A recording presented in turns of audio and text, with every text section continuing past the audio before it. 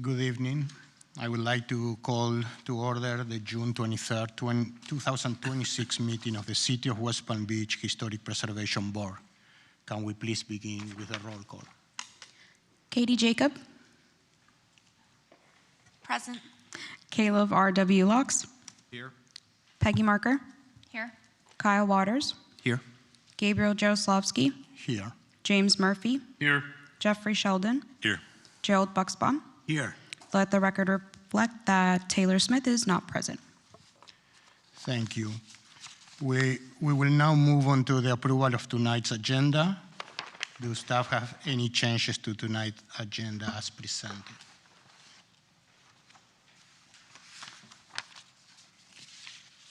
All right, good afternoon, Mr. Chair. There is an item on the agenda that we do want to call to your attention, and that is item 8.6, HPB 2641. I know that we initially wanted to defer that item. However, we do have the applicant in the audience this evening, and they would like for the case to be heard. However, staff does not have a staff report for this item, and we wanted to defer the item to for the applicant and I to come to a resolution rather than presenting it before you this evening. So I did consult with Melissa, and she decided to have it as a vote, as a separate motion to either defer the case for July or for it to be heard tonight. Just in mind that we don't have a staff report for it, and we don't have any application materials presented in your packet. That is case HPB 2641. 2641 421 51st Street. Okay. Correct. Do we need to make a motion now?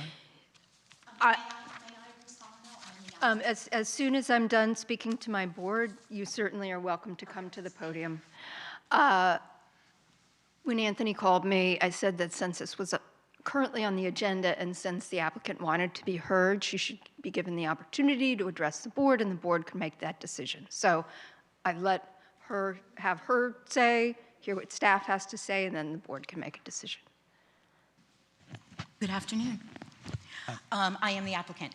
My name is Laura Marola. This is my second time in front of the Historical Preservation Board. My first time was in 2016 when I purchased my first historical home at 443 33rd Street in Northwood. Doubled down on Northwood, and now I'm at 421 51st Street. I had all my paperwork, everything put in time. I canceled a family vacation to be here today. There is nothing that me or my builder, my designer, or anything did that did not warrant us being heard tonight. Apparently this was a staff procrastination and not on me. So I would like to be heard tonight. Thank you. I'm not sure if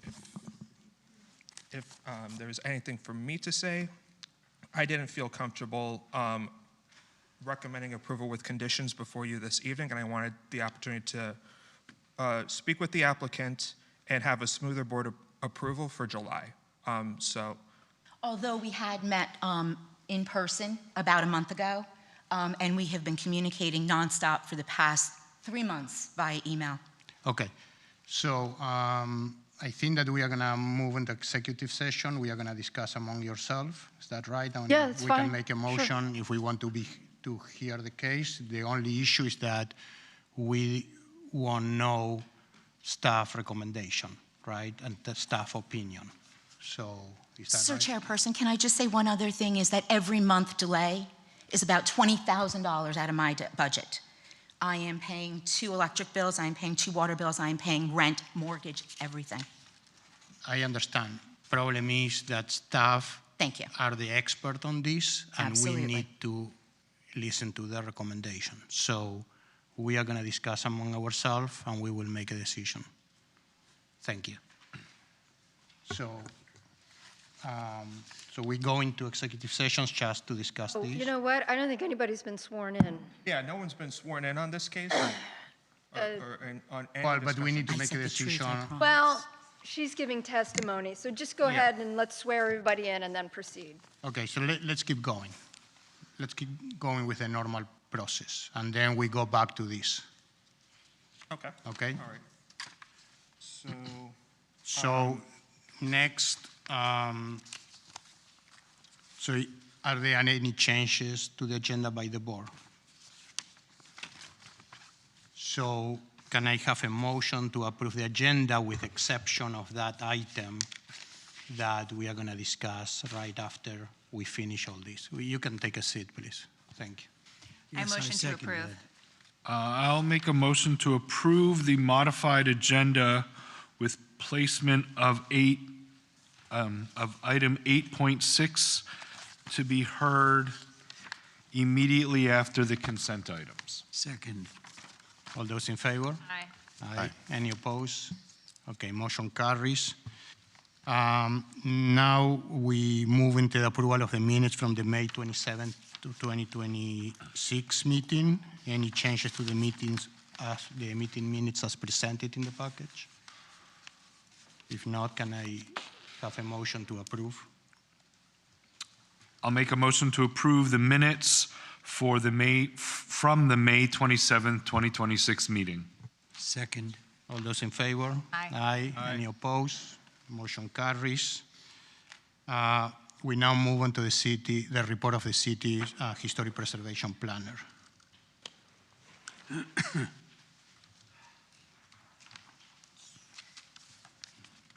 All right, thank you again, Mr. Chair. Good afternoon, everyone. Anthony Mendez for the record. We do have quite a few announcements on behalf of staff. First is the obvious, and that's the vacancy of the city historic preservation planner. The city has advertised that position. We hope to find a suitable candidate expeditiously. But for the time being, I have assumed Jordan's former position on an interim basis, but the endeavors of running this section obviously cannot be done by one individual. So we do have certain planners filling in as staff lead for some of the cases before you this evening. That includes Ana Maria Ponte, who you all know, Ann Volsi, as you all remember. That also includes Stephanie Gregory. She is our administrator for planning and zoning, along with Angela Jones-Van. She's the assistant director for development services. And second, before Jordan left, we did implement a new review schedule that allots staff an 8-week lead time between when a project is submitted to when it is first heard by the board. So hopefully that does alleviate the workload for our section in the short term and long term. And the updates and procedures, and that's been reflected in our city website. That does not affect any of the respective dates for the HPB meeting. And then also starting next month, the HPB agenda posted on our website will include a link to the staff report for each case. So that will be accessible to the public. Third, on a more lighthearted matter, we do hope to proceed with our HPB awards. The Historic Preservation Awards are a nice way to reflect on the positive work that has happened throughout our community. It's been a while since we've done it. And just for anyone in the audience, if you'd like to officially nominate a project, feel free to reach out to me for a nomination form. And then last but not least, we do have a few sort of housekeeping items. If your project is continued at this meeting, if you would like to be considered for July, please submit revised materials to your case manager by noon on Monday, July 6th. And then for consideration in August, please submit revised materials to your case manager by Monday, August 3rd at noon via email to your case manager. That is all for the report on behalf of staff. Thank you, Anthony. Yeah. We now move on to the remarks of the chairperson. The matters before us this evening are quasi-judicial in nature, which means we base our decisions on competent, substantial evidence that comes before us. We ask that you please keep this in mind when making comments. For each of the cases in tonight's agenda, the applicant will have 10 minutes to present. 15 minutes will be allotted for cases involving a demolition. Following the applicant's presentation, staff will present. We will then open the floor to the public comment, which will be limited to 3 minutes per person. If you are planning to speak during public comment, please be sure to fill out a comment card found in the foyer and turn it into our board secretary. After public comment, the applicant is allowed a rebuttal, which will then be followed by executive session where we will render our decision. I want you to keep in mind that today we have several cases, more than probably as usual, so we will make sure that these times are respected, okay? To lead into this, we need to let you know if we had any conversations outside of this meeting, so we now move on to the declaration of ex parte communications.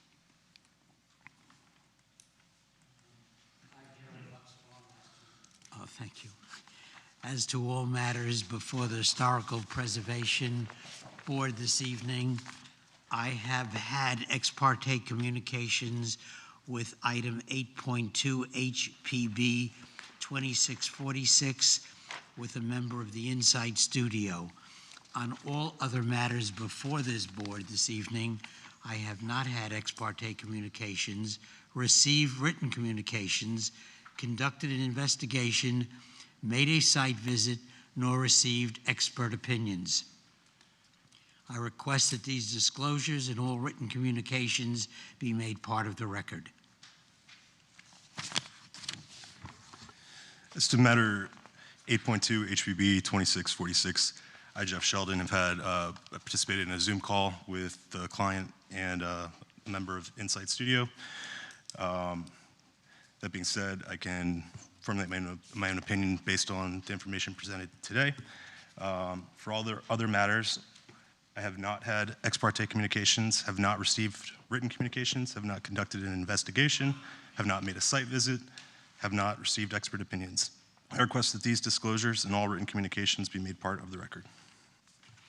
As to the following matters on tonight's June 23rd, 2026 Historic Preservation Board meeting, I, James Murphy, have had ex parte communications with application new business item 8.2, having participated in a virtual meeting with the project architect from Insight Studio on behalf of the Green School.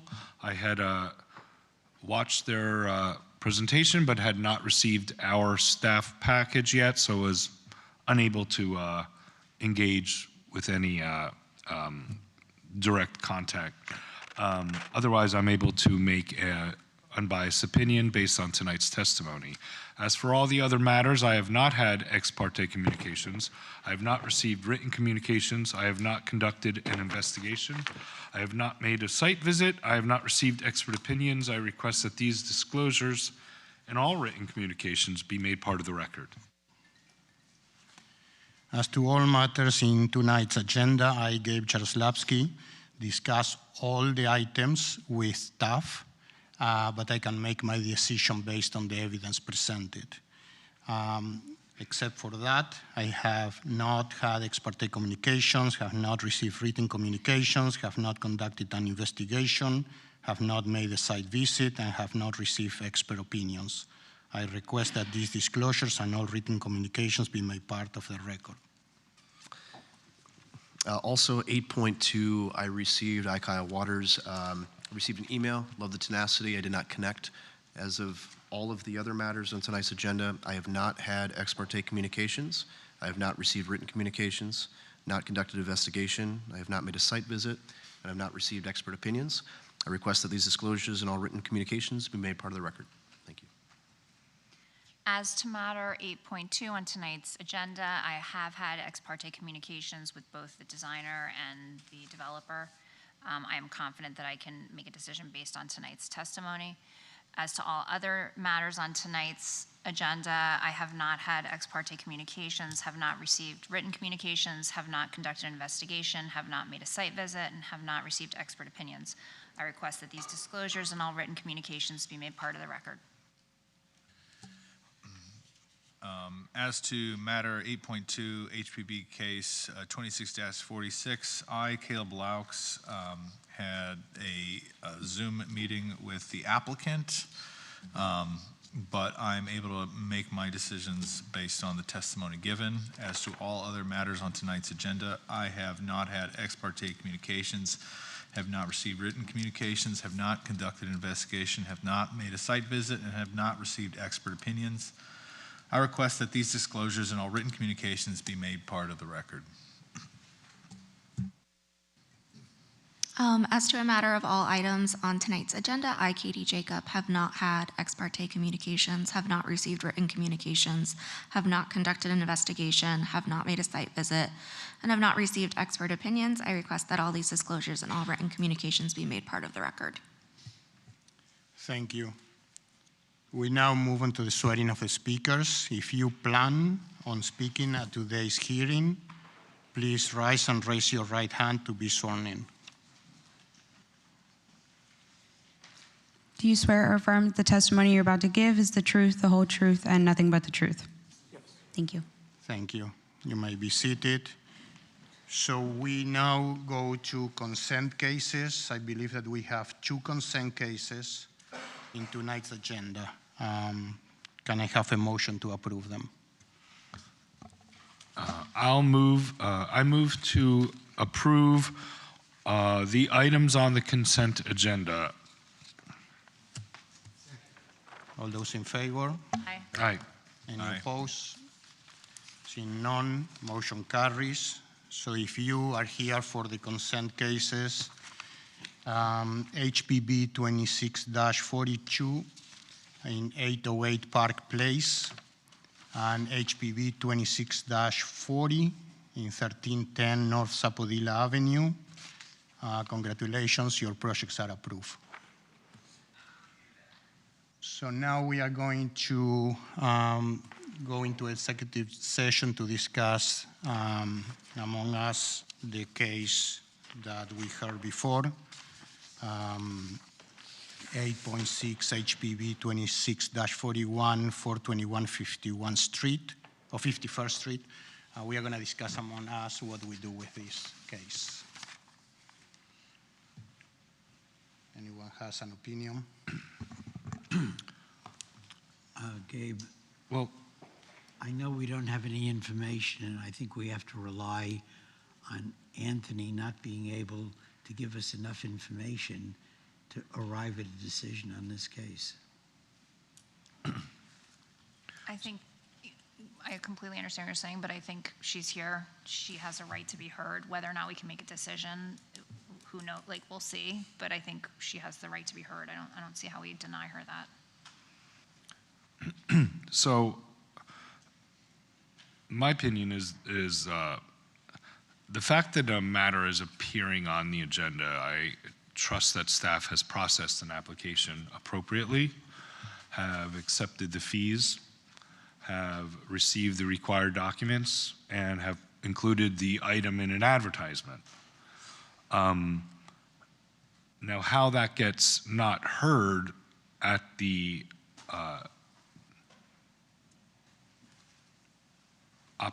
position of the applicant is very uncomfortable to me. And I guess, Melissa, why you're allowing this to be heard. Yeah, I mean, In my, I've never not allowed an application to be heard because I didn't want it to be.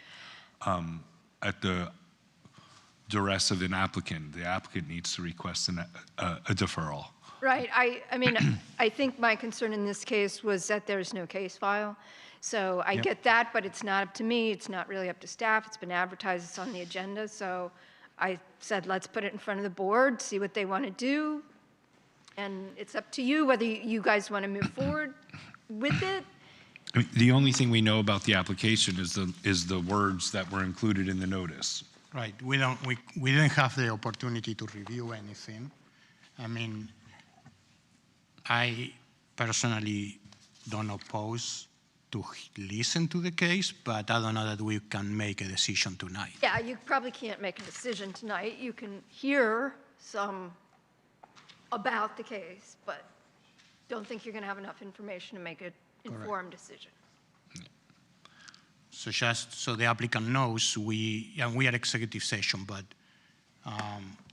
we receive the cases the weekend before, and we spend the whole weekend, hopefully each of us, studying all the cases and making sure that we understand what we are going to see. I completely understand that. I completely we are understand, and I would want to give you that Ma'am, time. were there an executive session? When they're done, you'll be able to Yeah, contribute. I will Discussing among allow you to yourselves right I'm speak not after. aware, I'm sorry. I will allow you to speak after we finish. So that's the reason that I say I don't know that we can make a decision because we don't know what we are going to see. And, but I don't know. We can hear and see what happened. If you want to make somebody wants to make a motion and we vote. I mean, is there anything for us to look at? They have a presentation, so they're going to put a presentation on the screen, right? I have pictures. Well, but pictures, I mean, So can I speak? I mean, can I speak now just so that I can give you a little bit of background? You can speak Okay. now. Yeah. So on Thursday afternoon, as of Thursday afternoon, I was told, or I was assuming, that I was going to be heard. I paid the fees, I sent out the mailing, I did everything, canceled the family trip. So Thursday afternoon, I get an email, it's not going to be heard. As we all know, Friday was a national holiday. I came here at 9 a.m. on Friday. It was locked. I just want, here's what I'm looking to do. I am only looking to use stucco on my exterior. It's a 1921 bungalow. I have pictures here, there, and everywhere of so many examples within my neighborhood, within my existing block. Excuse me. So what I want to do is I just want to use stucco. Anthony, Mr. Mendez, and I had met about a month ago in person. We thought we were moving forward with everything. I sent out the mailing. I did all the things. I don't know what to do at this point, but the fact of the matter is that postponing this, I would rather you decline me today than postpone, because you postponing me is going to cost me about $20,000 extra. So I will move on to the commission, and that's where I'd like to be. I can't. Thank you. Thank you. Can I do my reasoning for the stucco? Well, we're not. Not yet. Oh. Not yet. We're not technically on your case. They're making a decision as to whether to defer to July. If they decide not to defer to July, then you're going to be heard at the normal time on the Right. docket. You know what I'm saying? It's so many Whatever your rules. placement So many is. crazy things. So I guess I could speak as the case manager for that. So this was a request of an exterior material change from what is existing as lap siding to stucco. And this is for a contributing property that's a bungalow in the Old Northwood Historic District. Northwood, I'm sorry, it's Northwood Harbor, not Northwood Old Harbor. Northwood. All right, thank you for correcting me. Absolutely. So that is automatically going to trigger a board review and board approval. Her initial intentions were to go for the stucco. She was very insistent on the stucco. If she were to do like a like-for-like replacement, that'd be something that we could handle administratively, and she still wanted to go with the change from siding to stucco. I do. Naturally, our first inclination was a recommendation for denial, and we made this very clear in the initial submittal. We were able to work on, I guess, a bit of a compromise of a stucco with a lap siding profile. Having said that, when we, we're going through this process in terms of me preparing an actual recommendation to defend before the board, I felt that there were some things that we needed to address. First and foremost, if the material was deteriorated in any sense, if there were any other criteria that she wanted to mention in terms of the Secretary of Interior stands for rehabilitation, mentioning not destroying historic materials. So we just wanted, I wanted to spend 1 month for postponing it and working with the applicant and sort of meeting everybody halfway, because for as much as staff does want to help people out and in terms of giving them what they want, at the same time, we also have to uphold our historic preservation ordinance and defend our recommendation to the board. And we just weren't ready to recommend approval with conditions without thorough review of each and every one of our criteria with the applicant. And that's why we wanted to defer that matter for 1 month, because we weren't ready to do that right now. All right, thank you, Anthony. So,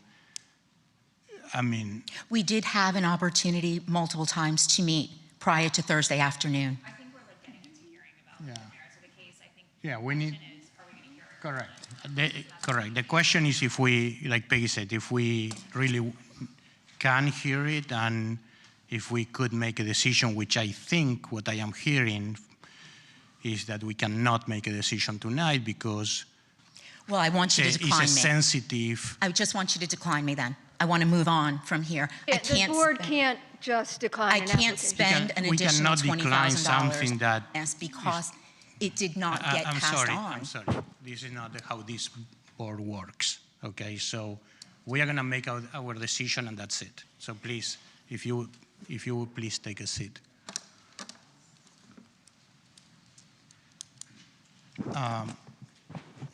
Again, changing a siding to a stucco is a sensitive situation. If you feel comfortable, I'm okay to hear it. I don't know that we can make a decision. Agreed. I think we hear it, and then we can see, yes, we make a decision, or no, we can't. Okay. So let her speak, I think. If somebody wants to make a motion, I cannot make a motion. I can, I'll move to hear case HPB 26-41 and include it in tonight's agenda in order. Do I have a second? Second. All those in favor? Aye. Aye. Any opposed? Okay, the case will be heard later on. Thank you. So now we move on to the first case of the night. It's a continued case. Item 7.1, HPB 25-61, 229 Plymouth Road. If we can have the applicant presentation, please.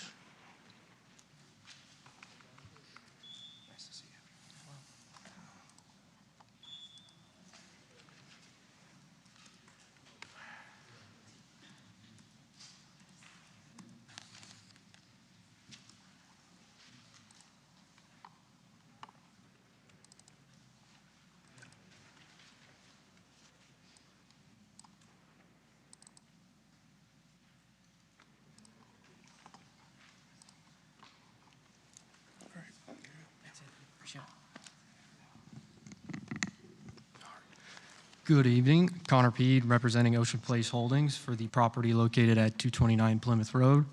Just wanted to quickly run through the main revisions and responses that we made to the project from last month's hearing. We addressed the demolition clarification to give a full scope and clearly identify the items that were to be demolished. We added the chimney back into the project, created the existing and proposed wall sections, clarified on the massing of the new addition with comparisons to the neighboring houses, provided the submittal drawings that showed the improvement and progression from the initial application in December to the one last month and today's drawing set. Reorganized the drawings to compare the existing and proposed elevation so you can see a side by side very easily. Updated the special request exceptions that we were, updated the special exception requests that we made previously last month, and then added back in the swoops to the balcony to replicate the original design at the facade of the building. And I'll just, this first context study sheet, wanted to compare the existing street elevation to 229 Plymouth and then the neighbor house to 241. So this was, 241 was previously approved, it's currently under construction, and I wanted to show what it used to look like. As you can see, it's a very similar original house to what we have at 229 Plymouth. The upper right image is 229 Plymouth, and the lower right, kind of the dashed in area, is the main house that I wanted to bring focus to. Here we have the proposed addition compared to 241. Again, it's bringing this to attention to show the similar massing and progression of the existing versus what is proposed with our project and then what is currently under construction for the 241 Plymouth house. Another look here at the original second floor plans. As you can see, both projects had a very similar second floor, very small footprint, and what we're proposing is, again, very similar to what was previously approved and currently under construction at 241. I will point out the addition at 241 was approximately just shy of 700 square feet, and what we're proposing is just over 540 square feet. So from a volume, ours is less square footage overall. Here, I wanted to show the iterations of our project from the hearings that we've had. The top right is what we're currently proposing, and you can see the drastic improvement from the bottom image, which was presented in December, where we really made quite a bit of strides to make this project, well within staff's recommendations and to really fit in with the neighboring houses and continue the characteristics of the historical design. And here is the east elevation. Again, at the top right, you've got what we're currently proposing. We've got flat roofs, and it looks very similar to what was there originally. The drawings in the December hearing had a pitched roof up there and that was sort of hidden by the parapets. Here's just the north elevations, the backside. Again, really wanted to point out that we maintained the original volume structure of the second floor as the prominent feature, which is a change from the original submittal back in December. And just another west elevation. With these images, I wanted to further show some neighboring houses to look at the volume and the massing of the second floor. The images on the left are 241 Plymouth, the neighbor house, they're currently under construction. As you can see, the second floor being built there. They ended up doing a lot to the first floor as well.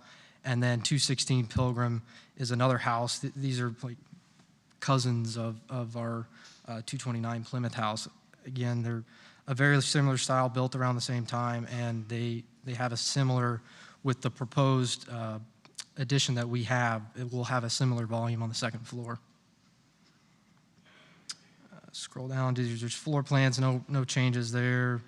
I know I need to add the chimney here on the roof plan.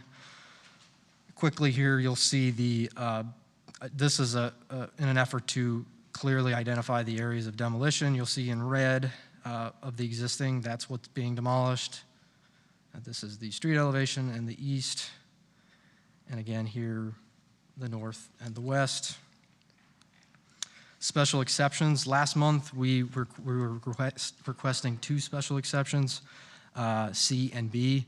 After further review with staff and clearly identifying the definition, turns out we did not need the special exception for building height, so we're well within what code allows. We will still be requesting the special exception C, which is for the setback, and that's the yellow highlighted area there. And lastly, the building sections, so you could see what we're working with the existing. It was a very short house upstairs, and then what we're proposing to do here while maintaining something that's really practical for today's standards. That's it. Thank you. Thank you. Can we have the staff report, please?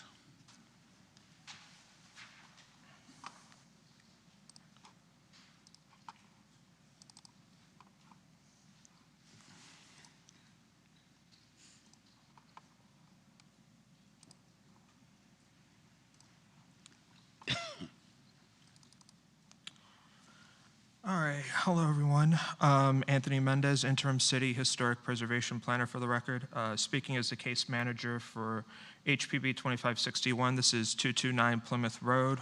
Request for additions and modifications to contributing Mission Revival residents in the Bel Air Historic District. When this case was heard last month, there was a special exception request for wall height, and that has since been eliminated. It is crossed out in the request portion of the staff report for this month. So here we have the background information provided last December. The subject property, as stated again, SF14C2, short for Historic Single Family High Density Residential Context 2, constructed circa 1924, the Mission Revival style. This property was designated as part of the Bel Air Historic District per their resurvey in 1993. Is deemed contributing and consistent with the 1920s Florida land boom movement in West Palm Beach. So we have two existing nonconformities, and I covered that last month. We have the carport, which encroaches the minimum and cumulative setbacks, and we also have the existing lot coverage is slightly above the maximum of 1,800 square feet. The board did continue this matter to have the applicant present a demolition scope and to have existing proposed section drawings setting the second floor further back. And retention of the existing chimney and the swoop. So I will go through the demolition plans in this latest iteration. We have a section drawing showing existing versus proposed, and this would show the wall height at side setback at 19 feet. The chimney is proposed and intended to remain and extended laterally in this drawing. I'll just briefly skim over the elevation drawings, and this is just going to be showing the project progress from when this was first heard in December. So here we have the primary elevation starting from, again, last December in the last slide to going to May, and then what's currently proposed in this month. Here we have, again, here at the east elevation drawing, compared to what we see in this submittal. Again, we have that the wall height is now at 19 feet, and we have the retention of the existing swoop. Have the north, so this is what's currently proposed for in this latest iteration. Here we have the west, and we know that the applicant has now included an additional window as part of our compatibility standard for rhythm of solids to voids. This was a condition of approval from last month, so we're glad to see that the applicant has implemented that. The proposed streetscape with obviously the minor changes of the inclusion of the barrel tile coping. So here we have the existing and proposed roof plan. That is a condition of approval for them to include the chimney. That's just a slight, error of coordination between drawings. And from the first floor, there are alterations to the fenestration at the rear. We did note that last month. And the front will be primarily retained. I do not presume much has changed in this area from the last time this case was heard. Second floor plan, you will note substantial interior changes that are occurring in order to make this addition possible. That the scope of demolition does include just a portion of the wall that's visible from the west facade. We have the ZLDR review for this case. The applicant is requesting a special exception bonus for the minimum side setback, and this is on for one side of the property, which I believe is 9 inches. So to elaborate a little bit more on that provision, it does permit the board to grant a limited exception to minimum side setback on one side of the property for additions to contributing resources. Per our city's regulations, legal nonconformities are allowed to remain, but any future work must conform, and that means you can't increase the nonconformity either laterally or vertically. And that exception shall not be granted where any portion of the resulting building, including encroachments, would be located closer than 2 feet to the adjacent property line. So the applicant has submitted a special exception diagram illustrating the limits of the requested relief. So it currently maintains a non-conforming setback of 4 feet 3 inches, where in today's zoning code, 5 feet would be required.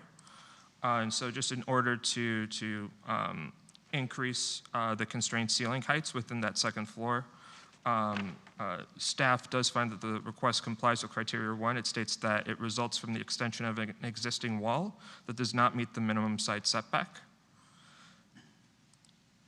So here we have the surrounding properties as outlined in attachment 1 of my staff report. Special emphasis on contributing buildings. So it's all of them except for the first one.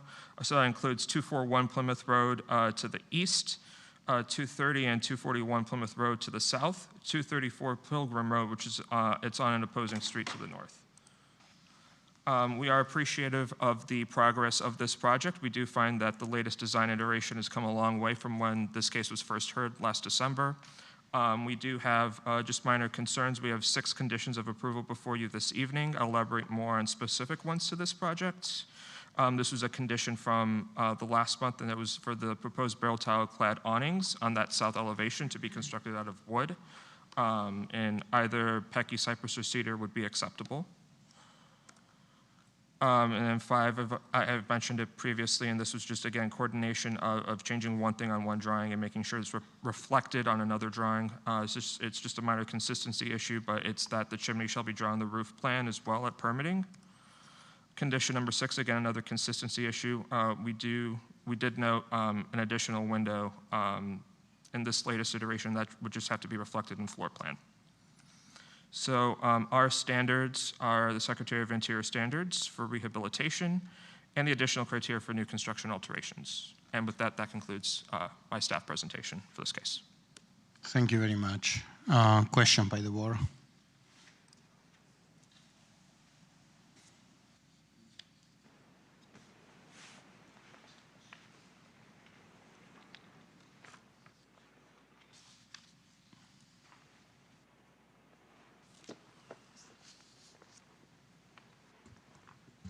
Question for the applicant.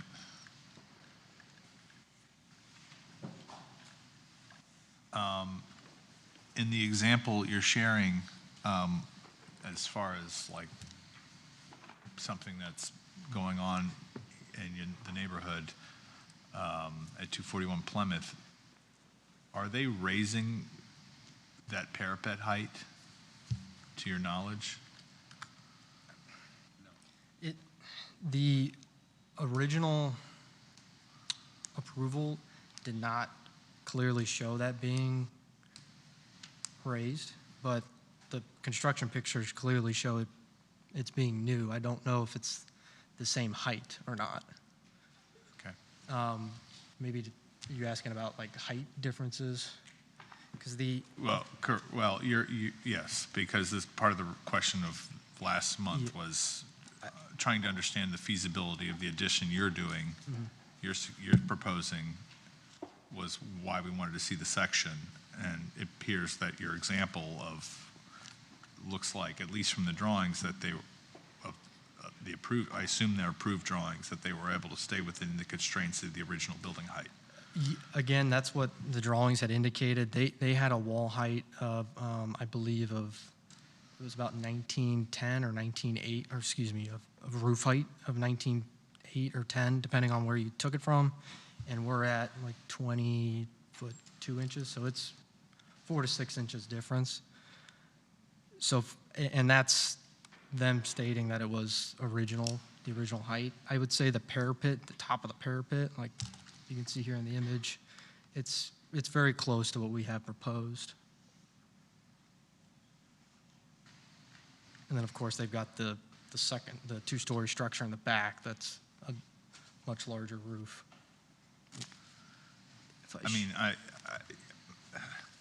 So just remind me, because are you raising the second floor height as well? Yes. So you're raising this quite a bit based on, like, because you have a... Compared to what it was, yeah, compared to what it was. The ceiling height in the original is 7.3? Yes. And the ceiling height in the proposed is 9 feet? Yes. Okay. So, yeah, okay.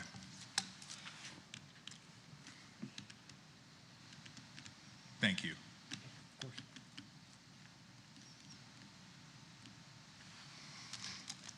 Are you okay with all of the conditions in the staff report? Of course, yep.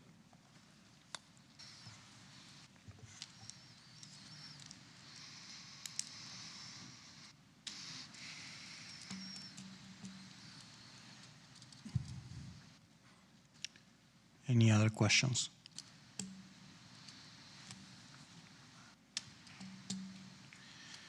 Is there anyone in the public that wish to speak on this case? Okay, seeing none, we move into executive session now.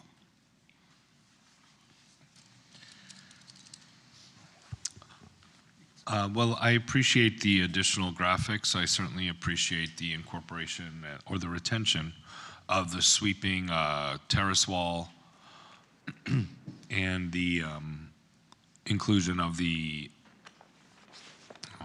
existing chimney.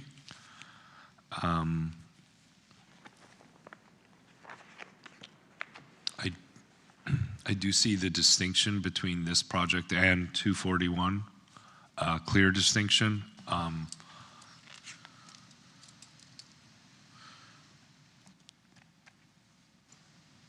Perhaps it shouldn't have been shown as Well- an example. I see what they're getting at, but you know, I maintain that the change to the first floor and the second floor is what is borderline difficult about this application.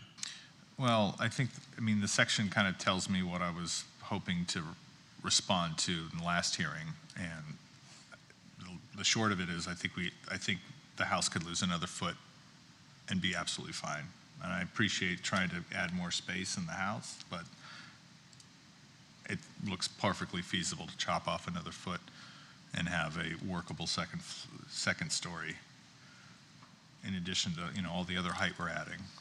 Like, I feel comfortable asking for that. It was unclear whether or not that was a real constraint without these sections. And so that's, I mean, apart from that, I do appreciate all the changes they've made. And I think the application itself, I mean, actually, I don't even think our arguments or misgivings about it were the massings, but I think the massing is great, and I appreciate them trying to work with us, but that's the answer that we were looking for. I feel comfortable about asking for that. So you want to add another? I would support a motion that had that, Caleb. So where that reduction in height would be, A foot. but where? Oh, in the second story. So a 9-foot first floor, 8-foot second floor, with, you know, and they'll just take it out of the second floor. Because honestly, I think the problem I have is just that the highest part of the roof just has a lot of forehead, and I do think that does change the aspect of the building on the street. I think that would help. And I understand, like, you know, the hierarchy between the first and second floor, you know, that makes a lot, that's where I would take it out of, second story. Okay, I do agree to that. So I don't know if somebody wants to make a motion. Or anyone has another opinion.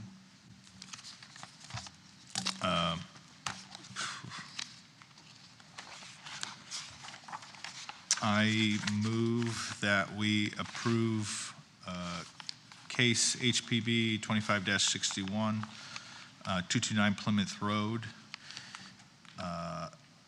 In addition to the approval of this request is made conditional upon the following restrictions, stipulations, and/or safeguards that I move are necessary to ensure compliance with the purpose and intent of the Historic Preservation Ordinance, the Historic Preservation element of the comprehensive plan of the City of West Palm Beach, the Secretary of the Interior standards for rehabilitation, specifically standards 9 and 10, and additional compatibility criteria set forth in 94-49 of the city's zoning and land development regulations,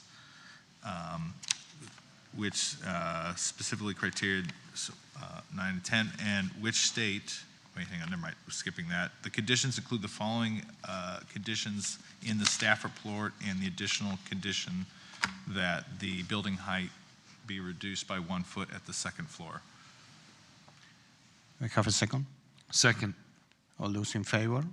Aye. Aye. Anyone opposed? Seeing none, motion carries. Project approved. And thank you for working with us and stuff. Now we move on to the next case, item 7.2, HPB 26-35, 740 Flamingo Drive.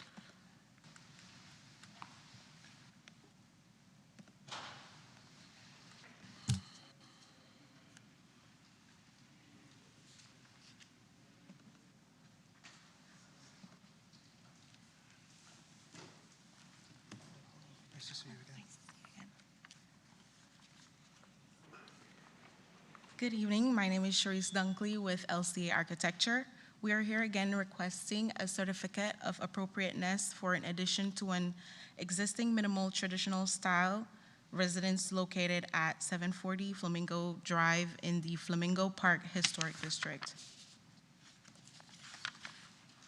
This slide shows existing photographs of the existing elevations and current site conditions.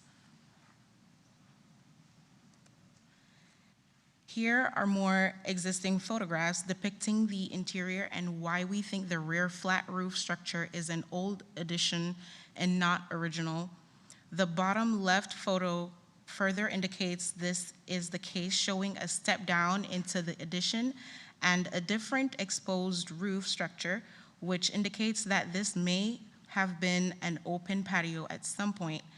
The single hung window types are also different than the original house window types, which consist of casement windows. Starting on the left is the existing site plan, followed by the demolition site plan illustrating the proposed removal of approximately a 252 square feet old addition at the rear of the residence. Then we have a previously proposed site plan, and finally the proposed redesigned site plan showing the new 1,122 square foot addition. No demolition is proposed at the front of the house or of the existing hip roof structure.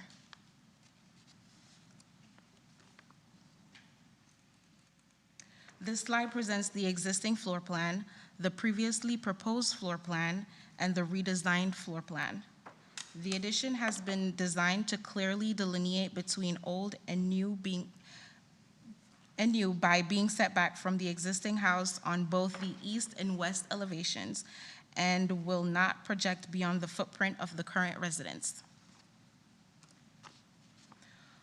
On the left is the existing roof plan, the previously proposed roof plan, and the redesigned roof plan. The entirety of the existing hip roof structure is to remain. The new addition roof structure will overframe the existing roof and transition to the new roof structure.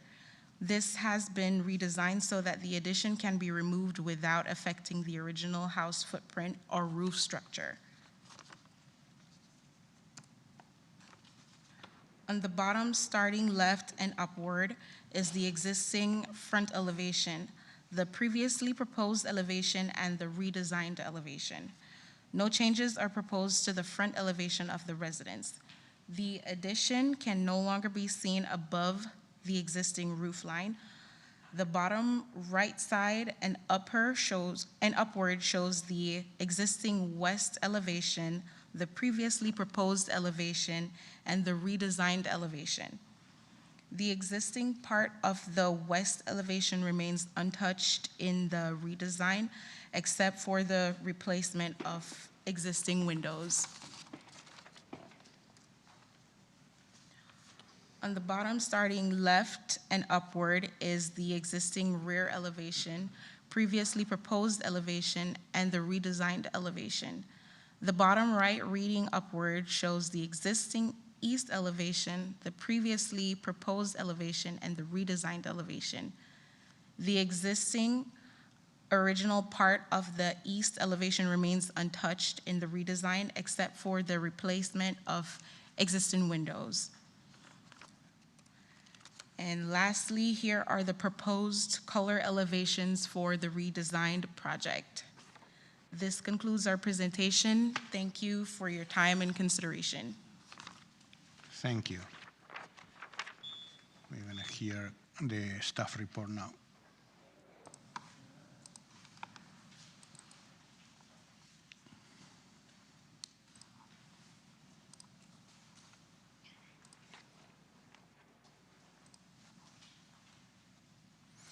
All right, Anthony Mendez again for the record, speaking as the case manager for HPB 2635. This is a request for a one-story addition to the rear of a contributing property in the Flamingo Park Historic District. This case was continued from last May. So this is information that I discussed last month, so I'll try to be just brief in an effort not to reiterate.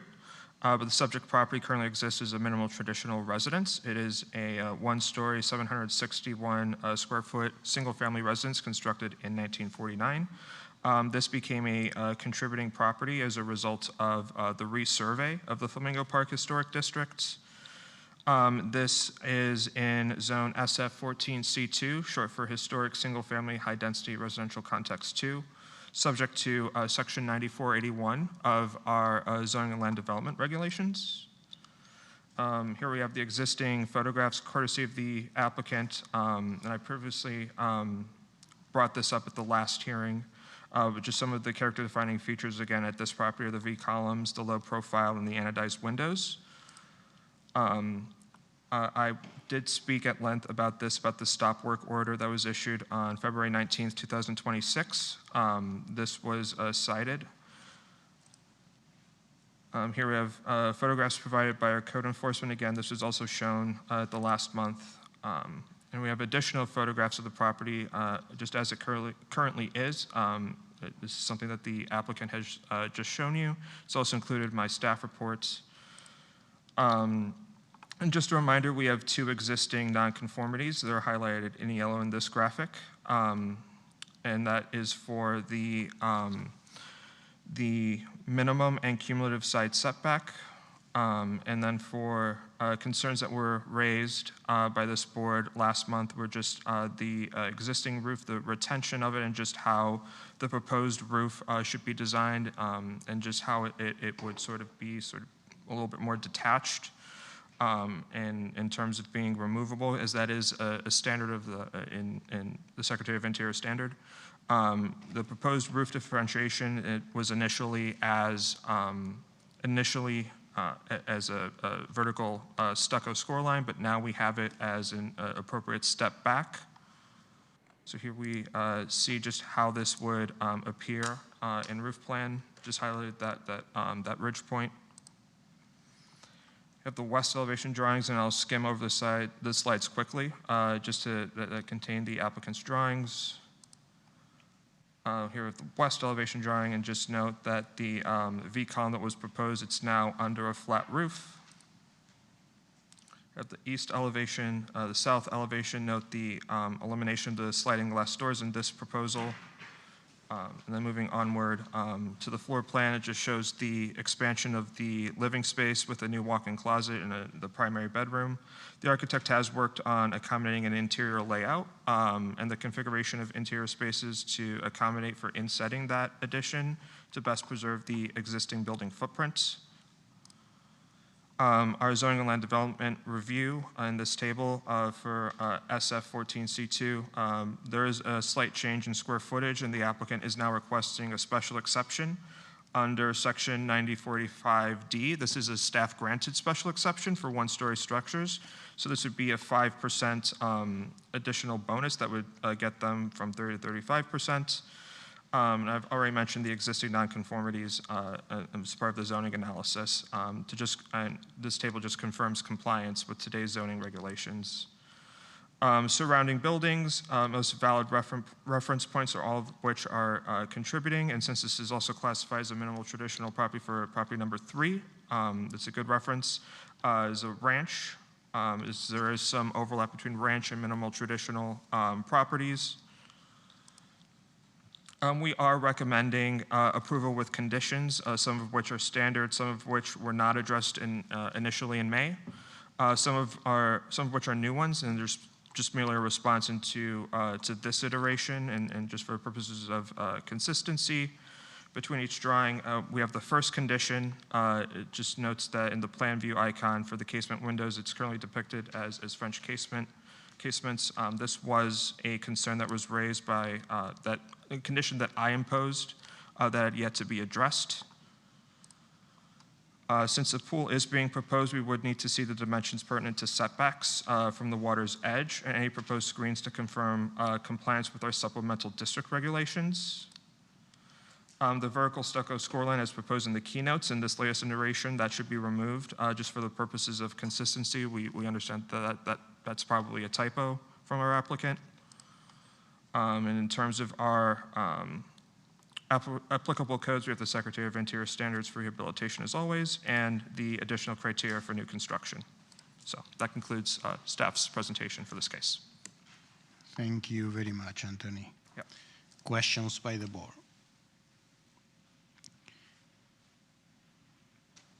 Are you in agreement with all the conditions of approval?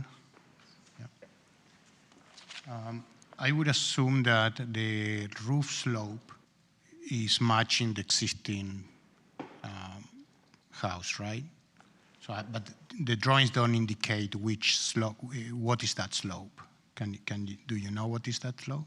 Yes, it's 3. Can you go to the podium? Sorry, Ray Garcia. Yeah, it's 3 to 12. 3 to 12. Okay, Yes. Thank you. Thank you.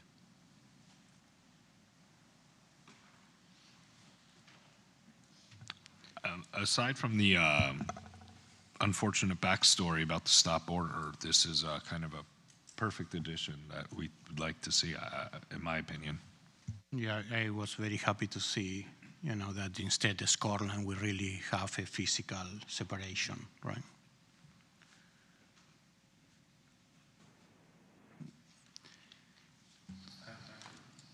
Wait, I'm are ready to go through are we in executive session? Just questions.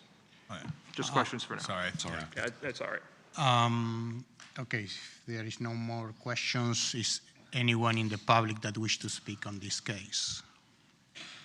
Okay, so seeing none, we move to executive session. The reason that I ask for the roof slope is because I don't know that flat roof on the V added on the back side is appropriate. I mean, it matches the existing condition on the front. I was thinking that if we should make like a flare on the roof, but I mean, I'm okay if everybody is okay with this. I wanted to know your opinion, yeah. The one on the back. Take a look. I see why they did it. Right, we asked them to do this in the previous meeting, I think, to match the condition on the existing on the front. Yeah. But if you are okay with this, I'm okay. What were you thinking that it should be? Like a continuation of the main roof, but with a different slope, like a flare of the main roof. I think I like the application Okay, as Me presented. too. I'm good with that. Yeah. Okay. Yeah, and I just want to say, I actually appreciate apart from just taking the token comments from the board, they actually really made all these interior changes that actually I think are an improvement. Right. I think they went above and beyond. I mean, just the form of it looks nice, but I think they actually tried to make the plan work, and I appreciate that very much. And I think they did a good job.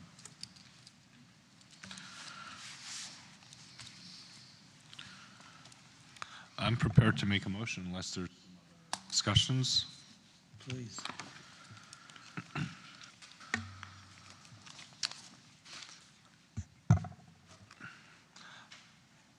I move that Historic Preservation Board approve application number HPB 2635, COA 000-465, 2026 at 740 Flamingo Drive for alterations and additions in accordance with standards 9 and 10 as set forth in section 9449 of the city zoning and land development regulations.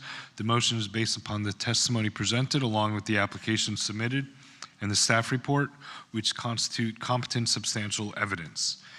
In addition, the approval of this request is made conditional upon the following restrictions, stipulations, and/or safeguards that I move are necessary to ensure compliance with the purpose and intent of the Historic Preservation Ordinance, Historic Preservation element of the Comprehensive Plan of City of West Palm Beach, Secretary of Interior Standards for rehabilitation, specifically standards 9 and 10. The additional compatibility criteria set forth in 9449. The conditions include the following conditions identified within the staff report. Second. All those in favor? Aye. Aye. Anyone opposed? Seeing none, motion carries. Project is approved. Congratulations, and thank you for listening to us. Now we move to new business. Next item is 8.1, HPB 26-39 in 614th Street. Can we have the applicant presentation, please?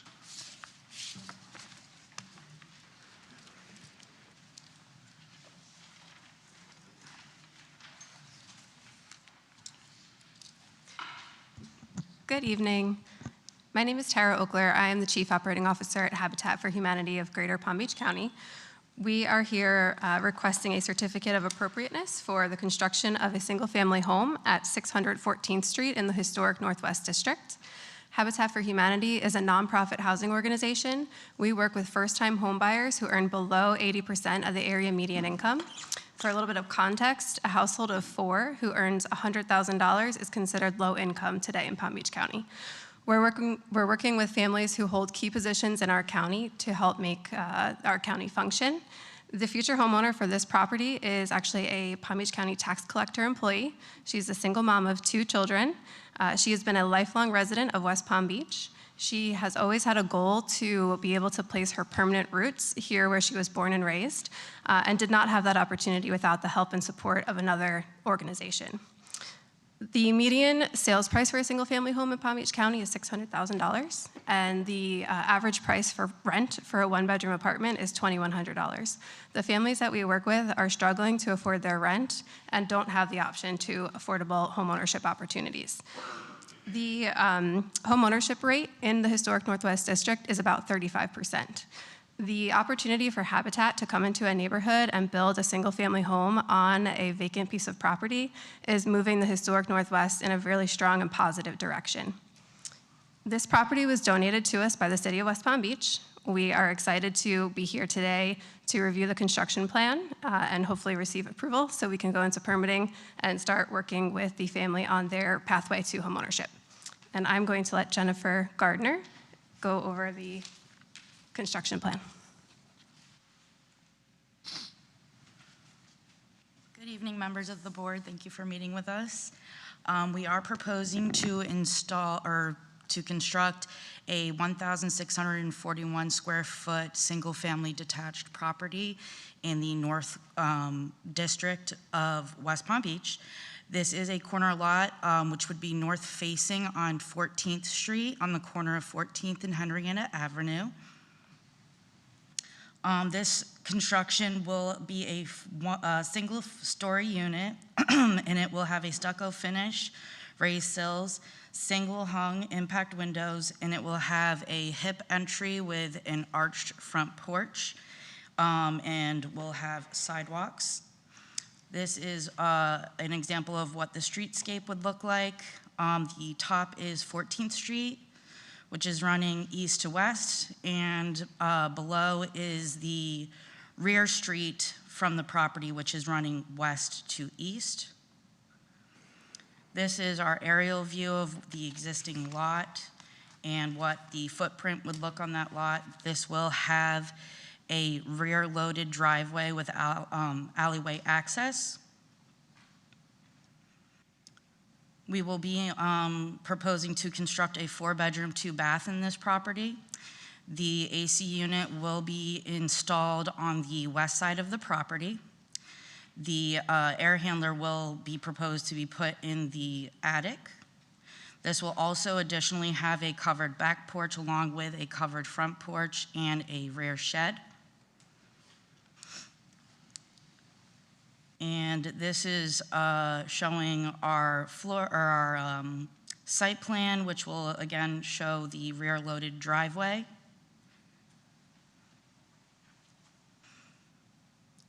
At this time, there is currently 3 existing sable palm trees on this property, which will remain. We are proposing to install 2 new buttonwood trees in the front of the property, along with 13 2-foot high cocoa palms. Along the east side of the property, we are proposing to install 3 silver or green buttonwood trees. For our roof plan, we are planning on installing a 512 pitched roof that will include a direct-to-deck peel and stick underlayment. We are proposing to have a shingled roof with gray shingles, and additionally, we will be installing 4 Lamonaco vents on the roof. Our front, rear, and side elevations will show that in total, we will be installing 9 impact-rated windows with a 612 grille pattern. Additionally, we will be installing a front and back door that will also be hurricane rated. They're 6 panels. And then lastly, this will show our roof framing plan, which will show the air handler being installed in the roof. That's all I have, I'm sorry. Thank you very much.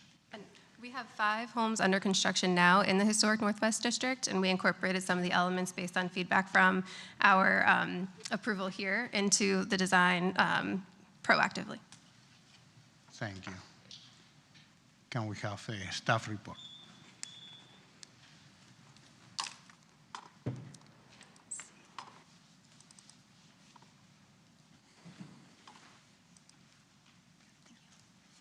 Good evening, Stephanie Gregory, Planning and Zoning Administrator.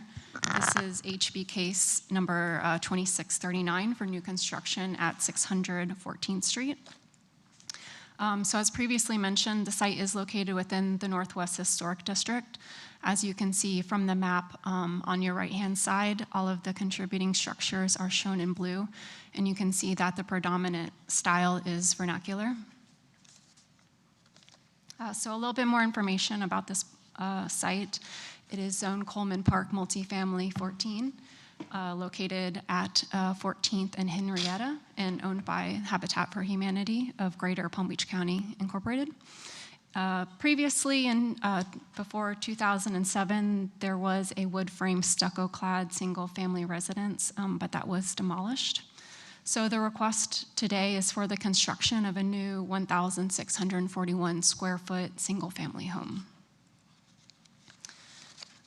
So the applicant mentioned the access to the rear for the parking through the alley. The front facade is along 14th Street. Here is the front elevation, and if it looks familiar, skipped ahead. If it looks familiar, a home just like this was approved by this board in November of 2025 on 13th Street. So that's an exact same model that was previously approved. So moving on, here's the side and rear elevation. As mentioned, they incorporated an extra window on that left elevation, which was a comment from the previous application. Here is the streetscape elevations. The site is on the left-hand side up on the top, and the previously approved model is on the lower row towards the right. You can see it right here. So same exact building. In reviewing the standards for the zoning and land development regulations, we find that it does comply with all of the standards. There's no special exception being requested tonight. So we are recommending approval with conditions. It is consistent with the Secretary of Interior standards for rehabilitation in section 9449C3, the additional criteria in section 9449C4, as well as the Coleman Park overlay architectural standards in section 94222H. And the conditions of approval were drafted by the previous city's historic planner, and those were carried forward for you today. And that concludes my presentation. Thank you very much. Appreciate it. Questions by the board?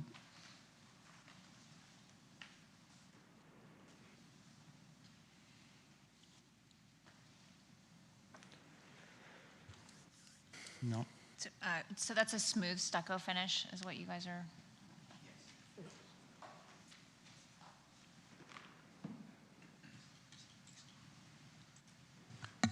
Is that a rendering showing the color, the final color selection, that lavender? Sorry, no, that is not, it was just for the plans. It's not. No, that would not be the color. That's good. Are you in agreement with all the conditions of approval?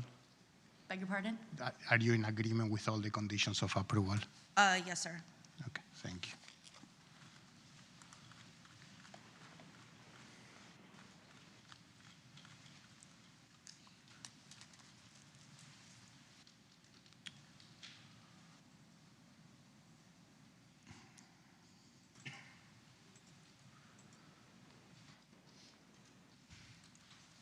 I think this is a great project. It's helping to spawn revitalization in the district, and a wonderful story, and yay to city staff for being able to be the proud owner of the property, so that's cool.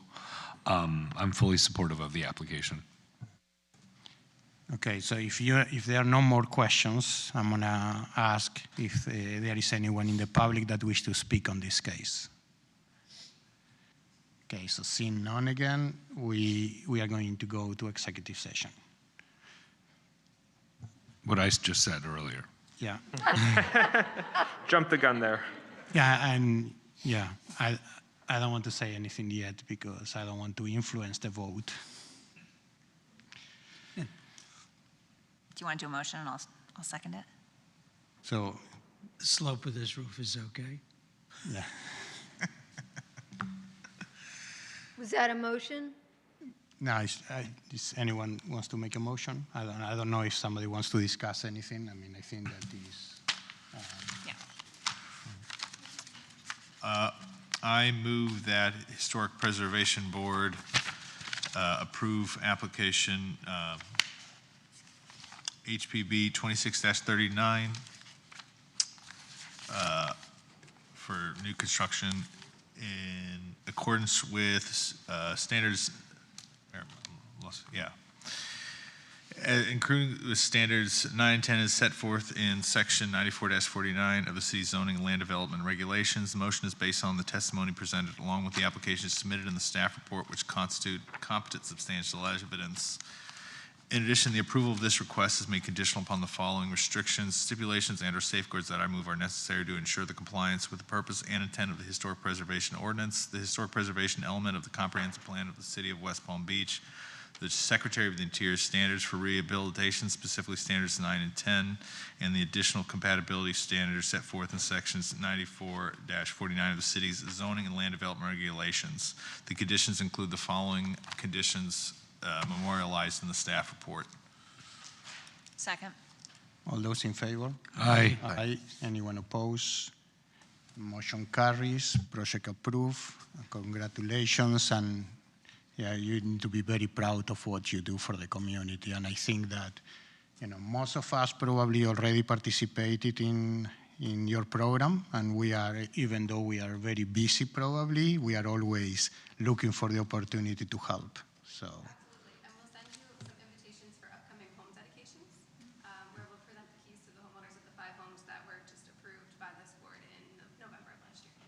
That would be awesome. Yeah. Thank you very much. Thank you. Okay, now we move to the next case, 8.2 HPB 26-46, 502 Flamingo Drive and 500 Biscayne Drive. If we can have the Ryan presentation. Good evening. My name is Brian Terry. I'm with the firm Insight Studio.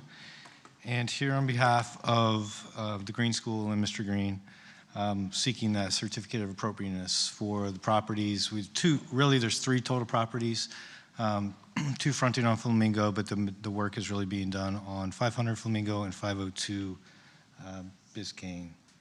I'm sorry, got those reversed. 502 Flamingo and 500 Biscayne. So again, these are the sites that are just on the west side of the railroad tracks, the FEC railroad tracks. And as was mentioned in the staff report, we're really looking to seek your approval tonight to what is the first phase of what's going to be proposed on these properties. It's demolition of really the southern two structures, and I'll walk you through those structures here in just a second, and then construction of 4 tennis courts, as well as the fencing and gates and lighting that would be associated with that. With the intention that there is a second phase that will come back to this board as well. Appreciate the opportunity working with staff to kind of talk through our ability to break this apart into 2 phases. The intention is that by September 1st, there's an opportunity that we could actually have the first 4 courts constructed. There's a great opportunity. Kathy Rinaldi, who is a member of she was a captain of the Fed team, as well as a past number 7 women's player on the USTA, to run this academy and health club for the school, and also be academy that would be open to not just students of the Green School, but certainly to the community at large. But to do that, we need to try to have these 4 courts built by August. So it is a very extremely tight timeline. And again, I appreciate staff's willingness to work with us and get us in front of this board for this first phase. And so again, I'm going to try to walk you through and talk you through that process. Here are some photos, and you can see buildings 1, 2, and 3 are on the northern parcel, again, fronting on Flamingo. We have no intention at this point in time, those will all remain in place. The courts would be constructed to the west of those 3 buildings. And so these photographs kind of indicate and show you what the building 1 looks and will remain to look like in the short term, to the second building. And then the third is, I apologize, I kind of messed up one of those images I see.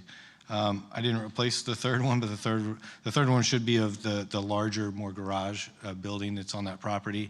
But this shows the bottom picture shows the entrance off of Flamingo and the existing parking lot, which will also remain for this first phase. There we go. There's your building 3. And then the existing site wall that is on Biscayne. Biscayne was back in 2018, that right-of-way was abandoned as part of the previous approval, which I'll show you that plan here in a second as well. But that wall and the fencing would be demolished as well as part of this. But the building will remain, number 3. The demolition is for the 2 structures that's on the southern parcel that is fronting on Biscayne. It's the old Quonset hut building, which would be removed, as well as this garage/storage building that's on the property as well. So those 2 buildings are the ones that we're requesting the ability to remove. This is the plan that was approved back in 2018. It was for also a health club, same concept. At that time, it was anticipated to have a larger building on the property, fronting on Flamingo, still outdoor courts, but again, a much larger structure that was being proposed. You can see how it was crossing over the abandoned right-of-way of Biscayne.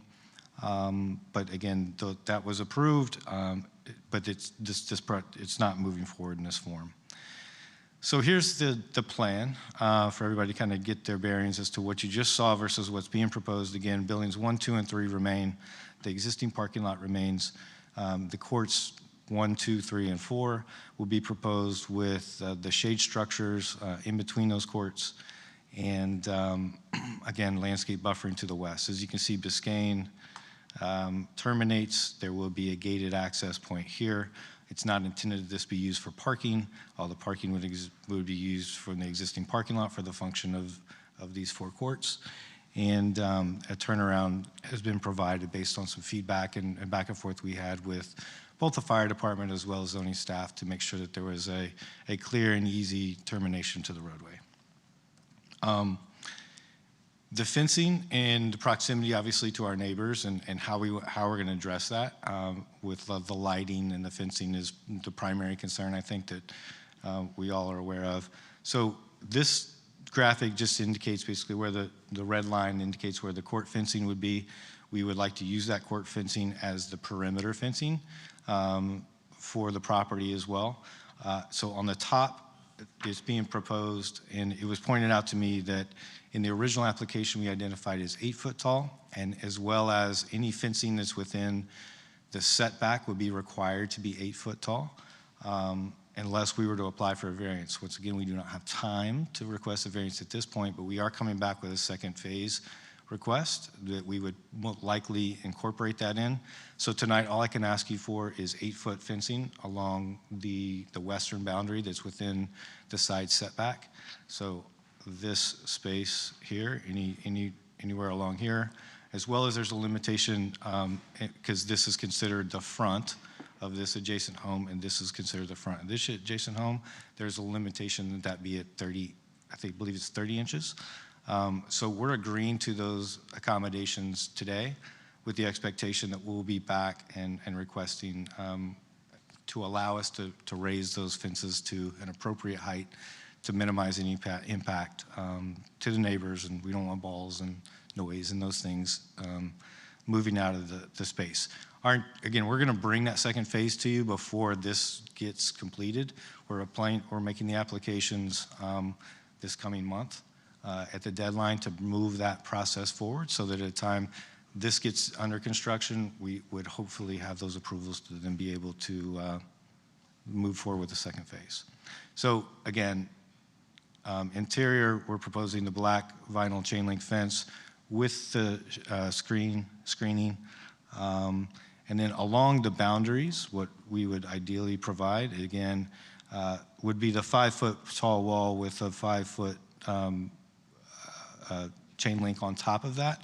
But again, as of tonight, I can only ask for the 5-foot wall plus the 3 feet of the chain link on top of that wall. A couple of shade structures. There was one graphic that was provided in the original application. We've given that further consideration.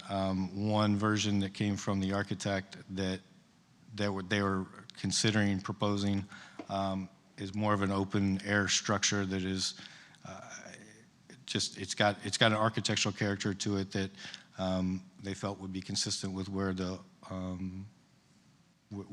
courts themselves. We've also been speaking with the court contractor, and we have this alternative canvas canopy, which is more consistent with what we had originally shown within the package.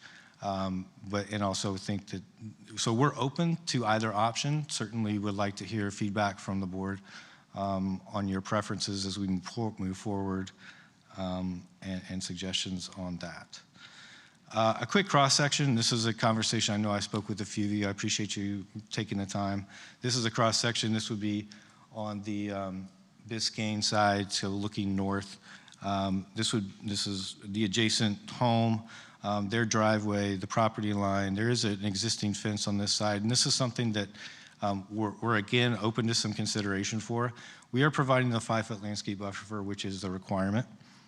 Again, this would be the location where there would be the 5-foot tall wall plus 3-foot fence to get to the 8 feet. And then within that landscape buffer, we've given it some different considerations. Certainly the final selection of material choice. I just was emailing back and forth with a neighbor just to the north of this home. He's out of town, would like to have some input on what that final landscape material is. We've talked about areca, we've talked about bamboo, we've talked about clusia. I want to do something that's maintainable, that will work and really minimize the impact to the neighbors, and then screen as much of the lighting as possible.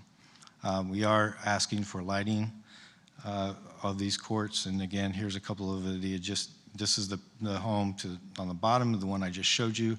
You can kind of see the condition of what's there today with the storage and everything that occurs on the property, and then that existing fence. So we would have a 5-foot landscape buffer just to the east of that. And then this is the home, who I've been emailing with the gentleman who's out of town. And the condition saying there is not a landscape buffer, there's no separation there today. So everything that we're to do will be an improvement. Could I have just one more minute just to walk through the lighting? If this was a demolition, he gets an additional 5 minutes, I believe. So, yes. Keep going. Again, just to identify for everybody the location of where the lighting is being proposed. We are proposing to use a modern fixture, obviously, that would provide for the appropriate lighting from a technology standpoint. I know that the staff's recommendation is that we give consideration, certainly to the pole, to do something that's maybe more decorative and maybe more consistent. with the historic designation of the community here. So we're open to that. What I'm most concerned about is making sure that we have a fixture that we can block, that we can shield, the direction of the light, and then it's very programmable so that we can make sure that we're keeping the light on the court and not allowing it to trespass off the property. So there are a couple conditions that are specific to that. Again, we are open to some comments and consideration. We would appreciate, and I think that's the way the conditions written it, that we could work with staff specifically to deal with a decorative pole function if everyone would agree to that. And then, so again, we do have a staff recommendation of approval. There are these 5 conditions of approval, which we're fine with those, albeit with the first one, we would request, once again, just due to timing constraints, if we could request that the replat requirement be allowed to be done prior to CO as opposed to building permit. With the applications for the permits going to try to move forward as quickly as we can, that could be a deterrent and really an impediment to being able to move forward with the construction. So tying that time frame to the CO of the improvement would be greatly helpful. With that, that's all I have for you this evening. Happy to try to answer any questions you have. Thank you very much. We are going to hear now the staff report, and then we are going to go back to questions.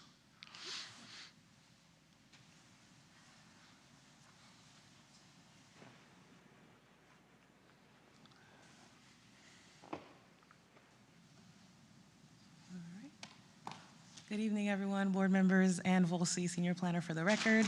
Happy to be back and to see your faces. So this is HPB case number 26-46.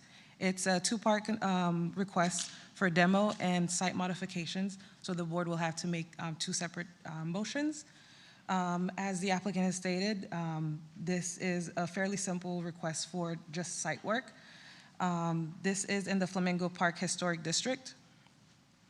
It is comprised of 3 separate lots. And it's in the RTD, Railroad Transition District. The years built for the structures range from 1940 to 1947. Just a background, back in 2018, COA was approved for the demo of the 3 non-contributing structures and also for a health club. And that's detailed in the staff report. So proposed now is the construction of 4 tennis courts, 2 shade pavilions, masonry site walls and fencing, gates, outdoor lighting, hardscape improvements, and again, the demolition of 2 non-contributing structures. And this is what the previous approval looked like for the health club. These were the elevations that were in the record.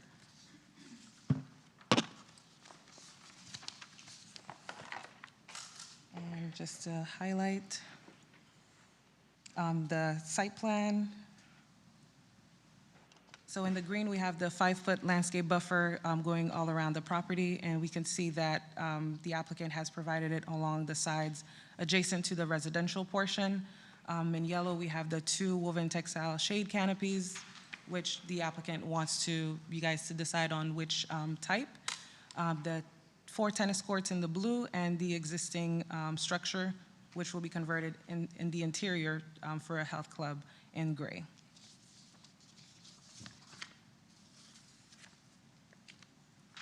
These were parts of the details that were provided by the applicant and a section that was created by staff just to visualize what we would be approving.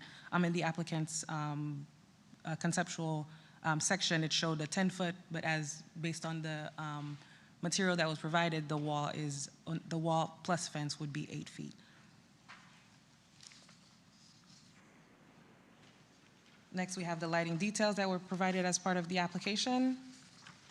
And staff felt that the material was very functional in nature and maybe something more decorative would be more suitable for the neighborhood, just like we did for 502 Park Place. And this leads me to their example, which was the approved lighting and inspiration that they used for HPB case number 24-74. In 2025. Overall, the project does comply with the zoning and land development regulations, section 94-149, which regulates the RTD.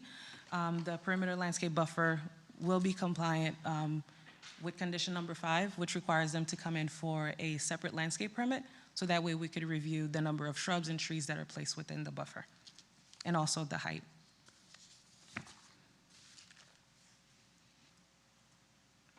And staff is recommending approval with conditions, as this project complies with the Secretary of Interior standards for rehabilitation and the additional criteria and the conditions for demolition of the City of West Palm Beach zoning and land development regulations, with the conditions that are in the staff report as well as before you. Thank you. Thank you very much. Questions by the board? I have a couple. I have a few questions for the applicant. It's fine, you can go first, I don't care. Go first, go first. What are the court, what type of courts are they? There'll be hard courts. They're all hard courts? They are all hard courts, correct. Okay. So a couple questions. One's for Melissa. You had mentioned the replat. We don't have any, I believe, I don't think we have any jurisdiction over that timeline or ability to influence that. No. So, Anna can speak to that. She's yeah, I just wanted to make sure you were aware of I it. think that is to be up to the building department, right? No, it's okay. We can have it as a condition before the certificate of completion. They don't have a building, so it will be a certificate of completion, not a certificate of occupancy. But we can have it as a condition, and we will work with them to get it through before they finish the project. Okay. Okay. Thank you. Great. And then my other question was, you mentioned the landscape, a Yes. separate landscape permit, and that would be coming before us? No, at time of permitting, it will be a separate landscape permit To go before our landscape planner. Okay, And but they will be not, doing it's the review. like, we're not reviewing that? No. Okay.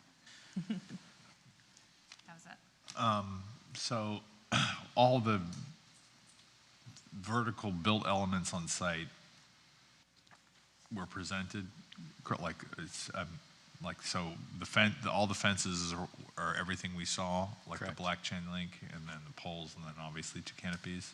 Okay. So that gate that terminates Biscayne, that will be a black chain link? It would be. Would there be any sort of, It- yeah.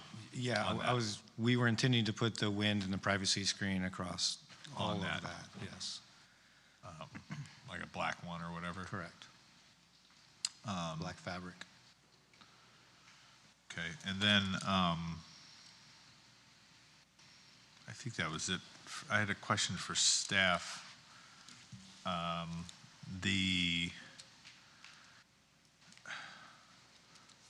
The condition number 2,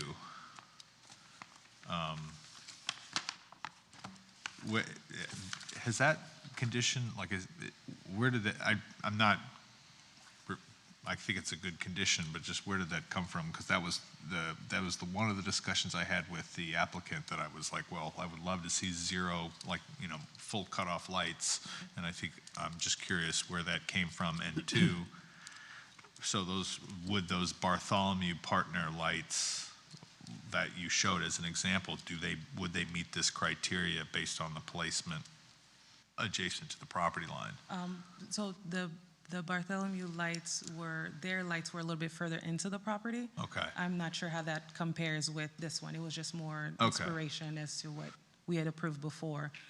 And to speak on where it is, where this one came from, it's in our code So it's that we don't want it's to by see the ordinance glare. and- that's the minimum. right. Okay. For commercial properties adjacent to residential, that's Okay. typically what we ask for at site plan review. Okay, that's good to know.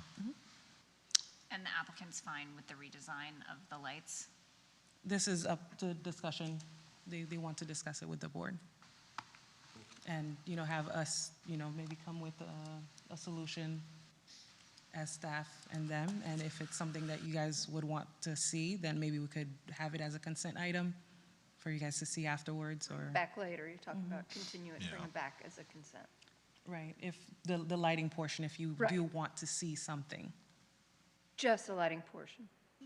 I think that probably we want something more decorative, right? I don't know that you can mount that light fixture to any pole, but probably you can work with staff to have something more decorative. Right, I mean, the example was shared with us. Obviously, we haven't had an opportunity to really use that pole or determine whether a fixture similar to, that's going to provide the appropriate lighting what we need, and again, with the proximity that we have to our adjacent neighbors to make sure that we can meet the criteria of the, not to have the light trespass. So, I mean, if that is something that this board wants to see, again, if it's just the lighting component that we're to come back and we can work with the staff, we can work with you guys and try to come up with some ideas that will work and work with our vendors to find out what can be done to bring that option back to you for a look. I have a question for the applicant. You and I had discussed timelines on the use of the court, not exceeding 7, 8 o'clock. Have you ever spoken to staff about that at all? I don't know that you and I have had that conversation, but I certainly have the authority on behalf of Mr. Green to commit to, originally we had said 9 o'clock. I think it was brought to my attention that the parks actually maybe close at 8, or lights are out at 8, and we've spoken about that. I think that would be fine. We could do a limitation of the hours of operation. So again, it's not the intent that this is, people are out there playing late into the night. It's certainly for the winter months when it's dark at 5:30 to be able to still. And what about utilize weekends? I'm sorry? Weekends. Is that facility closed? I was assuming that, on yeah, Saturday and it Sunday? would need to be functional 7 days a week. It would be functional. It would be functional 7 days a week, yes. So was notification sent to neighbors around? Like, I think that is a requirement. That is a requirement, and I know well, there's no new construction, but I know that there's a sign notification posting for any new construction. But I believe that you did send out mailers, correct? The applicant sent out mailers, and they also provided us the affidavit attesting to the fact that the mailers were sent out to the property owners within the 500-foot radius. So did you get any input from? No input. And I also spoke to the previous case manager, Jordan. There was no input from the neighbors. Thank you. And just to add to that, I have personally reached out to those that I could get contact information from by, again, either phone number or email address. As I have spoken with also a couple of the homes on Florida. Now, they're not the ones most adjacent to this property, but I kind of reached out to anybody and everybody that I could that was adjacent or close to us. As I mentioned, the home that actually is to the north on, I just blanked on this, on Flamingo, is the one who is responding to me via email. He's just he said he's out of the country. But I just, we're happy to work with them. We're neighbors. We're going to continue to work with them. I think, again, what we can do to benefit from a landscape perspective to screen their view of the fencing as well as, provide that privacy on both sides it's going to benefit both of us. So we're happy to work with them and continue that conversation. Great.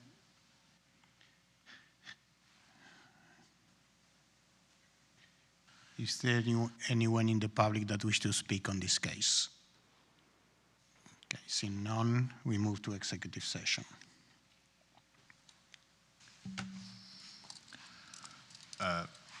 So I'll make, well, I guess there's 3 points of order. The first one, I think I'd like that, even though it is the utilitarian gate, I think that gate facing Biscayne should have some, not just be a chain link fence, even if, just like, and maybe that's something the staff can review, just so that Biscayne isn't terminated in a chain link fence.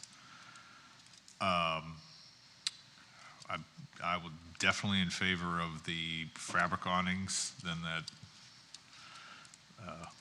sort of Miami Cabana thing. So I'll say that. And then as much as it pains me to put it this way, I would love to see more decorative lighting. But maybe there's a dearth of available light sources. I would say the maximum cutoff for the light, like the performance specs of the light fixture, I think are paramount to actually how it works. It would be nice to see something pretty, but, and I hope that like there are decorative lighting that can meet some sort of a full cutoff specification that also, allows for this condition number 2. And maybe, I don't do a lot of commercial work, so maybe that's the case, but I would say the performance of the light is paramount to the actual look of the light. But yeah,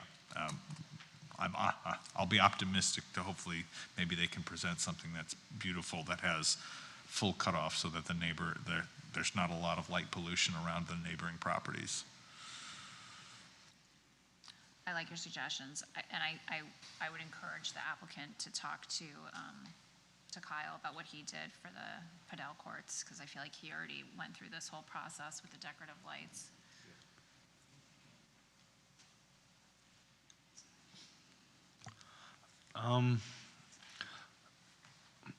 Well,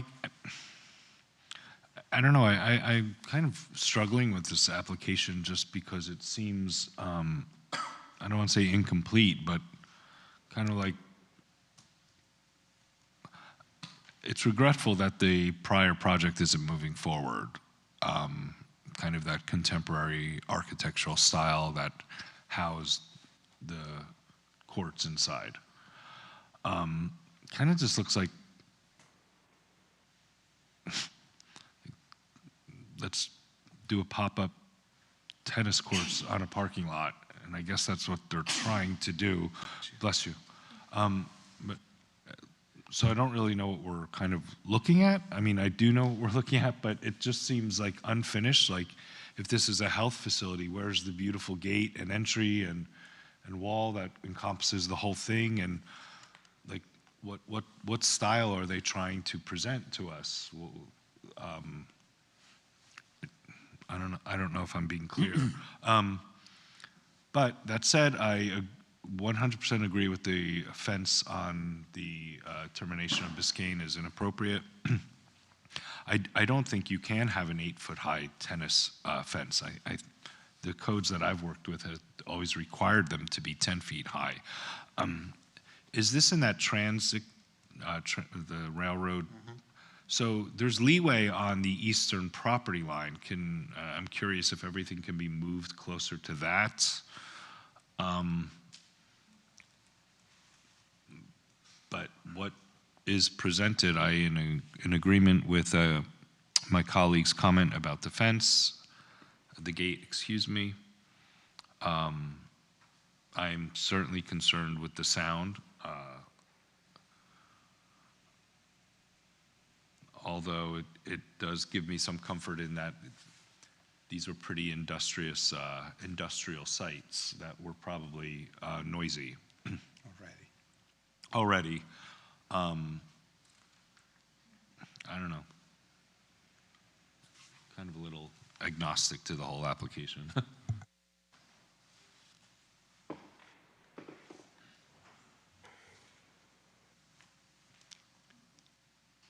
Yeah, I mean, I don't know that the project will move forward in the future, but I guess that today before us we have these 4 tennis courts with a fence, lighting, and some cabanas, and that's it. However, there's a second phase of additional tennis courts for the future, which we're just kind of hearing about, but there's nothing being presented to us about that.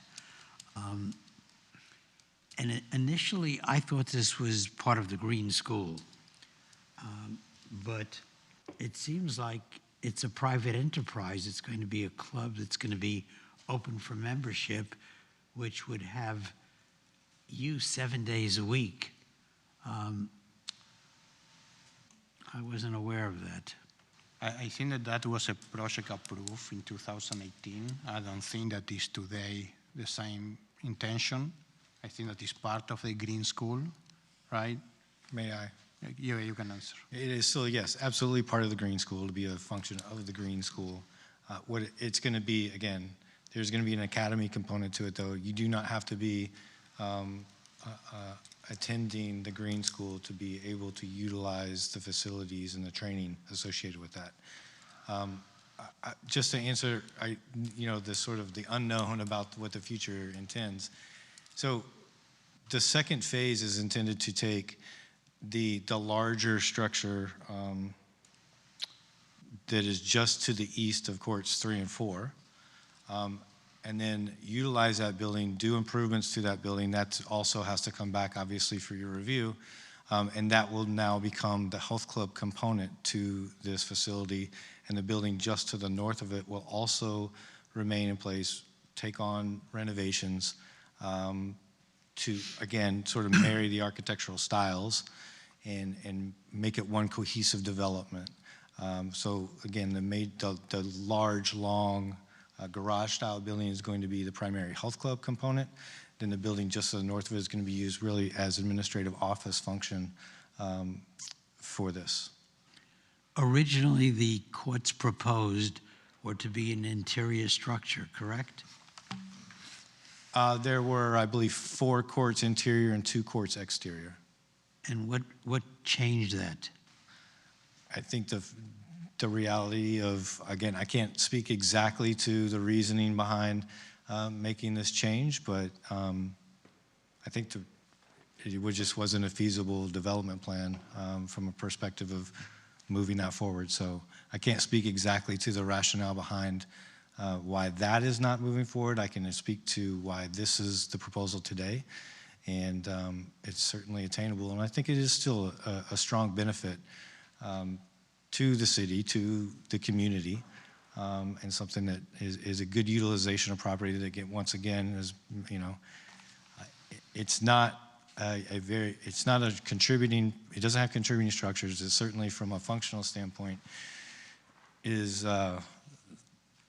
not been a very attractive parcel of land, and again, pretty much been used by roofers and different light industrial uses over the course of time. So we think this is it's a very good use for the property. It's certainly improvement from what's been there in the past. Thank you. And I have one clarification. So just to be clear, since we're not really seeing like elevations, like the application does not really involve touching the existing structures. That's correct. At this point in time, we're not touching those because that's what the second phase has to come forward with, is bringing forward the architectural improvements that will be proposed to those buildings so that you can review it and then provide comment to that, along with, again, 2 additional courts that will be associated with that and some modifications to the parking lot area. So all of that would be, again, that would be completing the picture, which I understand is a little vague at the moment, and I apologize for that, but this is kind of the circumstance we're in with having to break it apart like this. I just have a question. I may have missed it. It was previously approved for demolition, correct? This plan? Correct. All of those buildings were all proposed for demolition, correct. Okay. I definitely see value here. Why is it of urgency now to get this going if it's been previously approved? Couldn't we have already done the demo previously? Well, not because that plan that was being proposed is not what's going to be constructed. I understand, but demo is still demo. We still have to approve a demolition. So per the zoning code, the demolition runs with the construction of the site. So if they're no longer constructing what you guys approved, then they have to come back for you to see it again and approve that new proposal. So the new proposal runs together with the demolition. Thank you.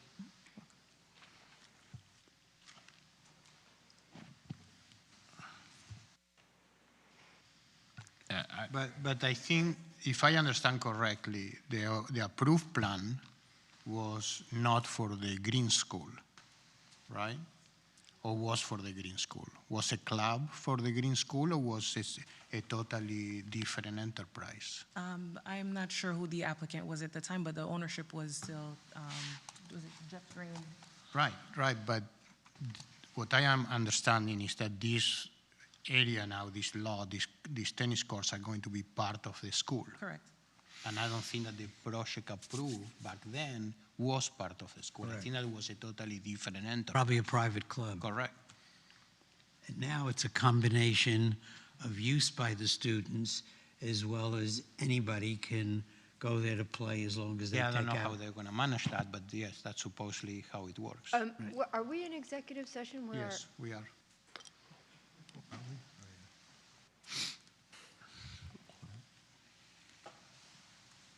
I mean, I don't know how I can review a tennis club with a 30-inch high fence.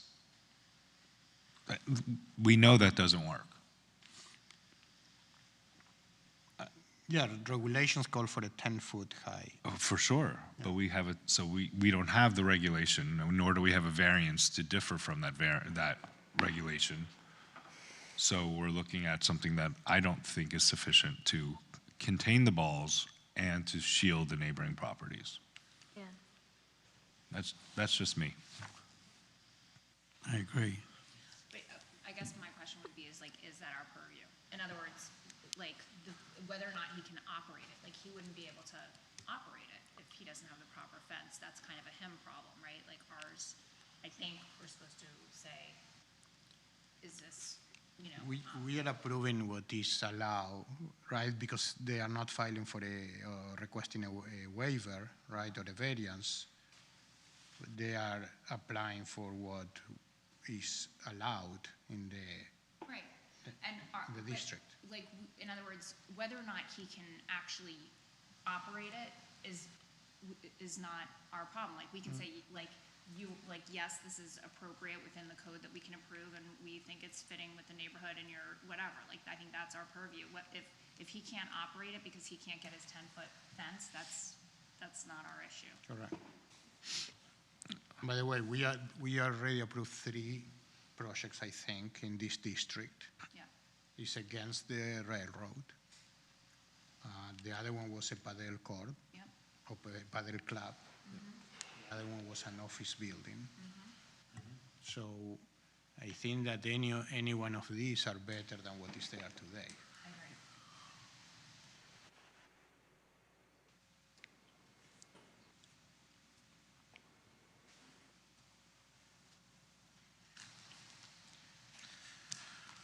I don't know.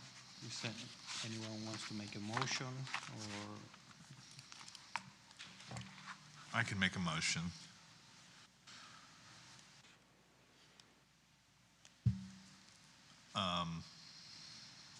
I mean, and should we, I think I'll add the condition also that the lights can be subject to review by the board, maybe, like a final design.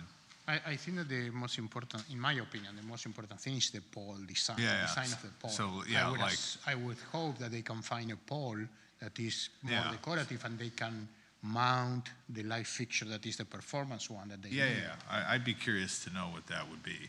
Right. I feel like that I could throw that on as a condition. They can come back with a light. Remember, it's coming back. You're going to see this again. Yes. Yeah, we're going to see it again. Yeah. So, if I may, Please. the applicant is suggesting they are going to come back in front of the board for the approval of the variance that they need for the fence.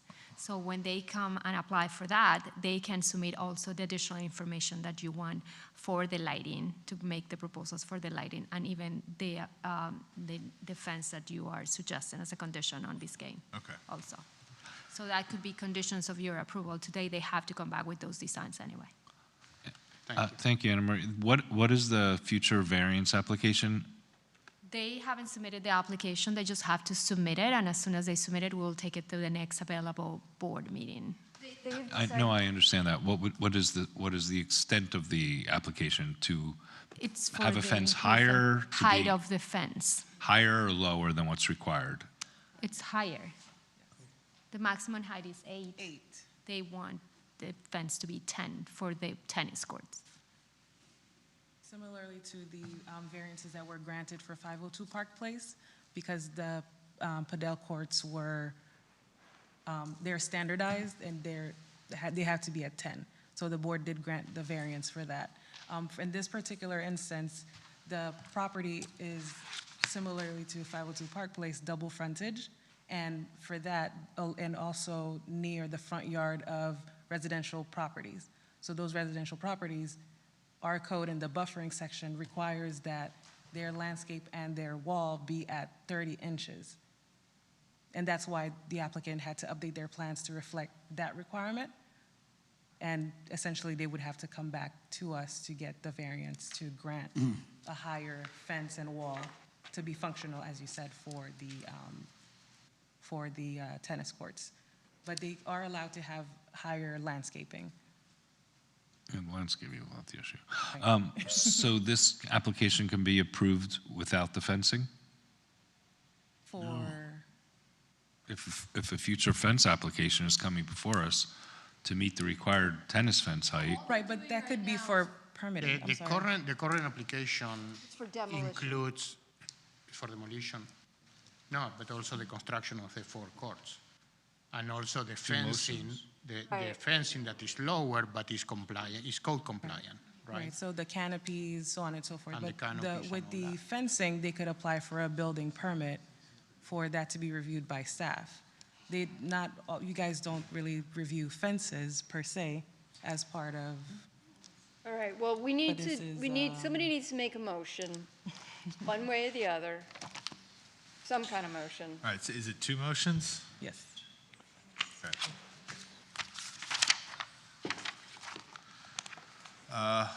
I move that the Historic Preservation Board approve application number 26-46 for demolition in accordance with the demolition guidelines as set forth in the Historic Preservation Ordinance, Section 9449 of the City Zoning and Land Development Regulations. The motion is based on the testimony presented along with the application submitted in the staff report, which constitutes competent substantial evidence. That is for demolition. Yeah, just Do the we have a demolition. second? Yeah. Second. All those in favor? Aye. Anyone opposed? Motion carries. And then I move that the Historic Preservation Board approve application number 26-46 for site alterations in accordance with standards in accordance with the standards as set forth in section 94-49 of the city's zoning and land development regulations. The motion is based on the testimony presented along with the application submitted in the staff report, which constitute competent substantial evidence. In addition, the approval of this request is made conditional upon the following restrictions, stipulations, and/or safeguards that I move are necessary to ensure compliance with the purpose and intent of the Historic Preservation Ordinance, the historic preservation element of the comprehensive plan of the city of West Palm Beach, the Secretary of the Interior standards for her rehabilitation, specifically standards 9 and 10, and the additional compatibility criteria set forth in 94-49 of the city's zoning and land development regulations. The conditions include the following conditions in the staff report, and an additional 2 conditions that the gate on the access gate on Biscayne be more decorative and not a chain link fence, subject to review with staff. And 2, that the lighting approval is deferred to a subsequent hearing. Do I have a second? Second. All those in favor? Aye. Aye. Aye. Anyone opposed?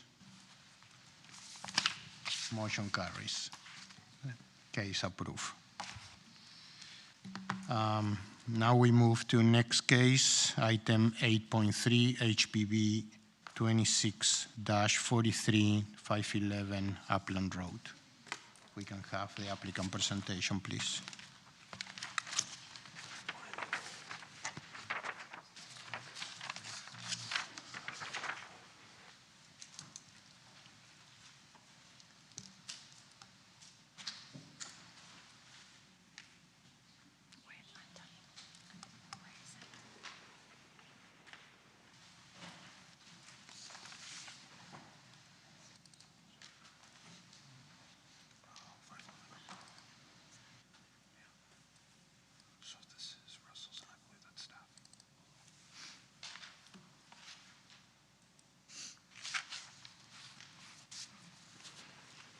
Good evening, everyone. Dr. Russell Rosicki, architect, representing the interest of Alana and Connor Pardell.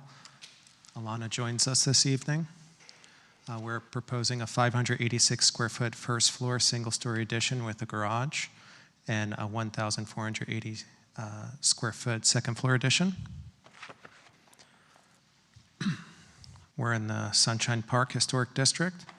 The property's highlighted in this cyan rectangle. We've located the 100-foot diameter banyan tree, which actually measures more like 118 feet. It has a massive, massive trunk to the center. It does make for placemaking on this intersection here in terms of buffering, whether we like it or not. It's there, it's present, it's adjacent to the neighbor's home. We do have two-story homes within direct proximity. It just so happens that those two-story homes, there is one on the same street, so just correcting for the record, Upland Road directly across the street, or catty corner, so to speak, does have a two-story. They happen to be all non-contributing. I hope that the board could be understanding this evening with respect to historic homes having the same opportunity as non-contributing properties. We also have a commercial district which is designated, so you see the stars placed upon them. I think we all know how tall these structures are and how linear they are, and the parapets and roofs there too, with its adjacency and proximity for tonight's conversation. That is a historically contributing structure. So you're seeing the view across. The parapets are kind of built up, right? You have the elevated kind of loading dock, the ramps that lead you way up. The home across the street is modern, kind of takes, I guess, precedence with the industrial structure, and then you see this home beyond. This street is well landscaped. A few photos of the home. This banyan tree, the photo doesn't do it justice. This is more like an 18-foot diameter trunk. The canopy is just massive. You're actually viewing towards the 511 Upland home. This is the wall right there, right? So that space in between is the sky plane.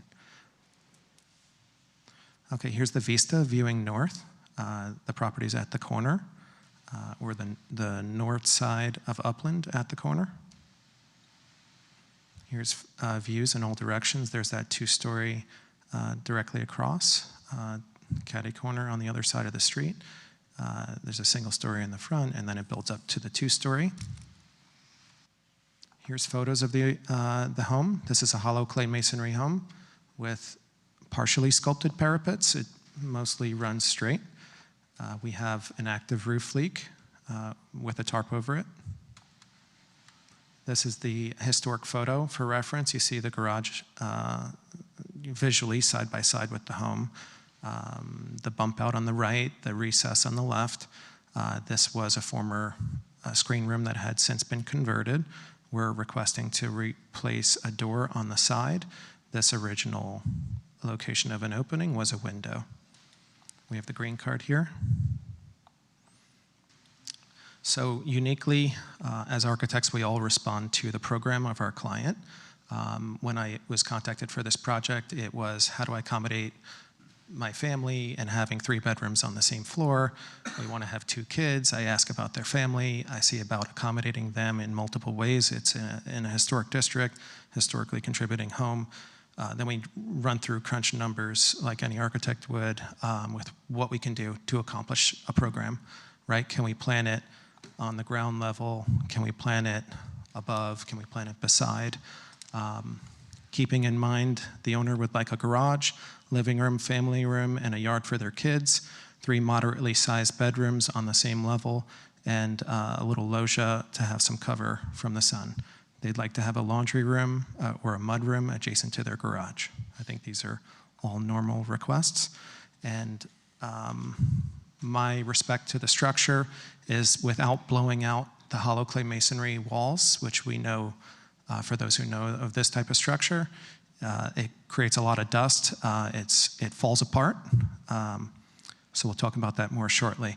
But when considering lot coverage, we're limited to 734 square feet, even if we applied the green design bonus to the lot coverage, which is 220 square feet. You cannot simply achieve square footage upon the lot and its expansion while having a garage and a loggia, while properly accommodating for 3 bedrooms on the ground level. Existing and proposed plot plan. Here's our demolition plan. Although it may seem like a big demo, believe it or not, 90% or more of these walls are existing to remain. The portions that are being removed are not original portions. They have been infilled. Some of those photos, if you saw those bulges out to the rear, were formerly infilled openings that were much larger previously. All windows that are being directly replaced, you'll see the dashed lines.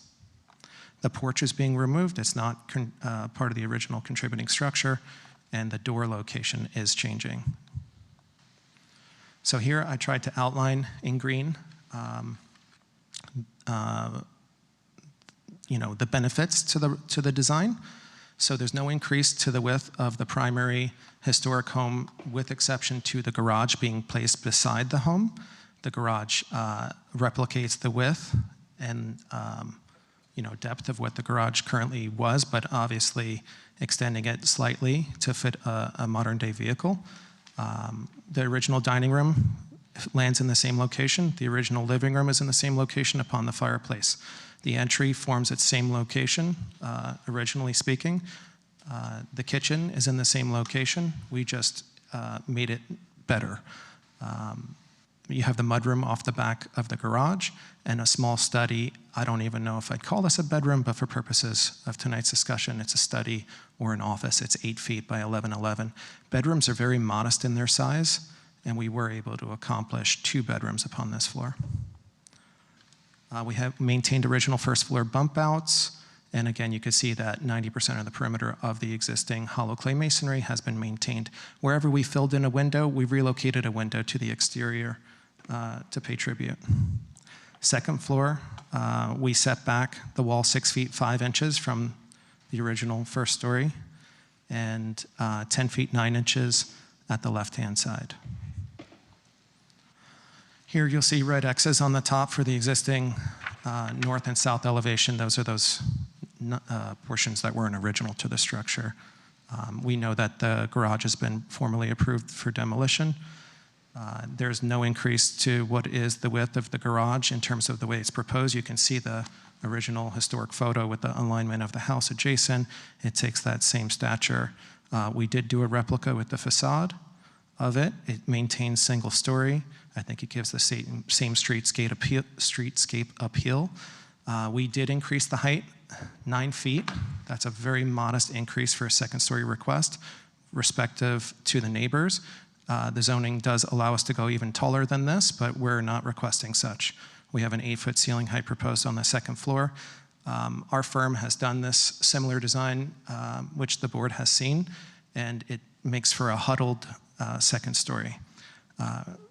Kind of with prospectively, it's displaced and seems smaller than the first story, which it is. In this case, there's kind of a 3/5, 2/5, right? The second story is subservient to the first.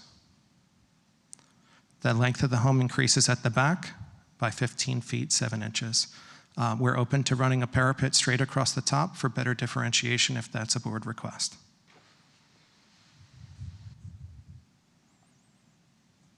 The second floor wall starts behind the chimney, so the chimney stands proud. It is going to remain. We're not modifying it whatsoever. It's going to be decommissioned with a gas vent-free fireplace.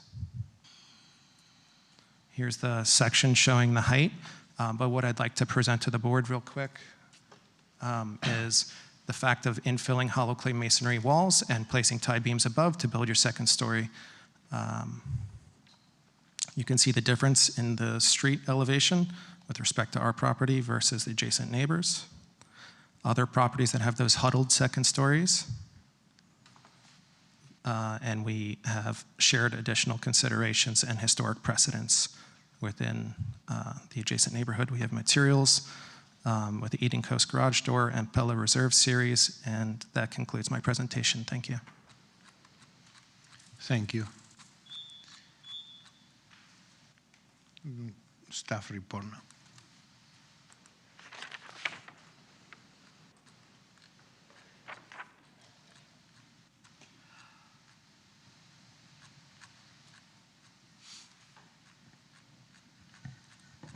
Good evening, Ana Maria Ponte, Development Services Director. So I'm just gonna run really quickly about the general information for the property. The applicant did a great job explaining the conditions of the property, but just to mention again, it's the Sunshine Park neighborhood, and this is the property, and it's a pretty consistent street where the majority of the properties are actually contributing structures.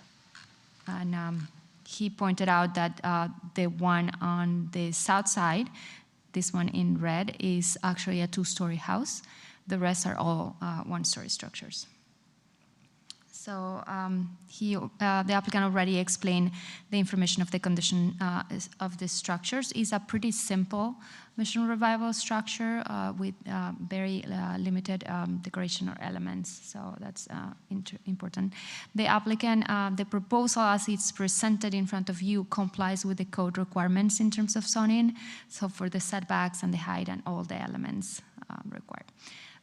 In detail on the concerns that staff has respected this application are related first to the location, the scale, and the mass of the proposed addition. The applicant has opted to have a small one-story addition on the west side of the property of the existing structure, and then the majority of the addition on top of the original structure. So we have a little bit of concerns about that in terms of the setback of that addition and from the front facade, and how it affects the original character of the structure. There were some considerations or suggestions to maybe see if the second story addition could be pushed back from the main facade, some to kind of alleviate the scale and kind of provide the continuity of the street as a single story, but allow the second story addition to be pushed north and maybe towards the east also to allow for that transition. As the applicant mentioned, the properties on the east side on Florida Avenue are industrial and have much taller structures, so we thought that could be accommodated that way. This is the original structure, the footprint of the original structure, and then you see the second story addition basically occupies the majority of the structure with the smaller setbacks on 6 foot 6 inches on top of the original screen porch, and then 10 feet 10 setback over what it was the living room area. As I mentioned, the lot is large enough that maybe there's some consideration to see if the addition could be located more towards the north and east, if not completely outside the existing structure, reducing the impact on the main facade. This is a street elevation that shows the context of the proposed addition in relation to the rest of the neighborhood. Again, our concerns about the second story on the mass of the single story house. There's also a couple of elements that are being impacted, the defining features of the historic structure that are being impacted by the second story addition. Primarily, we have concerns with the chimney. The second story, it's basically just proposed right by the chimney, so if that could be set back a little bit, it will give some room for that chimney to stand as it originally was.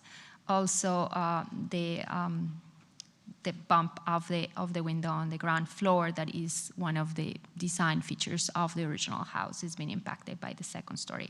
So if we can push that addition back towards the north, that will alleviate that impact on the original structure. There's also some other considerations in terms of the details of the design. Staff is recommending that the parapet design be simplified to be more in line with the original design of the structure. The applicant is proposing like kind of a stepped up parapet towards the north. We think it should be a simple parapet on the addition and not have that much detail, that it was not original from the structure. If anything, in terms of the just a style of the parapet, we're suggesting to restore the one on the original first floor, that it seems, for what you can see on the pictures, that it was in there and it was modified or removed when they added that porch. Staff, due to these considerations, staff believes that some modifications to the location, the mass, and the scale of the addition could be made successfully to comply with the criteria. So we do not believe the application is ready for approval at this point, and we're recommending the case to be continued.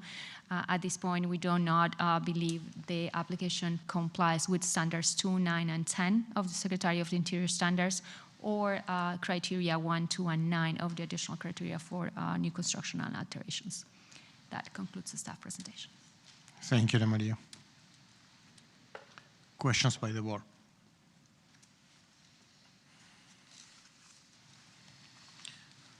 Question for the applicant.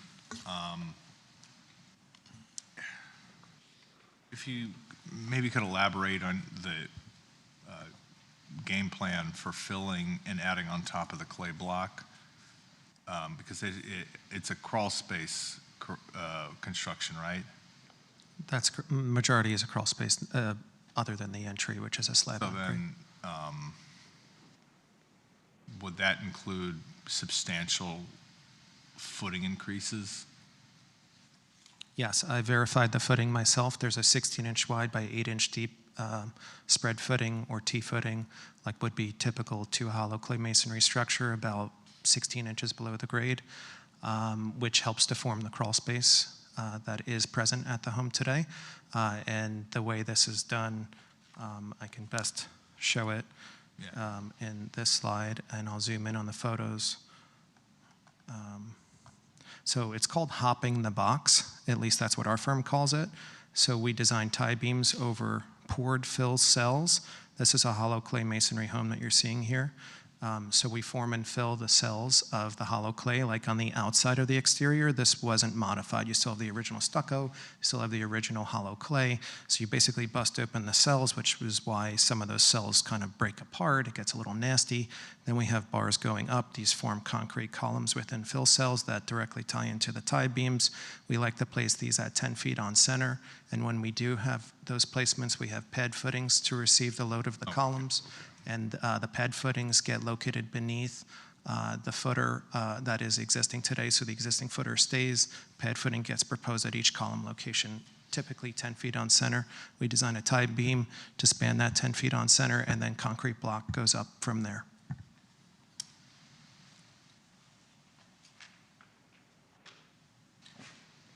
And just a point. So. And through this methodology, you're able to save or retain a significant amount of the original clay tile. That is correct.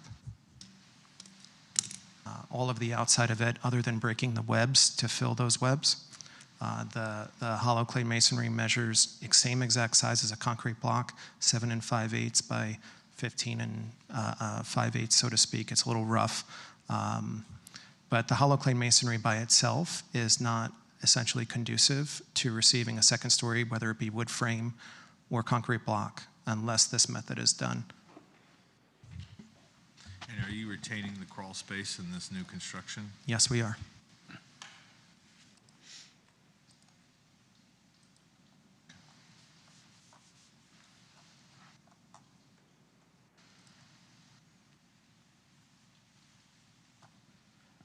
What's depicted here is the floor framing and the existing stem.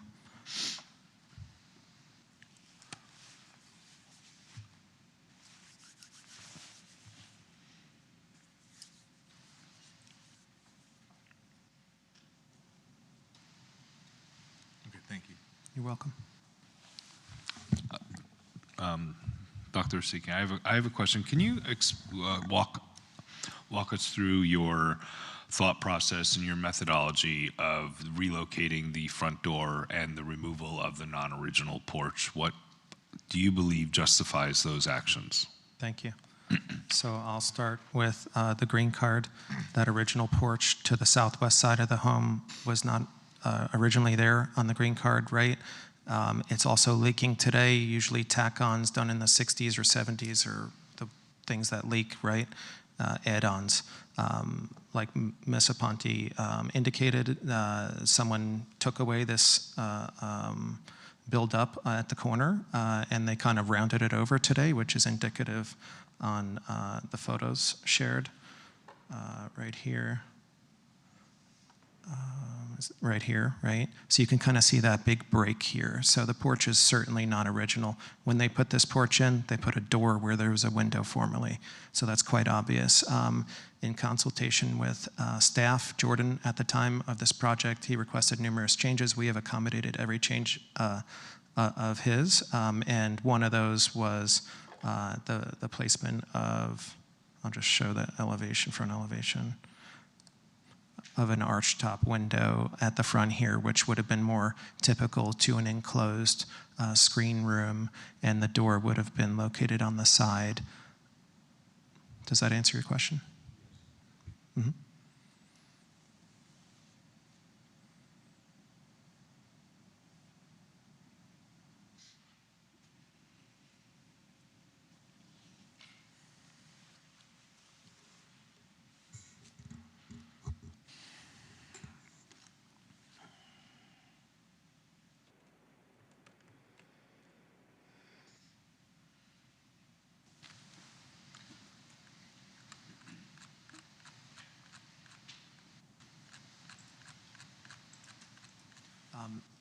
Our iteration here actually shows the parapets running straight. We received additional staff comments after we had met all of Jordan's criteria, where we straightened the elevation, the running parapet. So there's no more stepping that you saw in staff's presentation. We had submitted this last week very quickly once we received the staff report to make a further accommodation to meet staff's concerns.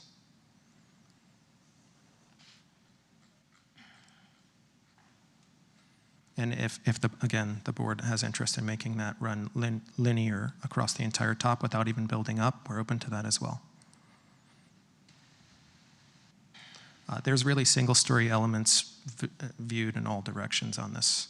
And where there's not, there's a void, which represents single-story, like, for instance, at the back loggia. We made score lines to kind of indicate where the home was, where it is going, and a modest, very, very tight increase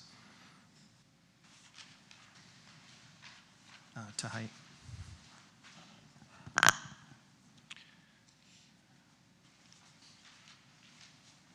Any other questions?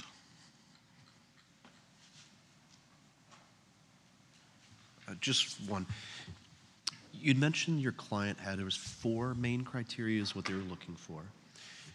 Was there another way that you were looking at to achieve what they're trying to get at? Yes. My client actually first requested what Ms. Aponte had requested us and made the recommendation that I kind of illustrate something that indicates what can and can't be achieved on the property. Just taking the existing perimeter of the home, it takes up a good portion of the lot. With green design applied, you have 734 square feet. So when I crunch numbers and I look at a floor plan and think about a modest-sized kitchen, modest-sized living room, maintaining the original fireplace location, the windows beside it, and you're kind of boxed in, right? And then you have the garage. And what you're left with, logically speaking, is you're working backwards with what's remaining in terms of building footprint. And then when I analyze that, the building footprint is just not possible to meet a program on the first floor. So yes, and the client has a baby that was just born recently. They plan to extend their family. It's reasonable to me that they're requesting all bedrooms, their primary plus the 2 children's bedrooms, to be on the same level. I think that's a fair and reasonable request. I think at the same time, wanting yard space for a future pool. Pool is not shown here, but pool would kind of be where item 3 is, and then having a little yard for their kids and a dog or something. I think a reasonable request. The reason why we didn't start blowing out these sidewalls is I think it starts to make the home appear wider. It breaks the character of what it once was. I also think it nears proximity to an industrial district which has a lot of light pollution. These streets are lit at night, as they should be, but at the same time, bedroom windows adjacent to high street lights and things like that, and the sound control. That's why I didn't proximate the addition proposed to the east. Thank you. Mm-hmm.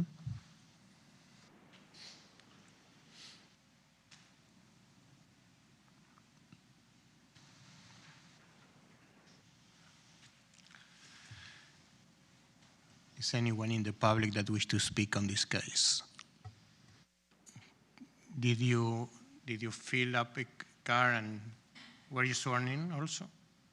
Yes, that's here. Okay, just please give it to the secretary.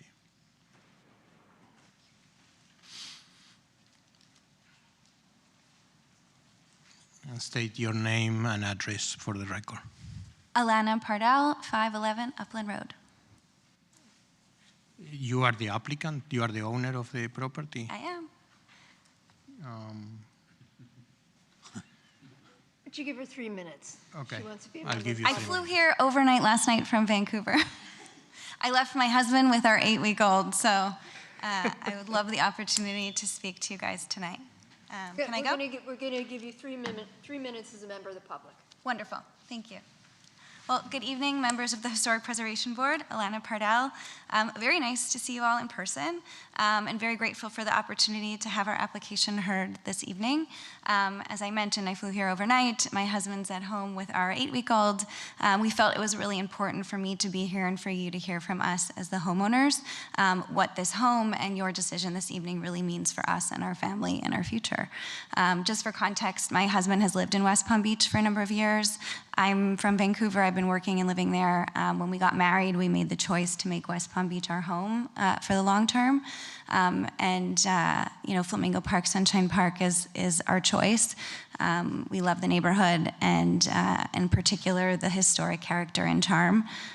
We've been on the market kind of shopping around, looking at things in our budget, and when we came across 511 Upland, we were really captured by the Spanish Mission style, and we were excited by the opportunity to preserve and restore the home and make something for our family for the long term. Of course, to us, that means incorporating modern elements of modern living. My husband travels quite a bit for work. It would mean I would be home alone with the kids. And so for me, aspects like having an attached garage, accommodating our bedrooms on the same floor would give me and my husband a sense of safety and security and comfort. When we started on this process in December, we had a lot of ideas, and we realized we needed to consult experts that could help us thoughtfully navigate historic preservation and create a plan, and that's where Russ and his team have come in and really been instrumental in that. We're also incredibly grateful for the commentary and guidelines and guidance that Jordan and the staff have provided us in the iterations of our plans. And we've really done our best to kind of work to incorporate those, which meant making a lot of compromises. To us, preserving a historic home means living in it, loving it, caring for it, and investing in it, and that's really what we're asking for you to allow us to do. So I stand here respectfully requesting your support in approving conditionally our application this evening. We are committed to preserving the home, and we want to live in it and being part of the community for the long term. We're not developers, and we want your input and your guidance, and we value it to help us achieve this and to not have this extend out any more than it needs to. So I'm grateful for your time, the work that you guys do for the community, and appreciate your consideration. Thank you. Thank you. Thank you. Excellent. So, if there's anyone else, then we move into executive session. So I don't know who wants to start. I have my, big concerns on this project. As noted by staff, that the project doesn't comply with the standards, with several of the standards. I understand that it's in the lot, in the corner lot, in an area that is, close to an industrial lot. I don't know if that provides some leeway to do something extra, but there is only one 2-story home in the block, which is a non-contributing.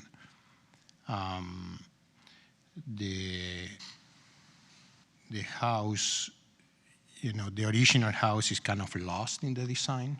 So I think that,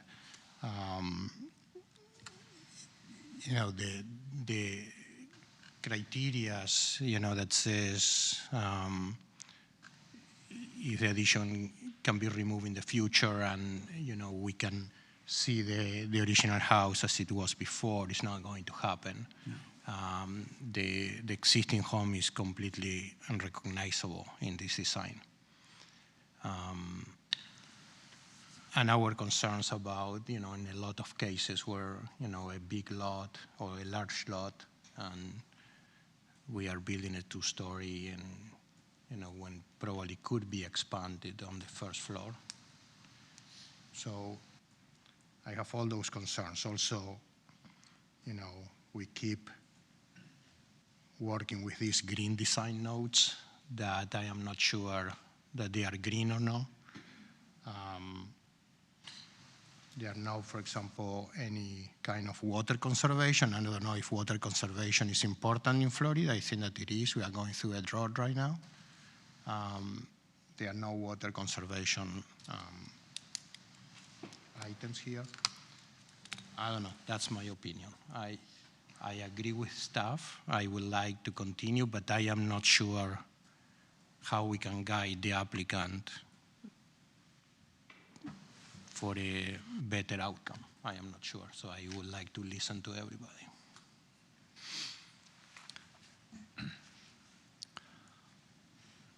Well, I completely agree and respect with a lot of what you said. But I also find that this execution is very well done in both the merit of the original architectural style and the almost, I find like kind of a modesty of the scale that they're proposed on the second floor. And I do think the proximity to the industrial needs to be taken into consideration. I also think and I've said this in the past, it's almost like, I wish there was, I know there's not, but I wish there was a grading system of contributing structures to review projects, because with no respect to the owner, this one isn't really a 10 if you were to see it on a beach. I don't think it'd be turning everyone's head. And I think the addition improves it and makes it more beautiful, quite honestly. That said, I think the engagement with the chimney is a non-starter for me, and that second floor in that area needs to be pushed back considerably for my eventual positive vote. But generally, I like a lot of where the application is moving towards. I think we're in agreement. I'm certainly not opposed to a second floor on this, regardless of the other one-story properties that predominate this street.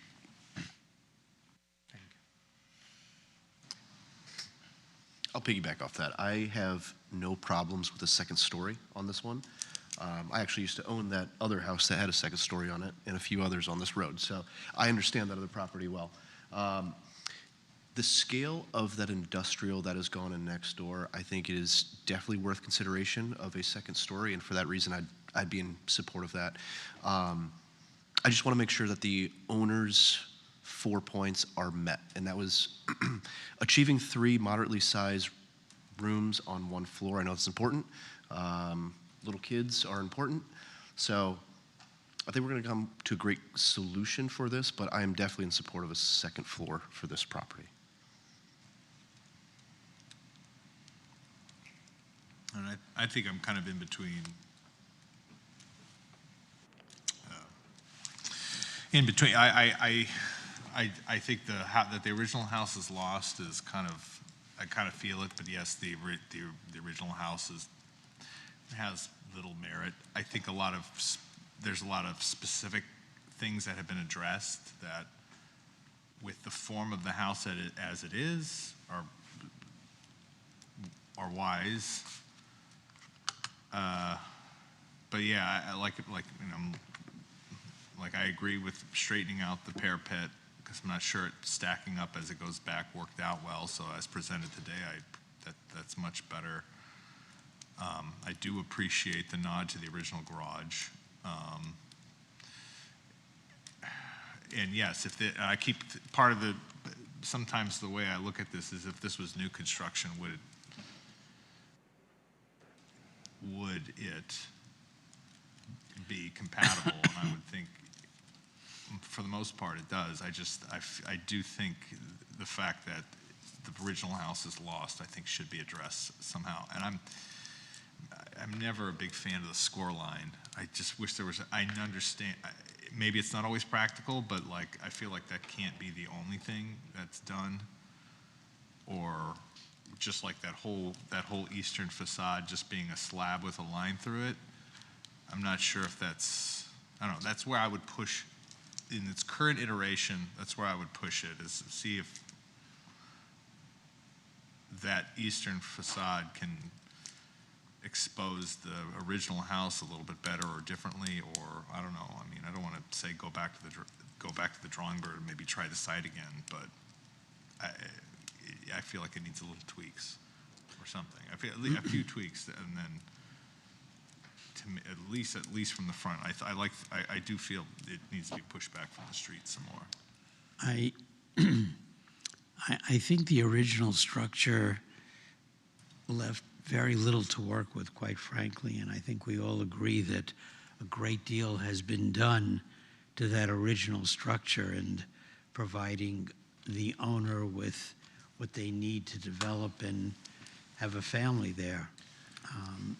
And I do think the commercial area does require us to have certain considerations towards these bedrooms as well. I kind of like what I'm looking at.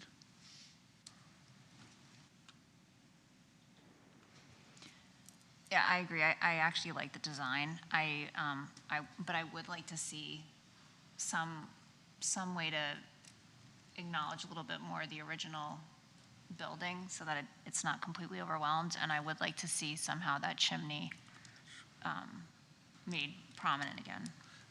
Yeah, and I think maybe to clarify, it's not that I think that the original building is anything, it's more of a massing, I think.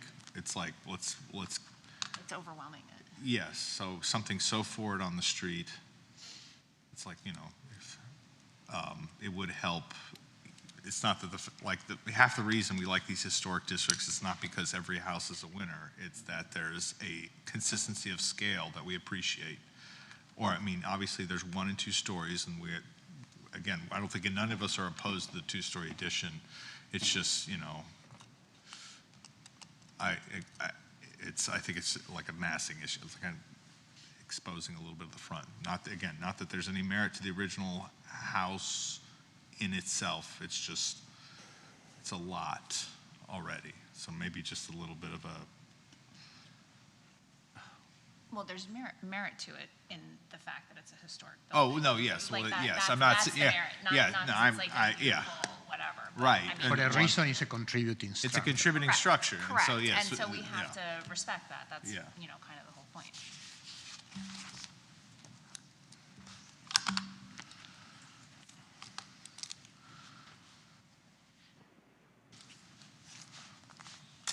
I mean, I'm not opposed to the 2 stories, like I said in my opening statement, being the fact that it's in the proximity to the industrial area. So are you guys ready for a motion? We are thinking. Okay.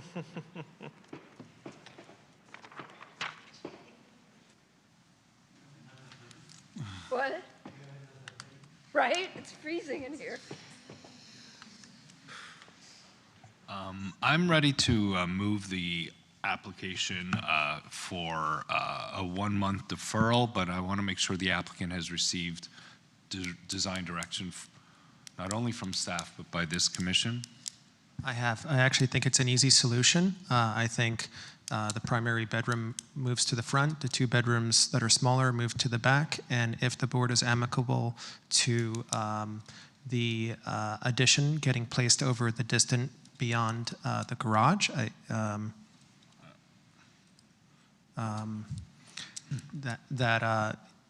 Would the board consider an addition over the single-story portion that is beyond the garage line?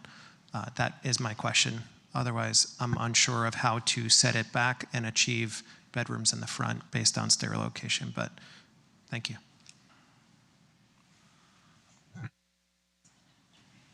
Yeah, it looks in this west elevation that if you move the second floor back enough to be kind of in alignment with the one story, that frees up the chimney and will have a good proportion in my imagination, I guess. But clearing the chimney, at least one window, like use the downstairs as your build-to line, and then the rear would be a second floor addition, but that one-story garage would be predominantly still one story. I think that's a great solution. Stories on the portion over the bathroom and behind, kind of align with the proposed garage line, At least that's the west side. like this. So the two-story behind this line. So if you look at the second floor, that bedroom probably, that wall can move back, right, a little bit too. Yeah, I think I agree with the concept, right? You're saying displace the front and place it above here. So essentially things relocate, but we step back the front to the right. The right side steps back, and so does the left side. But what's displaced is placed over the back side. Yeah, I would try not to do the whole, addition, the one-story addition, a two-story, right? Because right, correct. So it's almost like keep the garage a garage and place it over the rectangle that's beyond the line of the garage, if that's what I'm understanding. And if that's the case, then I've received enough direction.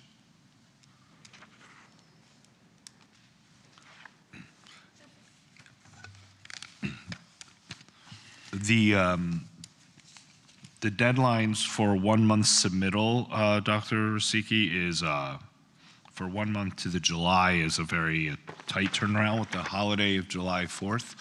Is that doable by your firm? It is doable. I make a motion to continue matter HPB 2643 to the July 28th, 2026 HPB meeting. Do I have a second? Second. All those in favor? Aye. Aye. Anyone opposed? Motion carries.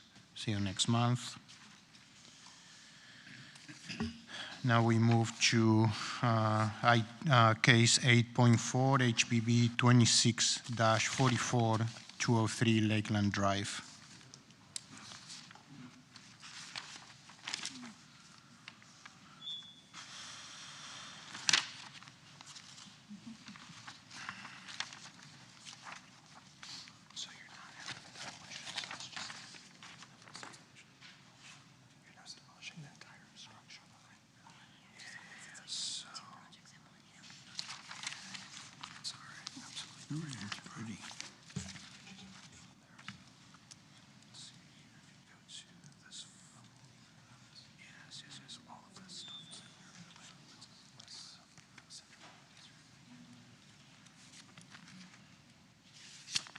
How do you make this full screen?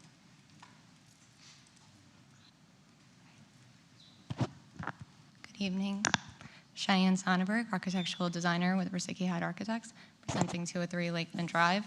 It's new construction, neo-masonry, single-family residence adjacent to the restored historic 1951 cottage, which is wood frame vernacular. I'll try to move fast. It's kind of two projects in one.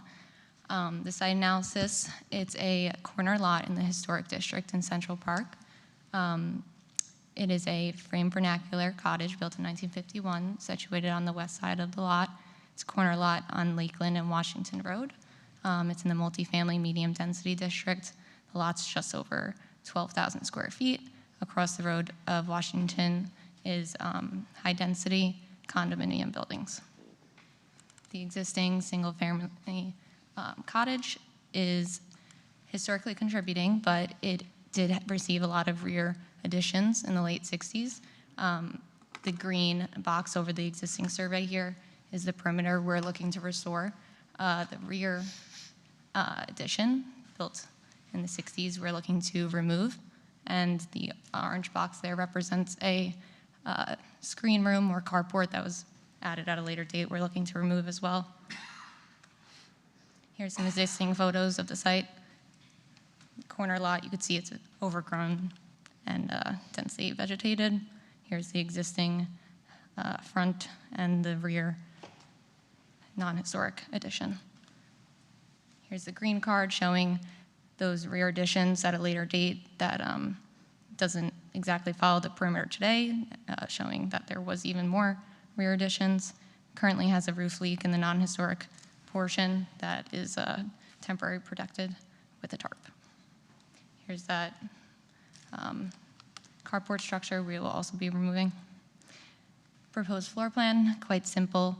We're restoring the existing perimeter, doing a 1-bed, 1-bath guest suite in the front and a pool cabana with a half pool bath in the back, keeping the existing historic gable roof throughout, refinishing it with asphalt roof shingles, keeping the existing entry porch.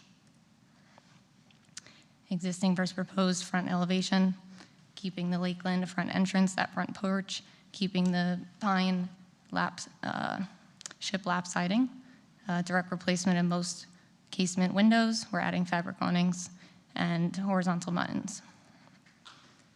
Here's the restored rear elevation of that gable profile, adding 2 French doors with a fabric awning. East elevation, taking off that rear non-historic addition, restoring the original perimeter again, and direct replacement windows. Same for the west elevation. So then when it came to proposing a new construction, single-family residence on the same lot, this is quite a large lot, corner lot. We're keeping our existing historic single-family towards Lakeland and keeping that relatively the same. And our new construction will be situated perpendicular to it, facing Washington Road with the entry of Washington Road. The new construction setback 37 feet from Lakeland and an additional 14 feet beyond the historic home, situated at the minimum rear yard setback. We designed a 1-story portion facing Lakeland so that it's adjacent to the historic and balances with the massing of the historic. Our rear proposed loggia is at the rear, setback 76 feet from Lakeland, and our new massing steps with the angled Washington Road. We also have an open porch facing Washington, and our building separation is 15 feet, which is typical for the neighboring lots. We will be doing the landscape design on this project, so we're going to use it to help us frame views of the historic residence and diffuse loggia from the street and buffer between these structures, and it will really be perceived as almost 2 separate lots. One unique thing is that this lot is in the AE7 flood zone, so our existing average grade is 5.6 in AVD right now. Our new construction residence, as you know, will need to be raised 2 feet above base flood, so we'll have a finished floor of 9 NAVD, and we'll be raising the grade adjacent to that new structure to 7, which is about a 16 to 18 inch raised grade. And so part of our green design efforts and also to protect the historic home, we're going to be designing and providing a flood barrier of some type to protect the historic cottage from any runoff. Here's our proposed plot plan. The historic cottage is going to be 878 square feet conditioned, 885 with the porch. And our proposed new home is just over 4,000 of conditioned square footage, 4,800 if you count the open porch and loggia. Our green design, some unique things that we added for this project is an increase in green and planting along both frontages, the modular flood barrier, like I just mentioned, and we will be using the Westlake Royal cool roof system on the new house that uses elevated battens to allow airflow underneath the concrete tiles. And that is also why we originally went with the white cool roof color to have SRI of 92. So early exploration of what the style of the new construction would be was, we had a Zoom call with Anthony and Jordan, and we decided that masonry vernacular seemed the most appropriate step forward. So per Jordan, he supplied us with the historic preservation design guidelines from City of Lake Worth about masonry vernaculars, and we took direct styles here. So the flat concrete, white concrete tile, the hip roofs, smooth stucco with the brick accents, casement windows, wood recessed garage doors, the narrow open porches under the main roof, and this continues from that guidelines of those features.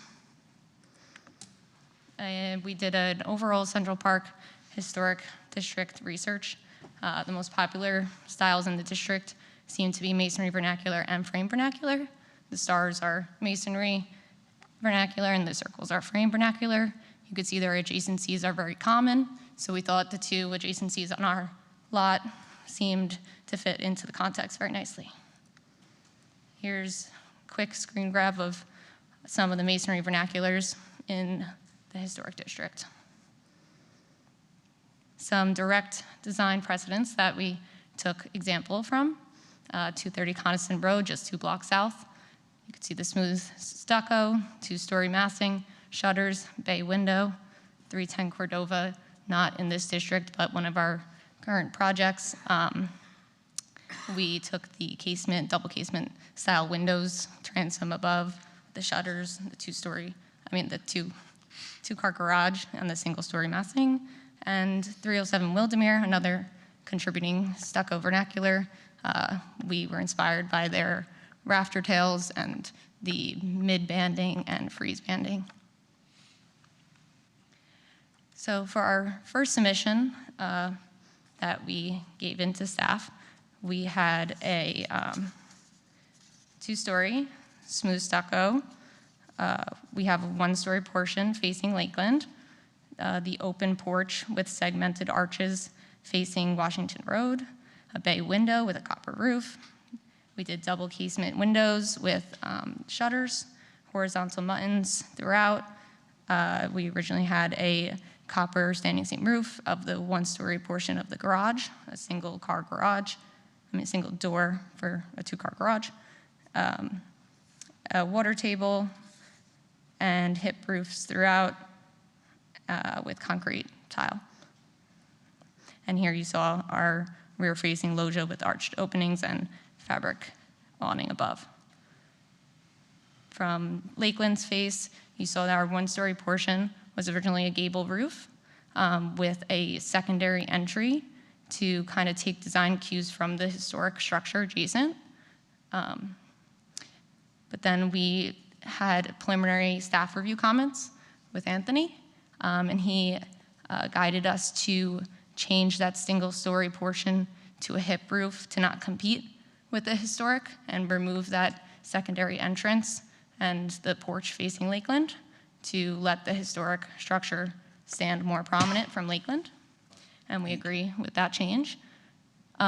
He also requested us to change the mutton pattern to a 6 light, which also then he asked us to introduce some 6/1 single hungs. You could see here circled in red. This is something that we would be okay doing, but we would like the board's opinion on it because we do feel masonry vernaculars do typically just have the 3 light horizontal muttons. And we do question the mixing of single hung versus casement, but if the board and staff agrees, we'd be okay with moving forward in that direction. He also asked us to rectify the openings of the open porch and remove any of the segmented arches that we had at the loggia and porch. We do like the appearance of the archways, but we are okay with squaring them off. We also made it a two single-door garage. And here are the other elevations. In this iteration, we also did reduce the window height by 6 inches all around. Yeah, no, I have 4 minutes. So then in staff report, we didn't get to give these to you guys yet, but we did address some of the concerns that Anthony had in his staff report, like dropping the mid-banding and changing those front-facing windows to smaller windows. And we did remove the fabric awning from over the loggia to make it perceive more as a single story. He also requested us to remove the bay window because he didn't feel it was appropriate. So we would like the board's opinion on that as well. Here's some graphic representations of the proposed with the bay window, without, and here it is from Lakeland. Here's our proposed floor plan. As you can see, the historic structure is also in this with our proposed adjacent perpendicular entries, allowing to differ the two structures. Our second floor, you can see a 4-foot inset on the second floor at the garage facing Washington, and then that 1-story portion facing Lakeland. And we have our loggia with no roof or no fabric awning, the existing gable roof of the historic, and the existing having the new hip roofs throughout the new construction. Our ceiling heights are modest at 9'6" first floor and 9' second, making our proposed mean roof height 23 feet when 32 is allowed. And just to point out that the planning board did just previously approve a 18-story condominium building across the street, across Washington. And then for materials, staff also did make a concern with the white color concrete tile that we're proposing and requested sterling. We would be okay with that change. We just also want to point out that with our green design standard, it goes from SRI of 92 to 21. And thank you. Good job. So I just want to make 2 more mentions since we have, I guess, a minute or 2 left. This is really a neo-masonry. It's essentially not a masonry vernacular, right? We're not back in the past. So it's a neo-masonry, but inspired by the masonry vernacular. Masonry vernaculars typically had rectilinear homes or L-shaped homes. That's commonplace. The bay window is also a common feature. The horizontal muntin, same. The porch, same. This would be perceived by Ms.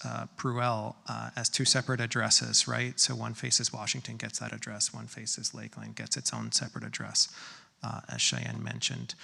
It is important to us for sustainable design, and also within this district, I can say it's very consistent with all of the frame vernaculars with siding that are directly adjacent with closer proximity to masonry vernaculars, right? So the proximity of these 2 structures, if anything, is more distant than 2 neighbors in the same district. I've personally walked down every street in this district, and I've taken photos and inspiration from all the homes there. I think the neo-masonry is the best form of architecture here, and Jordan and Anthony, at least at the start, agreed with this strategy for us to design. Thank you. Thank you. Staff report, please.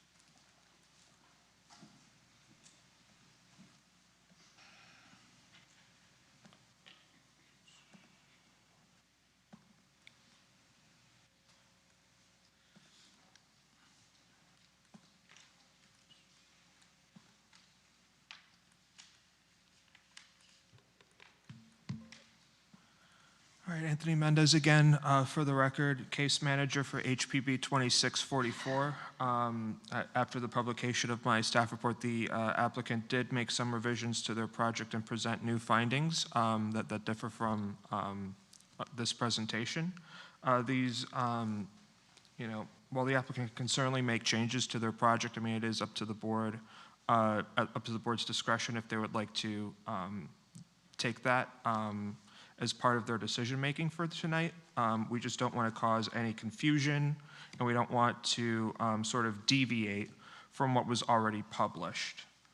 But just for our standing, some background context, so this is in MF20C1, short for Historic Single Family High Density Residential Context 1.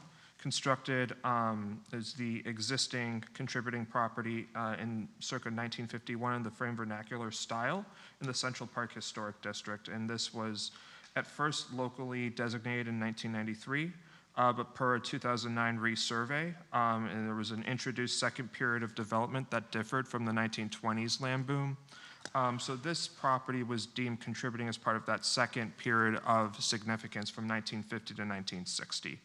That is crucial because that is sort of different from most structures that we see within this historic district that were constructed in the 1920s. Property lies within the floodplain for AE7. So since the city also requires a 2-foot freeboard, the required finished floor for any new construction in this scenario would be 9 feet. We have some non-conforming dimensions, and that's for the existing contributing structure that would be reconfigured to the accessory structure per this request. So that has been cleared to remain as an existing legal nonconformity. We have the request for a new construction of a 2-story single-family residence. Again, that recategorization that I previously mentioned. We do have selective demolition of non-historic additions at that existing structure. I do have the property record card and survey file that says that they are non-historic additions. We also have the utilization of the special exception bonuses that Cheyenne mentioned for green building standards and for a detached accessory structure. So I mentioned the selective demolition of non-historic additions at this structure. So we have just the survey file that says that this is a later addition, non-historic, and you could just see just from the site plan that this is a later addition. These were photographs from our applicants. So there are currently issues with waterproofing and leaking. We do have embedded photographs courtesy of our applicants. And so just going to the request for new construction. So new construction is anachronous with a historic district's period of significance. I know that Dr. Rosicki mentioned this being the sort of neo-masonry vernacular. The applicant has a wide array of design creativity when it comes to new construction. However, it's automatically non-contributing because it's anachronous with a district's period of significance. And I also just refer to the National Alliance of Preservation Commissions just for guidance when it comes to new construction.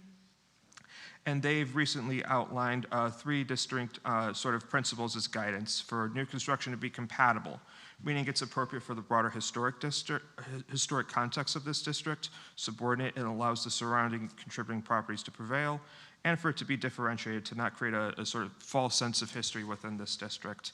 And I also do some research on some of the predecessors of this section, someone who I highly respect, Ms. Frederique Mittner. So I included a quote when she was giving guidance on new construction.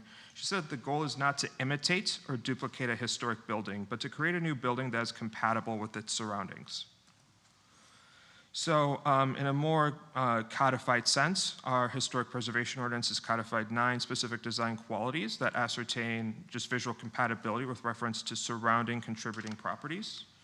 So here they are as a result of my staff report: special attention to the existing contributing structure. For in this case, this would be a surrounding property. So here we have just the site plan as I have it in the staff report. I know that there have been some changes to the proposed loggia, making that 1 story, and I believe there have been some modifications to the bay window, but I'll just breeze through the architectural drawings that are presented in this staff report. And we did work with the applicant on an appropriately sized light pane in respect to the existing structure. We did recommend modifying some of the windows to divided light and double hung windows, just with smaller pane sizes relative to the existing structure. Or we also had the option of utilizing the 6 light casement windows in place of the proposed 3 light casements. But of the 2 light patterns that were at least given to us per that June 1st submittal, we are more amenable to that second option. But again, one of the concerns that was raised in the staff report was the verticality of the windows. So we do have an expressed concern about sort of reducing that height. So we'll just go through options 1 and 2 in terms of fenestration and light patterns along Washington Road. North elevation and west elevation, we have the streetscape just showing, since this is a corner property, how this would look along Lakeland Drive and how this would look along Washington Road. We have a newly proposed, the proposed roof plan, and I believe, again, our applicant has been amenable to a different roofing material. And along with our zoning and land development regulations and the review of that, of those criteria, the front yard setback, just for context, is going to be the average, since this is a bit of an irregularly shaped lot. So it's going to be the average of the 2 sides, both north to south. And so applicant is, again, requesting that staff granted special exception under section 9485C. So this allocates them an additional 3% to the maximum lot coverage, along with the board granted green building standards. So this is, again, information that we had at the time when we were writing our staff report in light of the 3 design aspects that I mentioned, being compatible, being subordinate, and being differentiated. We are recommending continuance. We had concerns that were just too complex to resolve through a conditions of approval. So the staff report mentions 5. I'm glad to know that the applicant has worked on resolving quite a few of those. The first one we had was formality. We just had difficulty ascertaining how the proposed bay window, the open porch, the standing seam roofs along Washington Road really had a relationship to the existing contributing structure along with its surroundings. We just felt that, just again with the information that we had, that a lot of the design features just appeared disconnected from the overall design of the new construction. It just introduced a lot of visual complexity.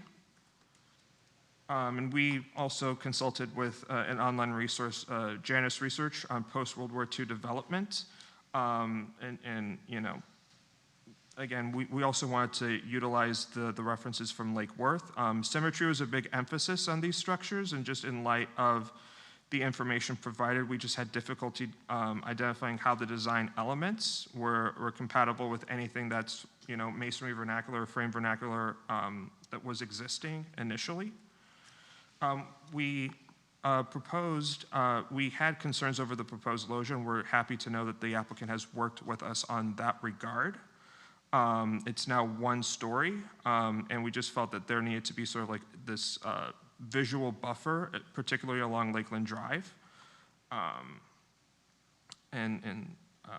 You know, maybe it was just a line weights issue when we were looking at this in an elevation drawing, but that definitely needed to be reduced. And it just needed to be connected as 1 singular volume. We had issues with perceived height, with the taking into account that this structure needed to be raised to have a base flood elevation of 9 feet. So we had concerns in graphics that we outlined was that the first floor just seemed relatively massive when looking at just, again, the 2nd story and when looking at what was existing. We're glad to know that the applicant has lowered that stucco band, because I think that was just sort of creating this visual disparity. The 4th issue that we presented at the time was fenestration. We had issues with the inconsistencies in the size between the light patterns. And again, we were more amenable to that 2nd option, but there was just a lot of, the verticality of those windows, I think, was something that needed to be reduced so we could have a consistent pane size. So this was along the elevation for Washington Road. And we also expressed concerns over the roofing material, and we're glad to know that the applicant has made those changes. We did do a sign posting on June 5th, 2026, as that is part of a notification requirement for any new construction along a property. And I do not recall any correspondence, but in terms of our criteria, we use the additional criteria for new construction alterations. Staff did not have the time to thoroughly review the applicant's submittal. And again, we didn't want to create any, confusion or deviate from what was already published. With that, that concludes staff's presentation. Thank you, Anthony. Very thorough as always. Yeah. Questions by the board? So are we looking at what is submitted in or the new drawings that they showed this evening with the other changes? So my presentation, in an effort to be consistent, not deviate, my presentation was based off of all documents presented in my staff report. But I guess my question is can you show the drawing that you said you made corrections with based on what they gave you? Can you put that back up on the screen? So I think we have something, so yeah, this was an actual package that we have. So this is revised, correct? Yes. Yes. This is the revised package. We treated it as if they were like, conditions for approval. And as even though they weren't, they felt simplistic enough that they almost could have been. Yeah, I think for the purposes, we're always trying to engage with staff as much as we can. And if they make comments, we try to address them before we come to you. And I think it's only fair that you see the extent of those modifications so that you can make the decisions. This creates one problem that we will have to decide what to do, right? Because, if we decide to continue, we decide to approve it, and it's based on what, right? Oh, so I we understand. need to be absolutely clear what I understand, and that's why we made those changes, so that before you see those drawings, and they were submitted to staff by email last week. So it is documented on record as changes we've made to accommodate some staff comments. But you have both options before you. And is the end goal here to have 2 addresses on one lot, separate the lots, keep the lots together? It's not to actually separate the lots because you're allowed to have 2 single-family residences on the property at the same time. One's a cottage, call it a detached structure with a little cooking quarters, but at the same time, you have the primary address facing. I don't want to even say primary, they're 2 separate addresses. That's why we almost treated this like almost like a lot split, but along uncommon lines, right? So even the setback between the primary and the cottage are equivalent to what you would see in this district for setbacks between properties side to side.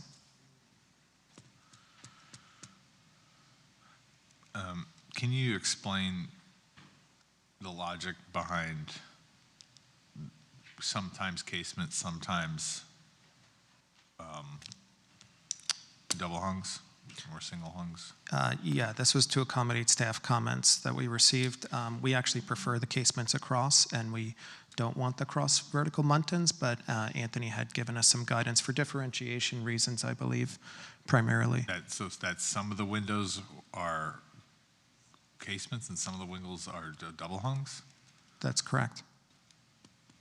I would say, Anthony can speak further to his reasoning behind there. I would also maybe just point out that I don't know if there was some confusion because these smaller windows that we had, they were always casements, but we had a horizontal muntin in the middle, and I don't know if you perceived them as single hungs. And that's why you said to make it a 6/1. Yes, and that may have been a bit of a mistake if that was the case. Having said that, I'm just looking at this, again, sort of fresh with the comments that I presented. It looks like, I'm not sure how much you've reduced the height of the window, but I think in terms of having complete casements, I think I'm a little bit more amenable to that. I'm not sure if on the first floor, if this pane size is still correct. I think it definitely still needs to be sort of reduced and a little bit more horizontal to be compatible with, a little bit more compatible with what you have as existing. But I could definitely see a way into where you have all casements. And if we could, I'm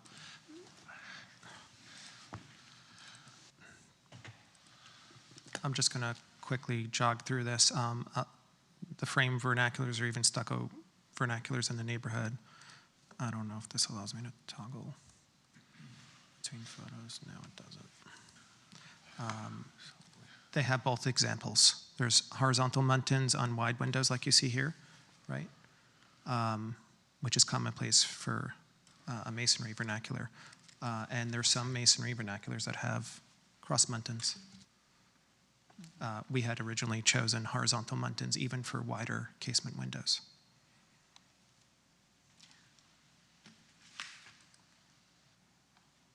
Are we in where we're asking questions right now? I'm sorry, I just want to make sure. Yeah, okay. You just commented, going back to the other picture, you said something about referring back to the existing windows, like on the side. What is existing, I guess, is my question. Yeah, uniquely, I would say this home is one of the few that I've seen as a frame vernacular with shiplap siding that have horizontal muntins. Yeah. So the original cottage has horizontal muntins in casement windows. So the separate structure is what you're referring to? Yes, I'm sorry. No, it's, Yeah. I'm one trying to understand. So it's entirely new construction? It is new construction, yeah. When Anthony's making his comments about the windows, you're referring, when you say existing, you're referring to the other building? Is that what you're referencing? Yeah, I think Anthony's common goal was to try to make the paint sizes smaller, right? So you see Cheyenne's depictions here. But you do find commonality in this district with numerous examples with even wider casement windows or wider single hungs with horizontal muntins. That is kind of standard practice for a masonry vernacular.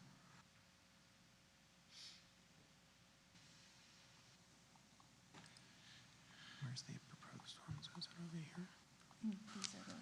Oh, okay. Yeah, if you go back to your original proposed rear facade. Go ahead, Shay. The original first one? Yeah, the one where we thought that, yeah, okay. I think Yeah, so I think there was maybe a misconception that this was a single hung. And that's why, see how it was a casement with a horizontal? So maybe it just needed to have two horizontals and still have or like just keep the overall window, just like overall window proportion, which is whatever, 2 to 3, just scale it down so the pane proportion is still the same as the larger window. So then, because that's really what everybody's getting after we're talking about dimensions. It's the proportion of the pane. Yeah, so you could see in this It looks the best when it's consistent across all window types, regardless if the window's huge or small. Right. So yeah, like I can kind of, there's just design clarity with all these three height casements. And I can see why maybe you need some smaller windows. So yeah, I think the single muntin is throwing that. Do you mind putting up, so your version with revisions, which is what is currently like on the table, correct? Yes. This would be the latest addressing the latest from the staff report, his concerns presented.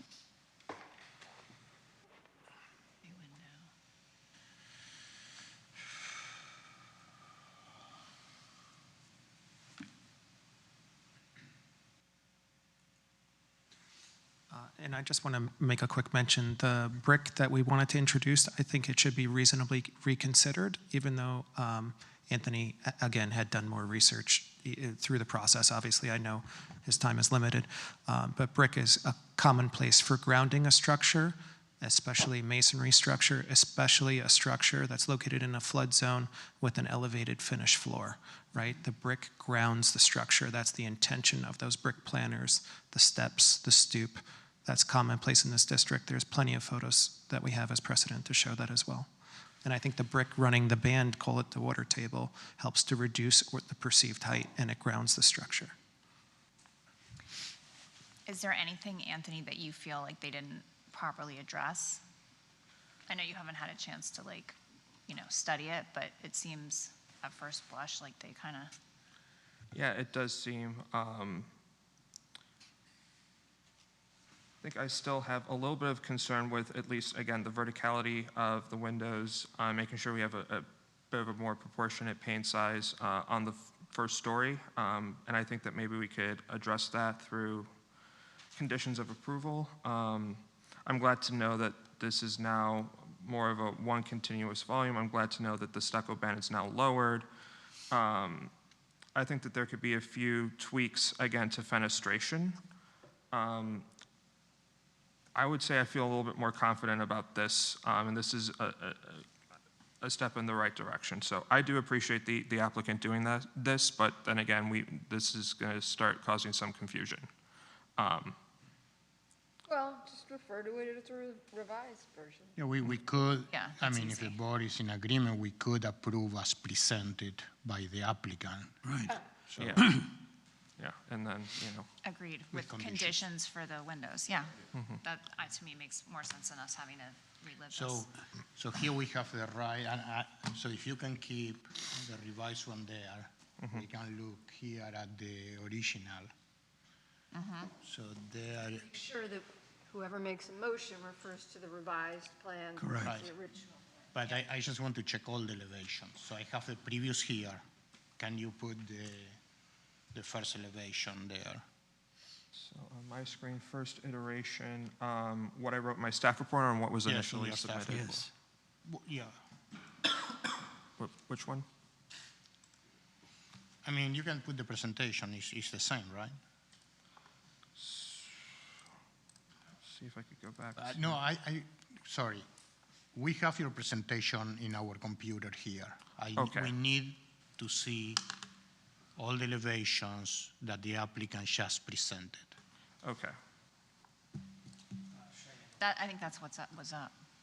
Right? Yeah. Because we The can watch revised, yeah. and compare. There's a lot of versions. Yeah, there's basically three. Looks like there's a lag.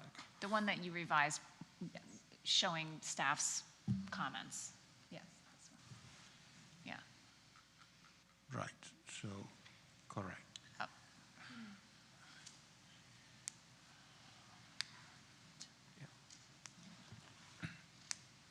As we're continuing on this, for the windows on the A3A-3A in the supplemental information, it has like the 3-pane windows and it's not cut. Yeah, no. Yeah. There's a lot going on. There's a lot I almost feel like those windows are actually more appropriate in the new design that you have. Yeah, Below. No, I agree, yeah, because I saw that. And Yeah. And this wasn't the version from like whatever Correct. internally reviewed version that you guys have in your presentation. But Yeah, these windows make like the most sense. But this is not the one that's in this Okay, report. well, let's not go back and forth. Let's. Well, I know, but it is. Yeah, but you can make a condition to return to the original But windows let's that make were sure we submitted. keep In other the words, one- keep the staff changes with the exception of the windows that were originally submitted. Yeah, it was highlighted in red because it was something that we were questioning and not exactly happy with. We would like this original window pattern. If it's something that needs to work with the scale of it, maybe there could just be something that worked out with staff. Our first iteration, the windows were significantly taller. We did drop them 6 to 8 inches and removed some transoms that were located.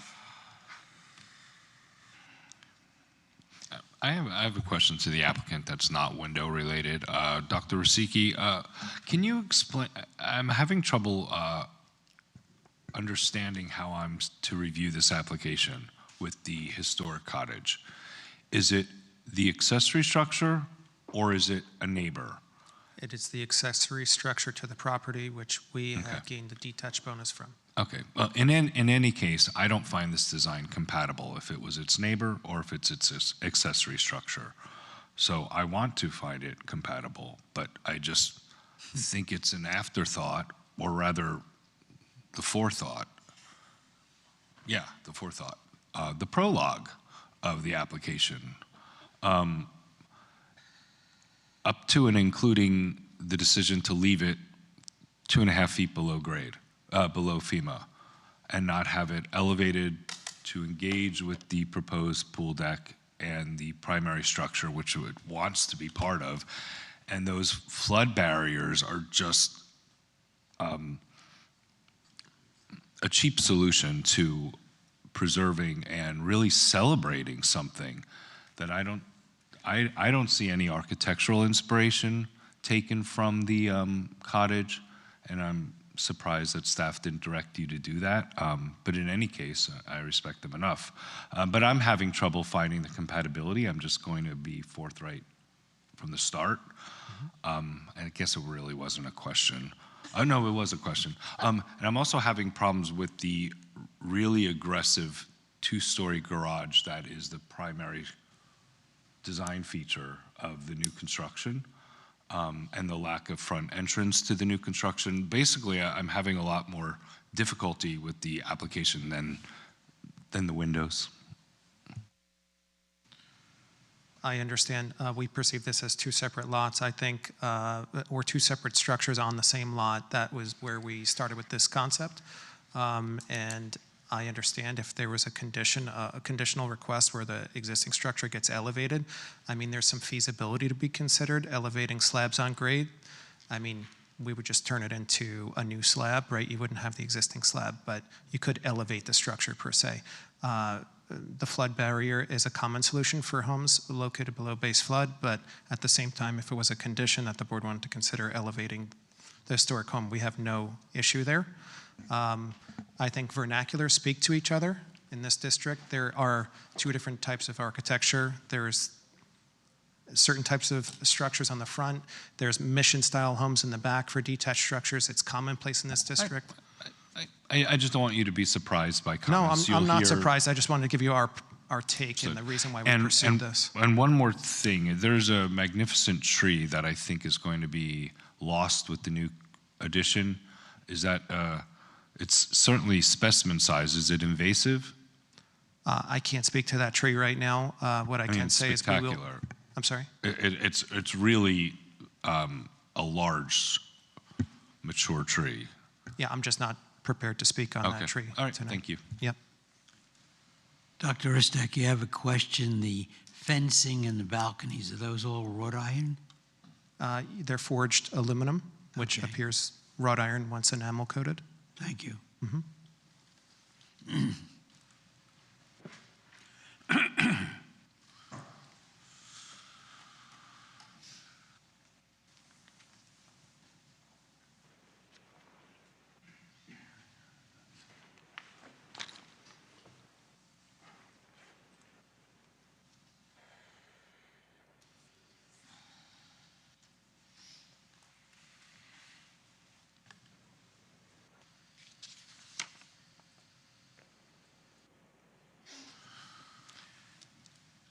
No more questions? Is anyone in the public that wish to speak on this case? Okay, so we go into executive session.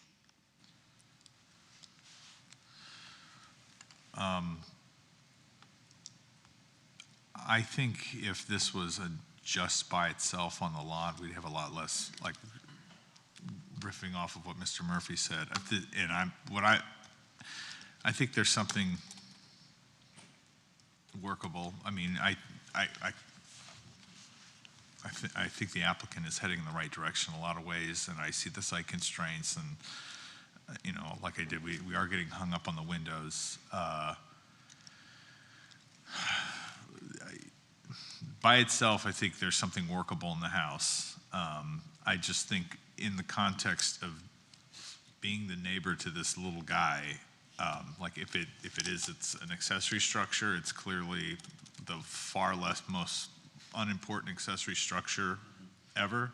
If it's the neighbor, like, there's an illegal setback issue probably, like in that story, like we're telling a story here. So it's like my initial reaction, let's say I was to keep the style of the house, which I could take or leave with the district, is to like scale it down by like 85% from the northeast corner and just bring it down, bring it away from the house, from the little cottage. And yes, I now that you say that about the floodplain, I was like, yeah, why, like, this is gonna, why not raise the cottage at this point? It makes too much sense. It's a lot of effort to put a barrier, like if this was if we were saving like a whole historic property, but instead of like basically scraping the whole lot, raising most of the lot, like why not just raise the structure? So yeah, I think that my issues are really just, it's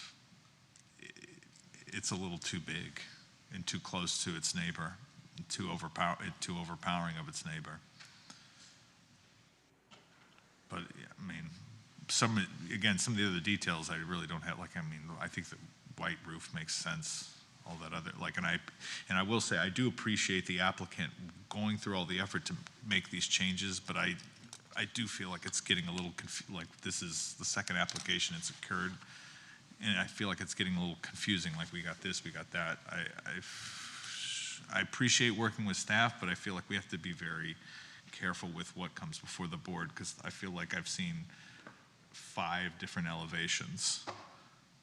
And yeah, we can make conditions of approval, but that's putting a lot of, there's a lot going on with all these windows. So I think that's the confusing part too. It's like, I think we need to be really careful about the application that gets presented and how comments from staff are addressed.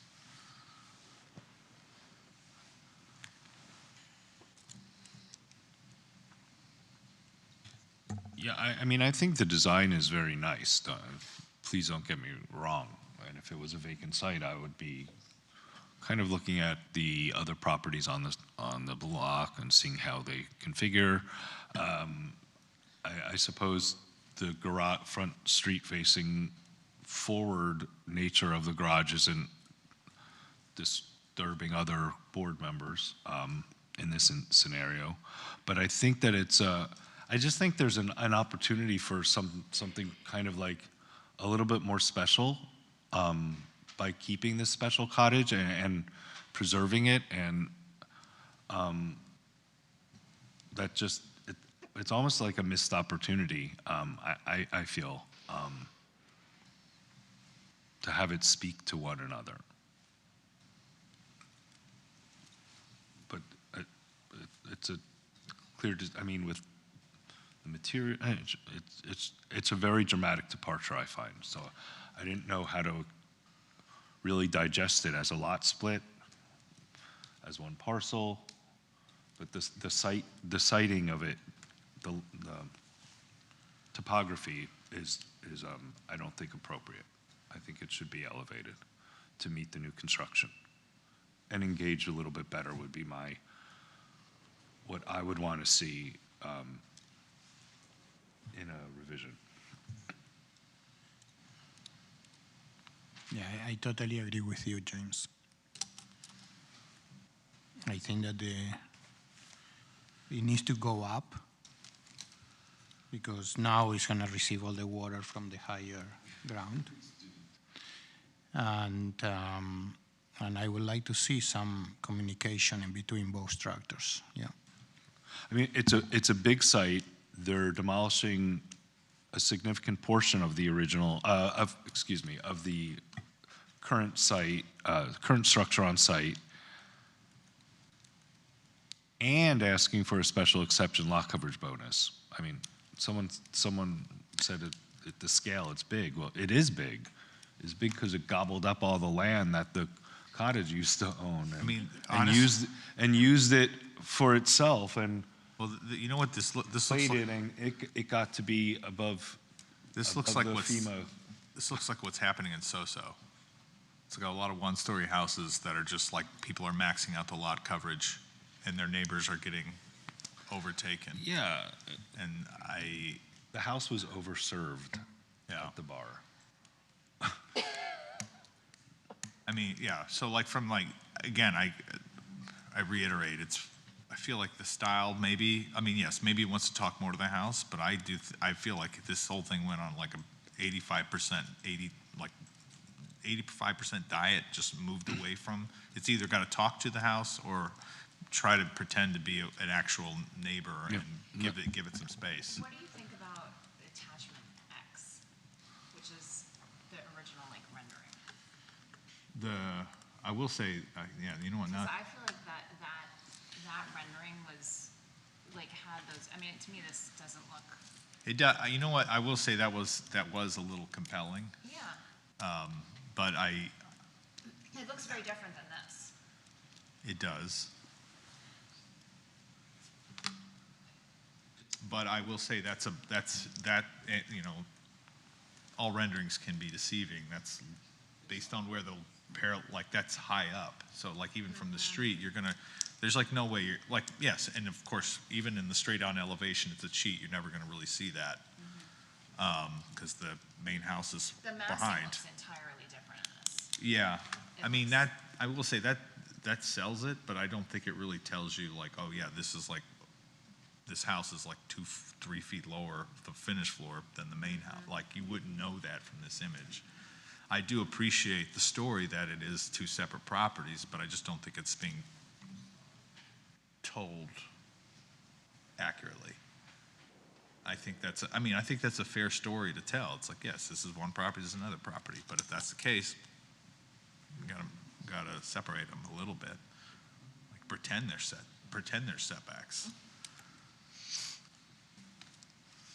Or just rip the roof off. There's already water intrusion, put glass on it, call this a greenhouse. Now they're a garden enthusiast. Enough water there. True. Let it flood. Let it flood. Irrigation solved. All right,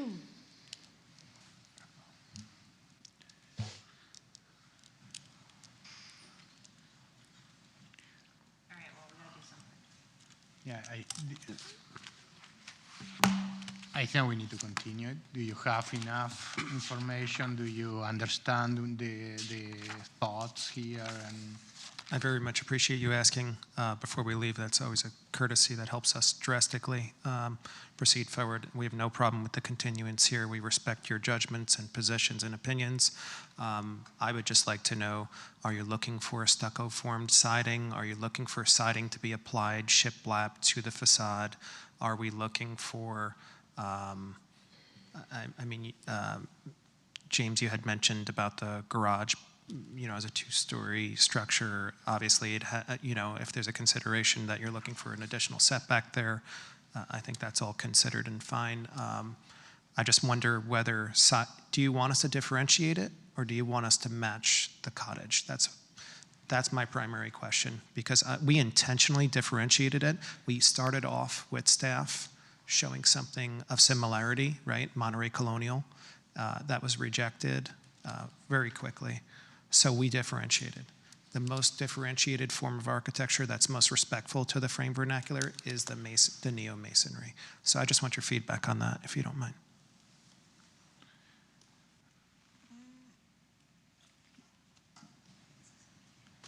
what is your opinion, Anthony? Because in my opinion, I don't know that it's important, my opinion, but my opinion is that it needs to be different, but has some sort of relationship. Exactly, and that's always, the ideal, for new constructions to have that great balance. I think that there is room for like a masonry vernacular, some sort of vernacular-inspired architecture for new construction, but I think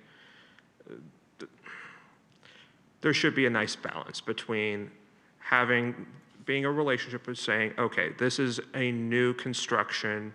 We're still trying to pay homage to what we see, what was deemed historic at the time in this survey. So I think having not necessarily one thing or the other, but again, a balance, and that was language that I was trying to convey upon review of this application. So overall, I concur with what you're saying. We want to get a nice balance of the two. Maybe I should clarify it in a way. I understand you're kind of looking for, let's call it a binary. if you were to put it this way to me, I would say, if this house is this size and this close to this adjacency of the original house, go towards something wood framed. So if that's Monterey vernacular, that's what I would. And of course, I'd still want to chop away at the scale a little bit, but if it's something that is this close, if I feel like it should really talk to it with a wood language. If we are intent on this masonry vernacular, the cottage needs some space. So that's the one I would say one or the other, at the very least. And I would still probably take a bit of both, like, because I still, even if this was a wood house, if this was like a wood, Monterey house, it's still pretty. It's got some shoulders to it. So I would kind of like to see, like, that's why those are my primary comments, but I think those are two different directions, but I could probably take a bit of both. Was that helpful? I don't know if anybody wants to. I for one would certainly, I think, want the structure to be elevated and engaged with the pool deck and the FEMA fair elevation that really we would look at any project to do, and you know that, you're nodding. Then I'd kind of like, I don't think it should mimic it, and I don't really even have a problem so much with the style. I just think the scale and how the neighboring aspect of it, not neighboring, the adjacency aspect of it. Maybe that one-story portion of the new construction is a little bit more pronounced and forward, and is the part that really mimics its one-story comrade, and the rest of it deviates as you excellently designed. Maybe it's as simple as that, with the elevation and that one story, to really kind of do a modern interpretation of that cottage. Do you see what I'm talking about? The elevation on screen. I do. It's essentially a mixed composition. Yep. Yeah. With that roof line still having. No, that's too competitive. I'm sorry? I got lost. Okay. Yeah, this elevation. Right. I'd like to reintroduce that brick grounding element, and at the same time, I think that allows you to change to siding. I think there was merit in the original Monterey. I do think the front-facing balcony helps to work with proportions and the massing and voids. There's no setback issues. I don't see why there couldn't be a combo. Yeah, and maybe, something to think about. I don't know if you're just going to resolve it with siding, or if you're going to lift it and place it on something like a plinth. For the cottage? Yes. Oh, it'll certainly be lifted. We'll achieve the 9-foot elevation. But will the site also be elevated? The site, we're limited to the grading within the district in a flood zone, so 16 to 18 inches is what our plans are. So what do you envision placing the cottage on? The At cottage. 2.5 foot is maybe that's the. Yeah, so we would grade up to the cottage. We're talking probably, 5.6? Would that be on a? Right now, it's like, see how our grade is raised, but Yeah. then our finished floor of the new construction obviously has to be higher than our grade. Right. So he's asking, how are you going to raise the finished floor higher than the Oh, grade yeah. that we raise it? I think, if the board would be open to the concept, I think brick would be a perfect grounding element along a stem wall underneath this. I don't think just a stuccoed stem wall would, unless the board found that to be fine. A stem wall would allow us to elevate this, and a brick as a grounding element or stoop. Yes. And that could even then begin to explain the justification for your incorporation of brick on the new building. Correct. I think that could work. Okay, thank you all. So now we got to do a motion. Dr. Rosicky, can your firm meet the deadline for the 1 month with the holiday? Yeah, Monday, July 6th. Considering that you already have one prior to this one. I would like to say we'll try, and if we can't, we'll communicate with staff. Okay. I motion to continue the case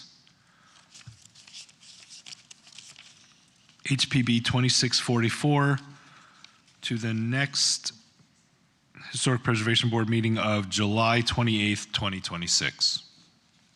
Do I have a second? Second. All those in favor? Aye. Aye. Anyone opposed? Motion carries. Next case is 8.5 HPV 26-45, 281 Granada Road. If we can have the applicant presentation, please.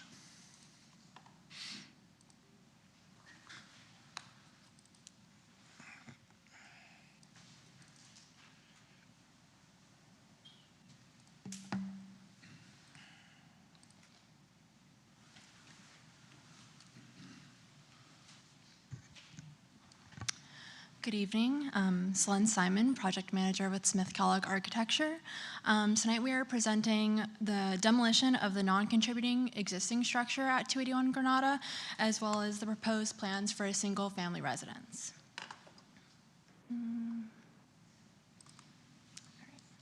The subject property is located on the north side of Granada in the El Cid Historic District. It is important to note that the houses on the street, as well as those immediately to the north and south, are predominantly Mission or Mediterranean styles, which influenced our design. The photos of the adjacent structures show the prevalence of barrel tile and the use of multiple roofing types on a single structure, such as parapet and gable.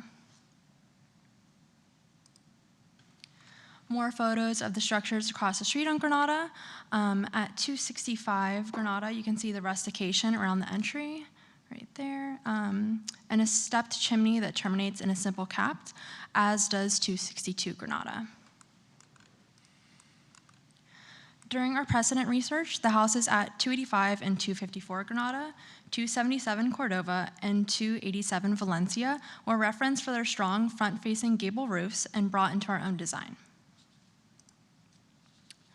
The proposed site plan showing our proposed two-story residence and accessory structure located at the northeast corner of the property.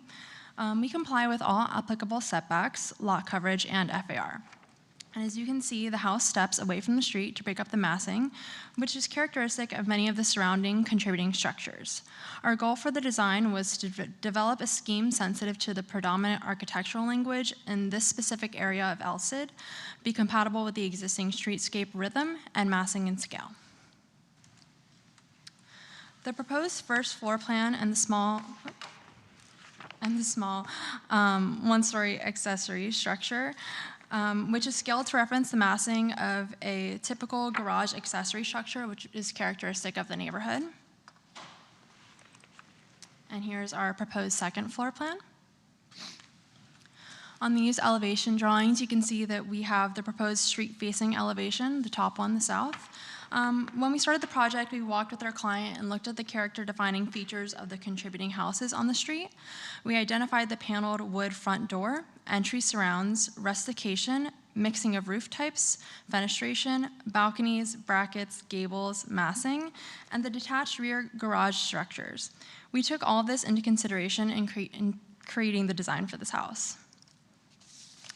And then here we have the north rear elevation and west side elevation, which sits along the 7-foot setback. We also have the proposed accessory structure, which takes its design cues from the primary structure, but uses a simplified language to create a hierarchy. Our building sections and schedules. And then here is the artistic rendering of the proposed front facade. A rendering of the north facade. You can see here the accessory structure, centrally located trellis, and proposed swimming pool. And then we have an aerial rendering of the property. And that concludes my presentation. Thank you. Thank you. We have the staff report, please.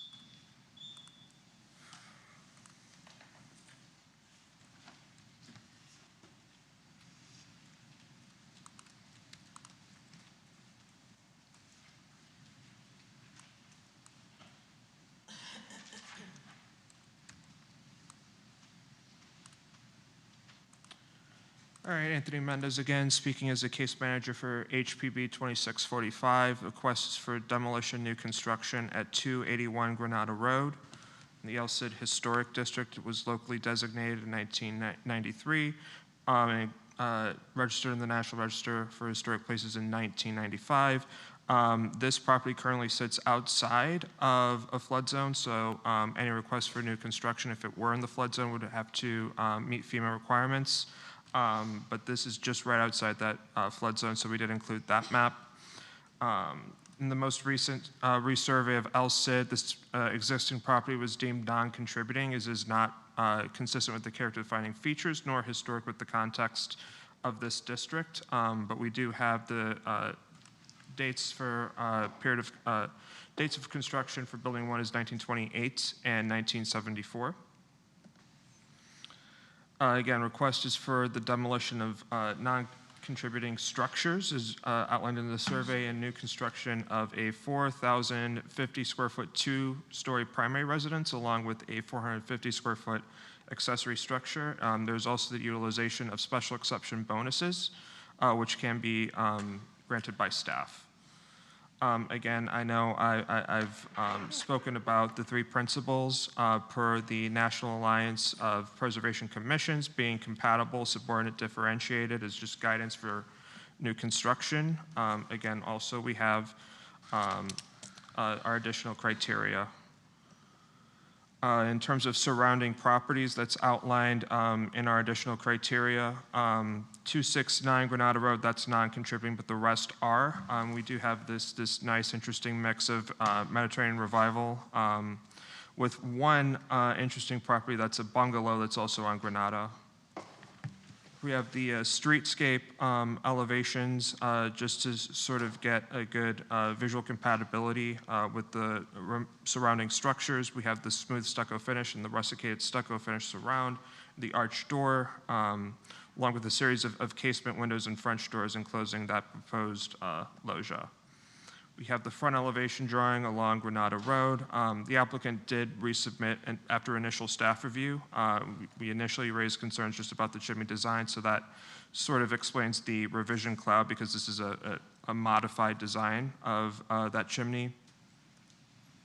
We also expressed some concerns just over specifics of wall height at site setbacks. So because of that also explains the revision cloud. And this is, again, during our initial review.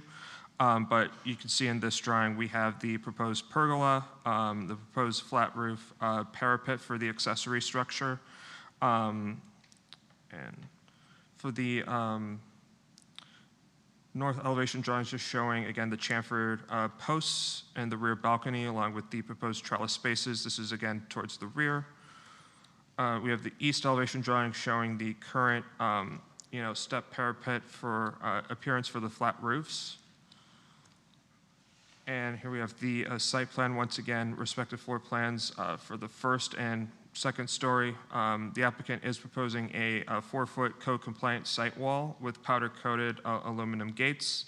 And just, again, review of our zoning and land development regulations. We're looking for, not just for Section 9482, but our supplemental district regulations for accessory structures.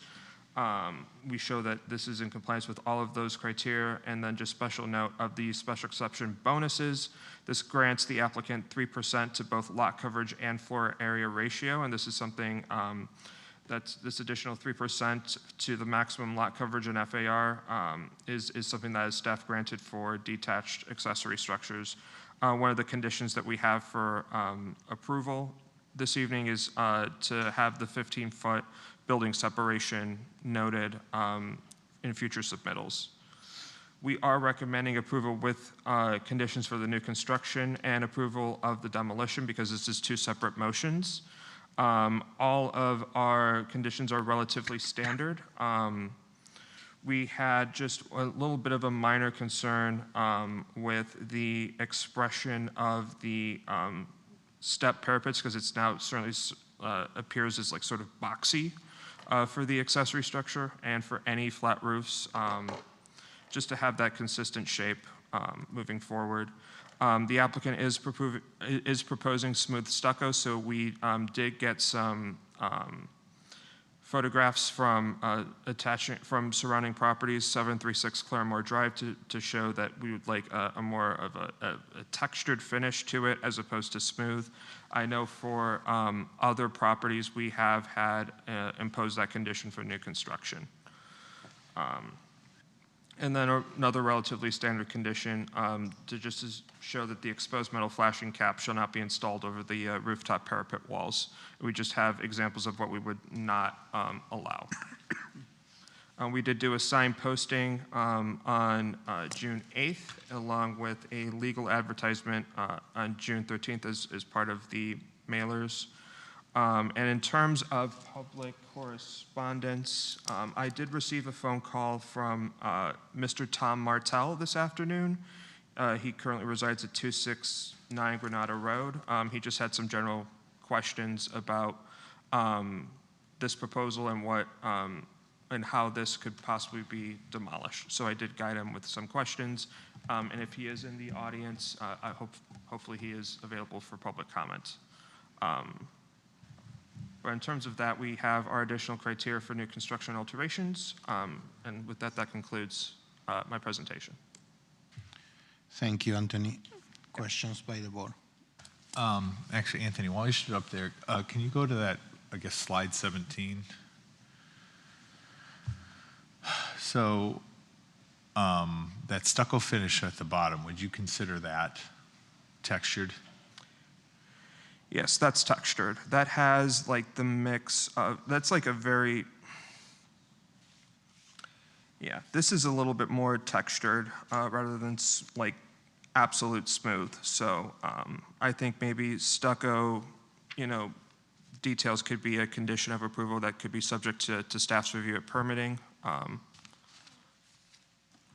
But yeah, this is a little bit on the smoother side of if we're talking about like an actual like spectrum or range of textured stucco. This is a little bit more on the smoother side, but still, I still see some sort of textured to it. Okay. And then I stepped out, but was the parapet cap comment condition is in reference to something the applicant is proposing? Yes, so that is, so this stepped parapet that you see on the east elevation should also be present. Oh wait, yeah, sorry.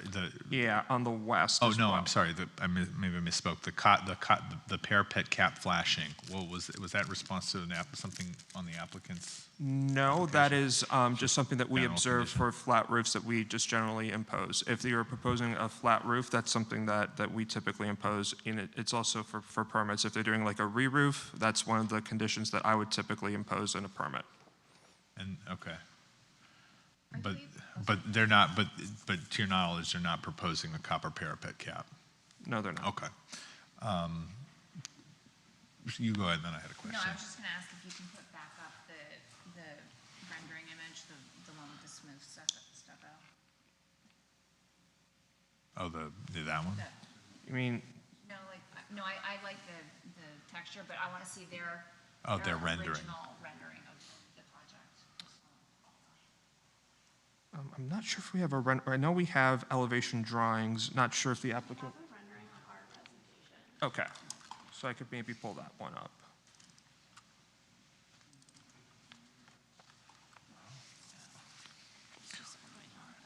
Yeah.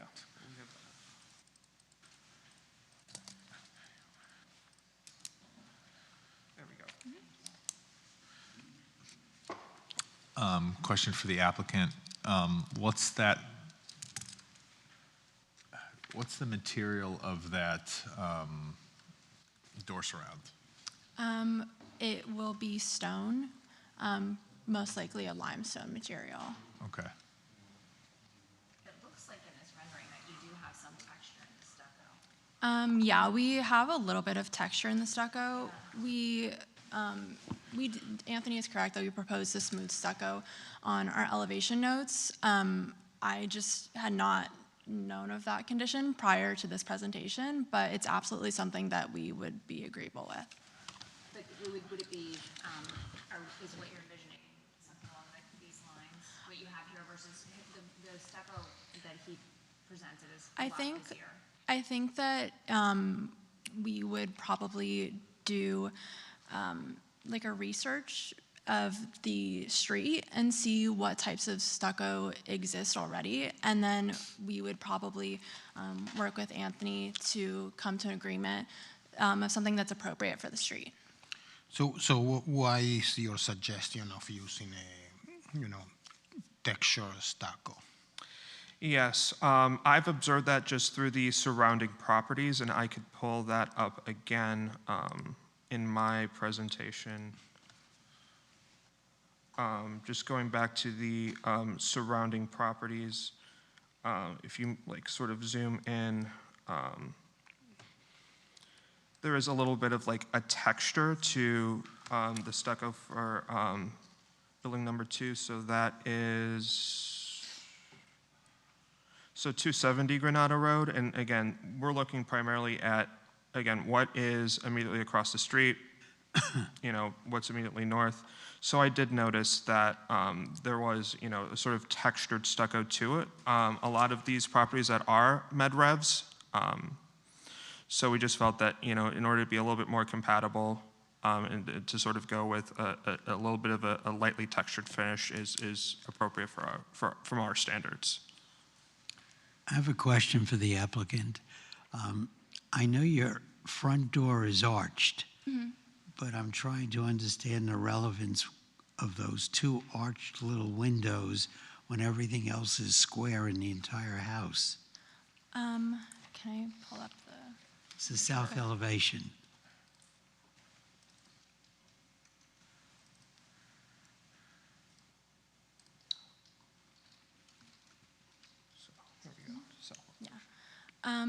I think that since quite a few of the existing houses on the street have the decorative arched front doors, we were just trying to sort of replicate that element in another area of our design, just as like a kind of a decorative feature.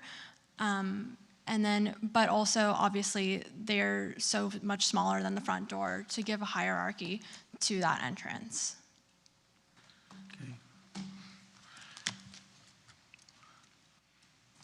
I think there is some precedent around for feature windows like that, especially adjacent to an entry.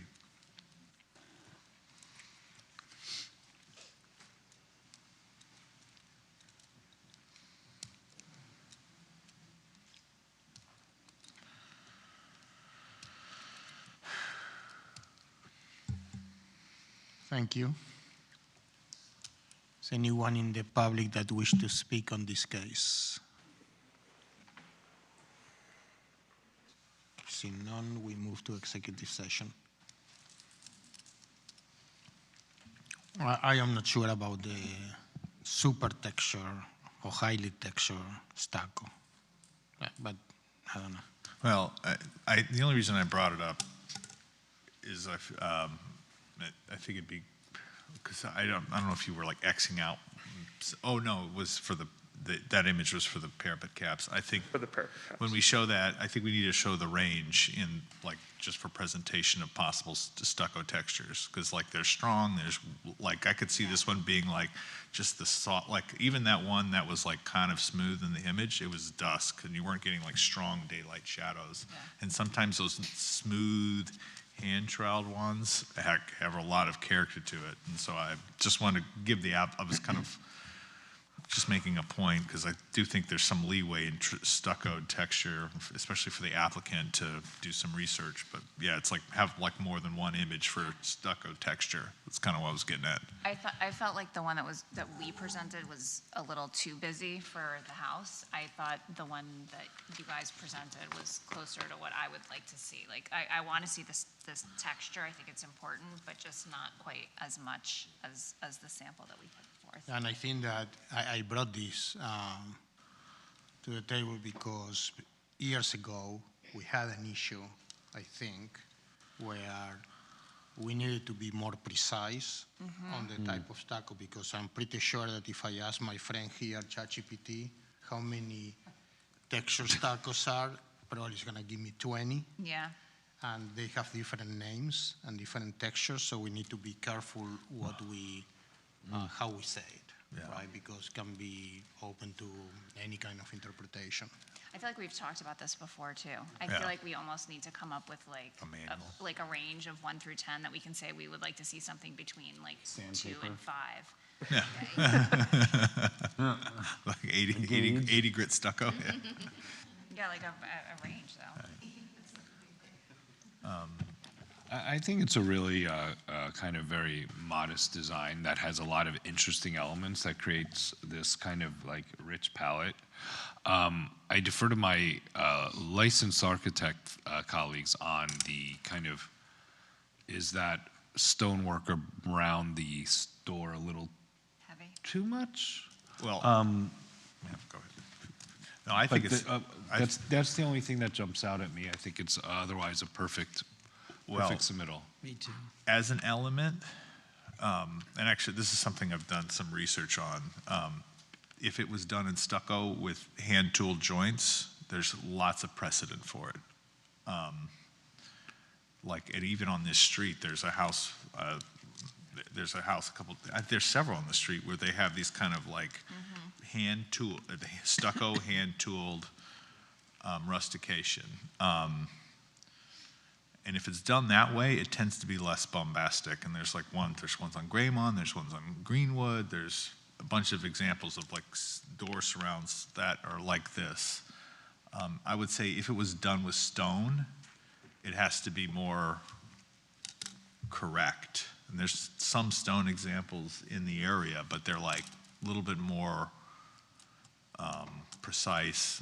They have actual expressed voussoirs, the tectonics, are working out. It's just not like, a grid of stone. It's funny, you see on some of these historical houses, like the stucco joints don't quite make sense with how the stone would really work, but it's kind of charming how amateur it can kind of be, but because it's stucco, you don't really care. So I would say, I think that's cool if it's stucco. If it's stone, I think it might need to be tweaked a little bit. Because that's one of the fun things about West Palm Beach, all the like different weird little stucco things going on. That's what I'm saying. If that's, I would like, if I was to make a condition, I was like, that should be stucco. And I will suggest that you look at real samples of stone, and the coursing of the stone maybe should be different than what is shown in your elevation. We have a very nice building in construction now that has limestone. Yeah. And every single joint was studied. Usually, on top of the arch, you will start with a full tile, and make sure you don't have cuts and it's completely symmetrical and, properly set. Have some experience on that. I'm certainly not suggesting it's removal, just more of the study of it. In terms of the proportion and and I think if you do it in stucco, the rules become less onerous to the joint. Still, you could still make it. You could still make it look good, especially if you go around, you'll see there's lots of weird things they've done in stucco. If it's stone, it has to be right. Like I said, you have to have voussoirs. Have to have at least a keystone implied. Which is not here. But yeah. Actually, the drawings, I say rusticated stucco finish, not stone. So I don't even. There you go. There you go. My point stands. If you zoom in on, that sheet. Yeah. It's so, Kristen, they knew what they were doing. Caleb. Okay. Yeah. All right. I think that overall the project is nice. It's well proportioned, nice design. I think that we should just make a motion, I guess. I'm prepared to make a motion to approve. Do I need one or two motions? Two. One for Because it's demo and new construction. Okay.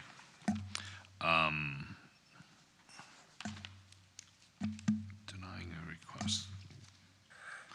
Where's approving a request for? Oh, I move that Historic Preservation Board approve application number HPB 2645 for demolition in accordance with the demolition guidelines set forth in the Historic Preservation Ordinance, Section 9449 of the city's zoning and land development regulations. The motion is based on the testimony presented along with the application submitted in the staff report, which constitute competent substantial evidence. Do I have a second? Second. All those in favor? Aye. Aye. Anyone opposed? Motion carries. Next, I move that, let me find the new construction. I move that Historic Preservation Board approve application number same, 2645 for new construction. In addition, in accordance with the Secretary of Interior standards for rehabilitation, as well as the additional compatibility criteria set forth in the Historic Preservation Ordinance, Section 9449 of the City Zoning and Land Development Regulations. The motion is based on the testimony presented along with the application submitted in the staff report, which constitute competent substantial evidence. In addition, the approval of this request is made conditional upon the following restrictions, stipulations, and/or safeguards that I move are necessary to ensure compliance with the purpose and intent of the Historic Preservation Ordinance and the Historic Preservation element of the Comprehensive Plan of the City of West Palm Beach, the Secretary of Interior standards for rehabilitation, and the additional compatibility criteria set forth in the Historic Preservation Ordinance, Section 9449 of the City Zoning and Land Development Regulations.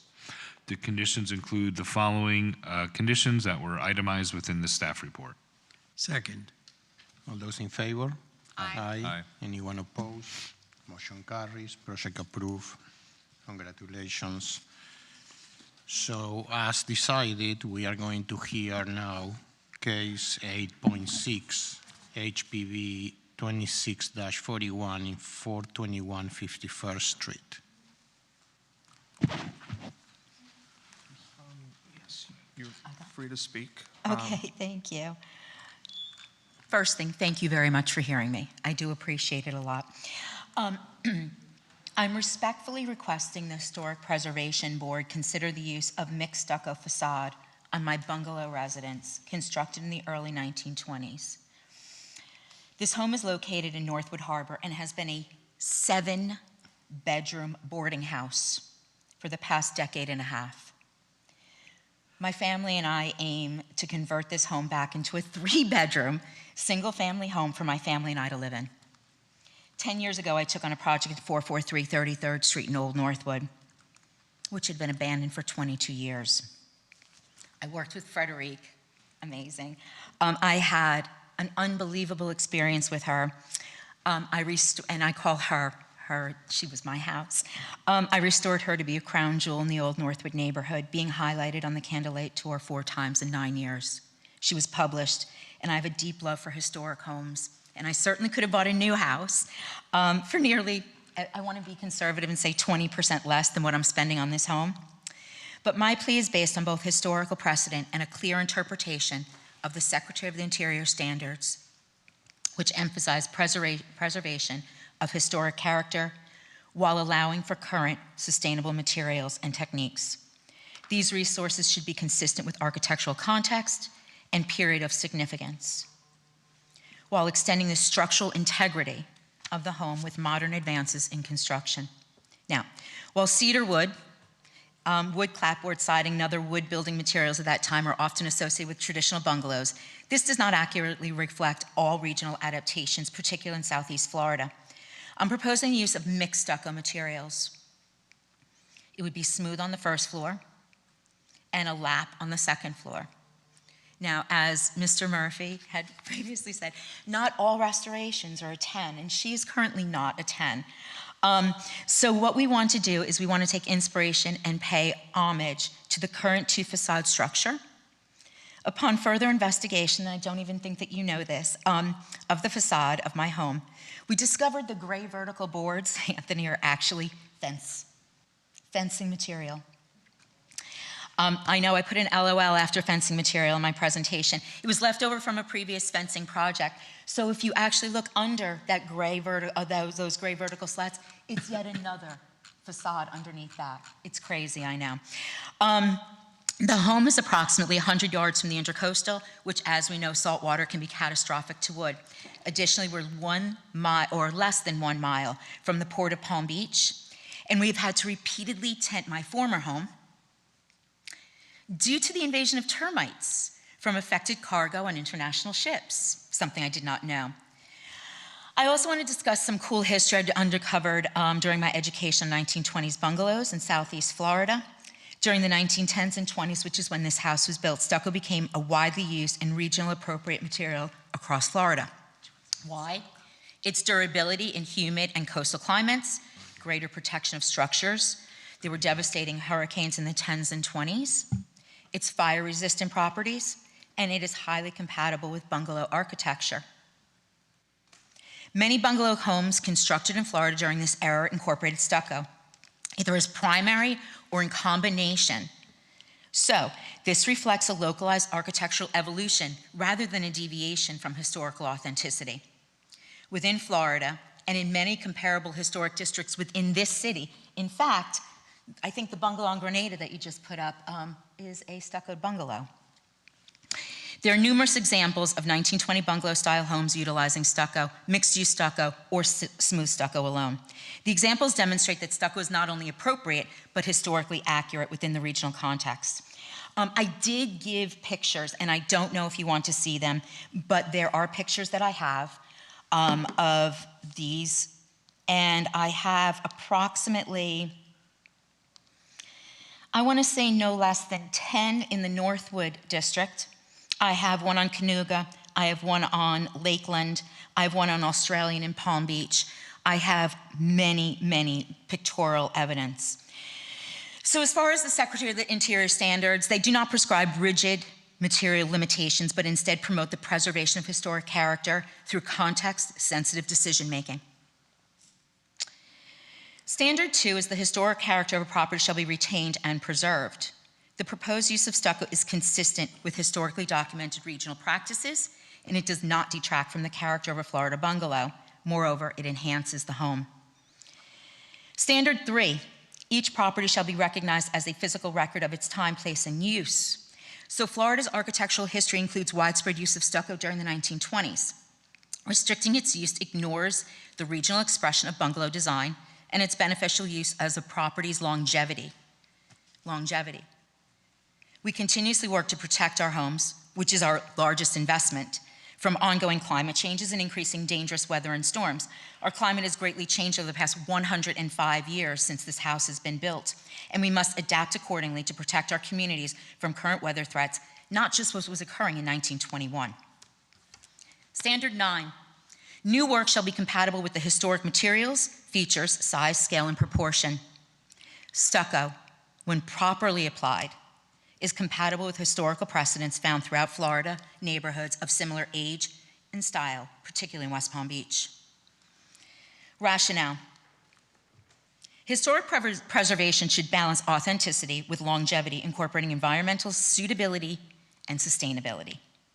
In Florida's ever-changing climate, stucco provides practical benefits that align with long-term preservation goals, including resistance to moisture, pests, fire, mold, which I'm dealing with now, and heat.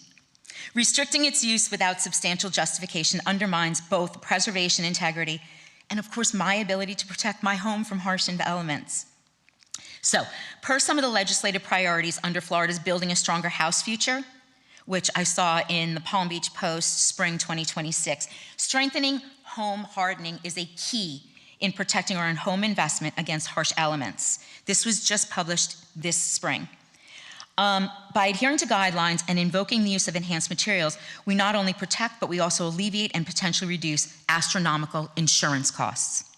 So, in conclusion, disallowing stucco in this case creates an artificial and historically unsupported constraint. It is limiting my appropriate restoration options, it's discouraging property investment and preservation, it's increasing already exorbitant insurance rates. For the reasons outlined above, I respectfully ask you to allow me to use stucco on my home to ensure sustainability. I did speak with Anthony, and I am willing to do a mixed facade, which is currently as it is now.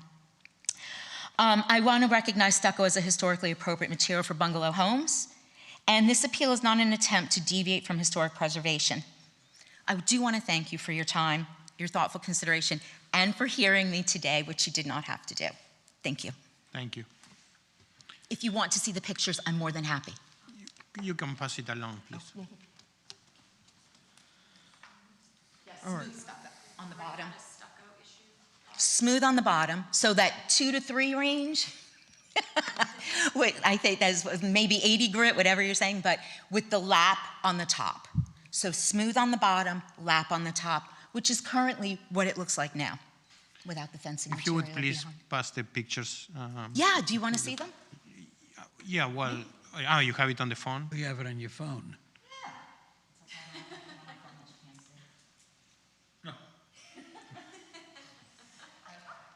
Here is, so the first picture you'll see will be my drive. Look, I used to train for a living, so we'll go with that. The first you'll see is my current home.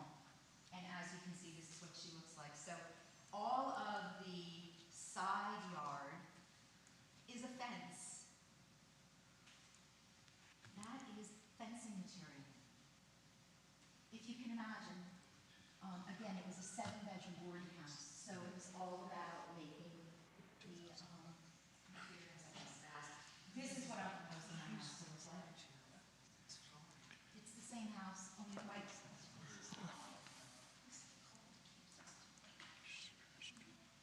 51st Street, North So, Park. yeah, 421 51st Street.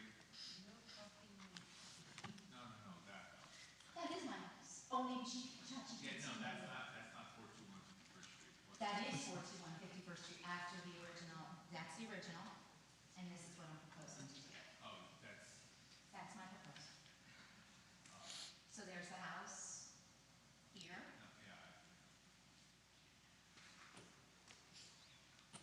Thank you.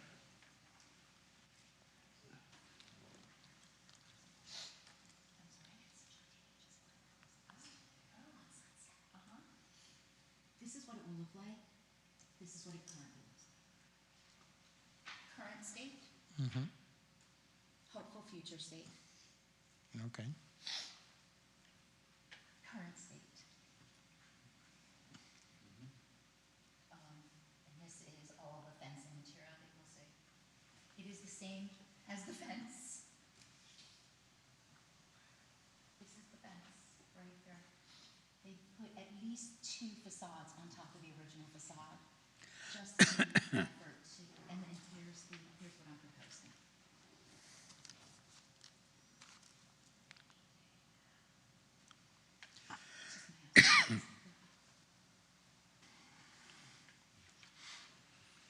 Mm-hmm. Yeah. Anthony has them all. Okay.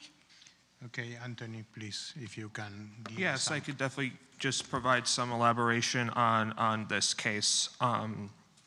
So this was initially a request for a change in stucco, a change in exterior material, and that has to be approved by this commission. The applicant did mention some of the Secretary of Interior standards, and again, just generally speaking within our code is our essentially outlined that we have to try our best to work with any applicant, any homeowner, with whatever needs they have. Having said that, we also have to comply with elements of our historic preservation ordinance that include the Secretary of Interior standards for rehabilitation and the additional criteria for new construction and alterations. There are certain elements that I wanted to just sort of go over with the applicant prior to this HPB meeting.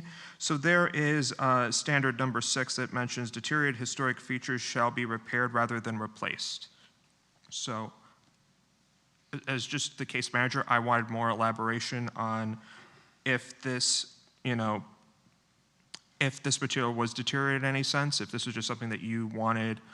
Well, it's a fence on a house. So a fence on a house. And again, this was something that in an ideal world, sometimes, the applicant wants one thing and we have to, defend our recommendation before the board. The initial reasoning for the requested deferral from staff in this month was not in no way to silence you. So please understand that, but that was for you, me, and, you know, and to get into the board standards and for us to find proper justification within. I have, in fact, found proper justification, though, I feel, right?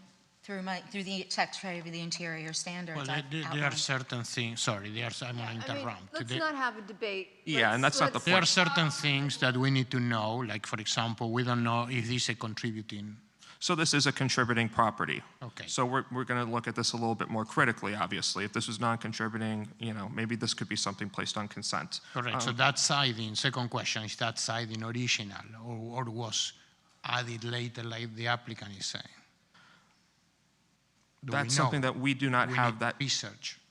Yeah, we needed the more research. And then I just wanted to highlight one more standard: chemical or physical treatment such as sandblasting or anything that causes damage to historic material shall not be used. We needed just to your justification on that. Because just as from staff, we want to work with the applicant. We would like to give you a stucco that's at least somewhat, you know, appropriate to what was historically there. And I have pictures that show 1920s bungalows with smooth stucco, which is historically accurate. But not just 1920s bungalows, something that's historic to your specific property. Well, I mean, I heard everything about neighbors and contributing homes and what's on the street, and I'm telling you exactly what's on the street is smooth stucco. So from what I've heard the last 4 hours, that's what we were bringing was examples from the same street in the same neighborhood. And that's what I'm bringing to you. It's historically accurate, Anthony, I promise. It could be historically accurate. Problem is that what Anthony is trying to say, that your house has siding, right? Mm-hmm. Has wood siding. Regardless what you say, well, I don't know. I don't know if it has wood siding, to be honest with you, because there's a fence on top of my house. All right, so... It's not a fence, it's a cladding. So your house has a cladding, right? No, it's actually the fence. So there's the fence on the fence project, and then the materials on my house are leftover fence. And I'm looking at your house here. I am looking at your house here. It has siding, wood siding on all the facades. Can you bring it to just a little? So on the bottom, anything below the windows, that is the same fence that is on the street. All right, may I suggest, as the attorney, yes, that I understand you wanting to speed things along and know the answer to this. We do not have an application before us. You don't have any evidence to look at except for what you said. But I provided everything. Ma'am, please. But I provided everything. Ma'am, I am the attorney. This is not a debate. I am advising my board. Please. You need a case before you. You need facts to make decisions with. And you don't have anything. You have pictures on a phone and two people debating. So my suggestion is to defer it until next month because you don't have anything to make a decision on. Can I ask a question? Sure.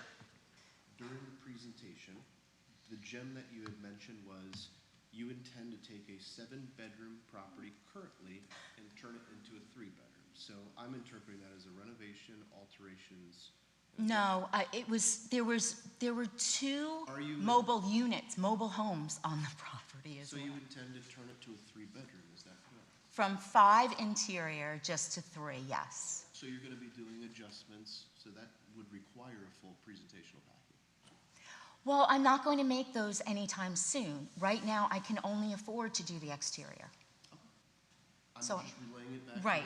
I can only afford right now to do the exterior. And if we wait a second, now I'm speaking, right, and you're interrupting me.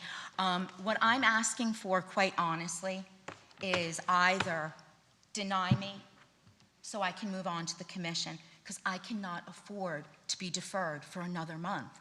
My budget cannot support The city this. commission is going to be worse for you because No. I don't even know that the city commission will This board listen to does you. not have as the attorney, I'm telling you right now, this board doesn't have criteria in front of them to make a Correct. decision. So I understand what you want, but they are going to vote right. to do what they need to do. We're not going to talk about, we're not going to go back and forth. No, I understand that, but my question for you is that if I had everything in on time, why does the board not have it? And that was not something that me as the applicant dropped the ball on.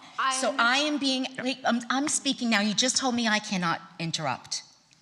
So what I'm saying is, this is asking me to put my budget, everything, my family vacation, everything that I've done, because I did my mailing. Your budget is not our concern. I did my mailing. I put in my application. I did everything I needed to do on time, Anthony. Did I not?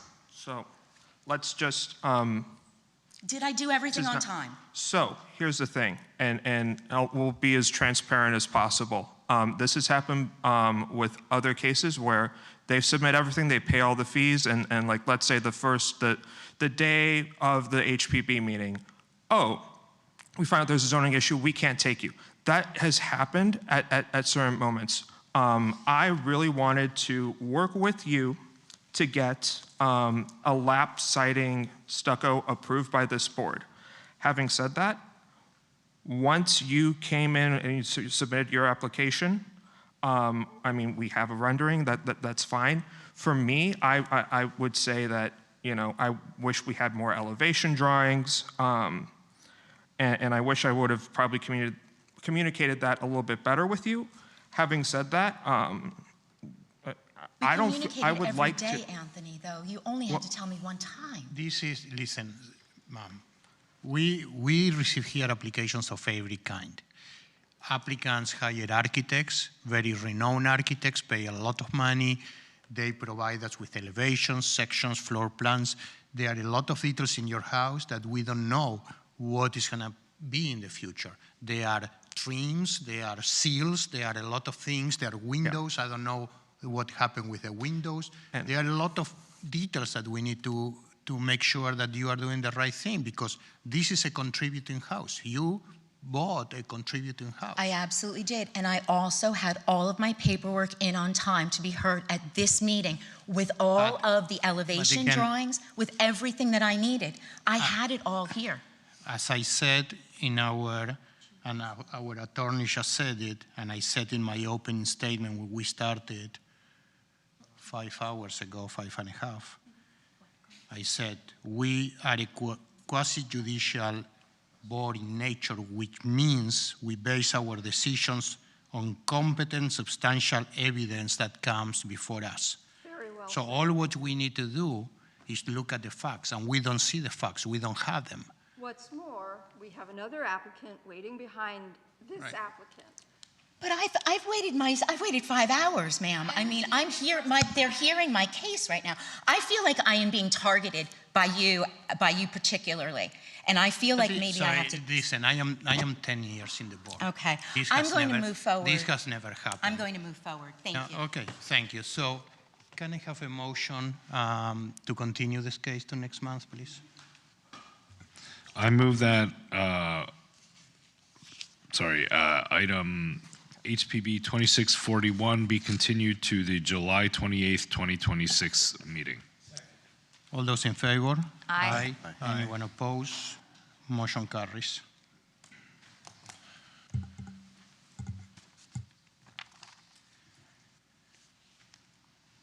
All right.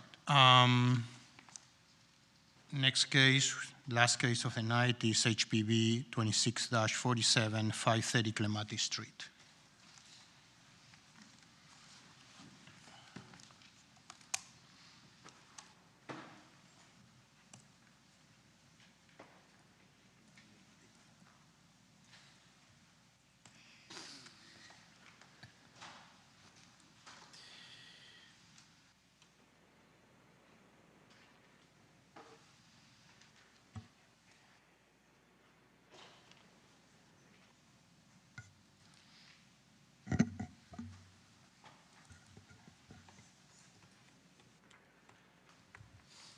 Anthony, I just want to commend you for holding your composure during that. I have never seen that in 25 years of doing this, and that's. Just, I'll make one comment. You know, we had a rendering as a submission, And I have to feel comfortable defending my recommendation to a board that I highly respect. This is obviously a very, it could be intense for some applicants. I didn't want any of this to happen. That's why I really, really highly requested for that to be deferred. So I hope you can You understand held yourself that. very well. Yeah. Well. I've seen this side of Melissa before, many years ago. Yeah. Next item. Hello, Alberto Urechiga. I represent, I'm on behalf of William Strominger regarding 1102 Santa Monica Boulevard. This is 530 Clematis. The building, we had it rented to a tenant for years, and they put up a barrier wall, and we didn't really know what was going on. Maybe 4 years ago, we applied for a demolition permit for the building because the structure, I didn't know it had a historical preservation, and then they said that we couldn't demolish it. And over the years, the building has decayed, and in 2017, this building was approved to be demolished as part of a future development site. That was never done because it wasn't the time, 2017. Fast forward, there's a current violation that opened up a few months ago, and it was on the news and everything, and we went with Jordan to the site to see what we can do to fix the building and get it back to its standard. And it's so beyond repair that we want to go back to what was already approved, which is maintaining the facade, maintaining the building, and just demolishing from 40 feet behind. So this has already been reviewed in 2017, and we just want to get this approved so we can start moving forward. Right now we have a violation, and I have a lot of people that want this done from the city. So Anna's already reviewed it. My employee's not here today, so I'm trying to represent the case and try to get this moving. We have a permit to demolish part of the building and reconstruct it it'll be 2 retail spaces, the front of the facade, all the windows will stay the same. I think if Anna wants to put it up on the screen, I don't have it on the screen, and all the recommendations that were requested for us, which is to keep the facade, we want to do that. After demolishing the building, if there's any water intrusion going to the neighboring building, we'll waterproof it, we'll do whatever we have to do. The dumpster enclosure will comply with code enforcement, and then the little parking area in the back will also comply. So as long as we do everything, we'd like to get approval. Thank you. Thank you. Okay, this is HPB case 2647 for additional alterations and a partial demolition of 530 Clematis Street.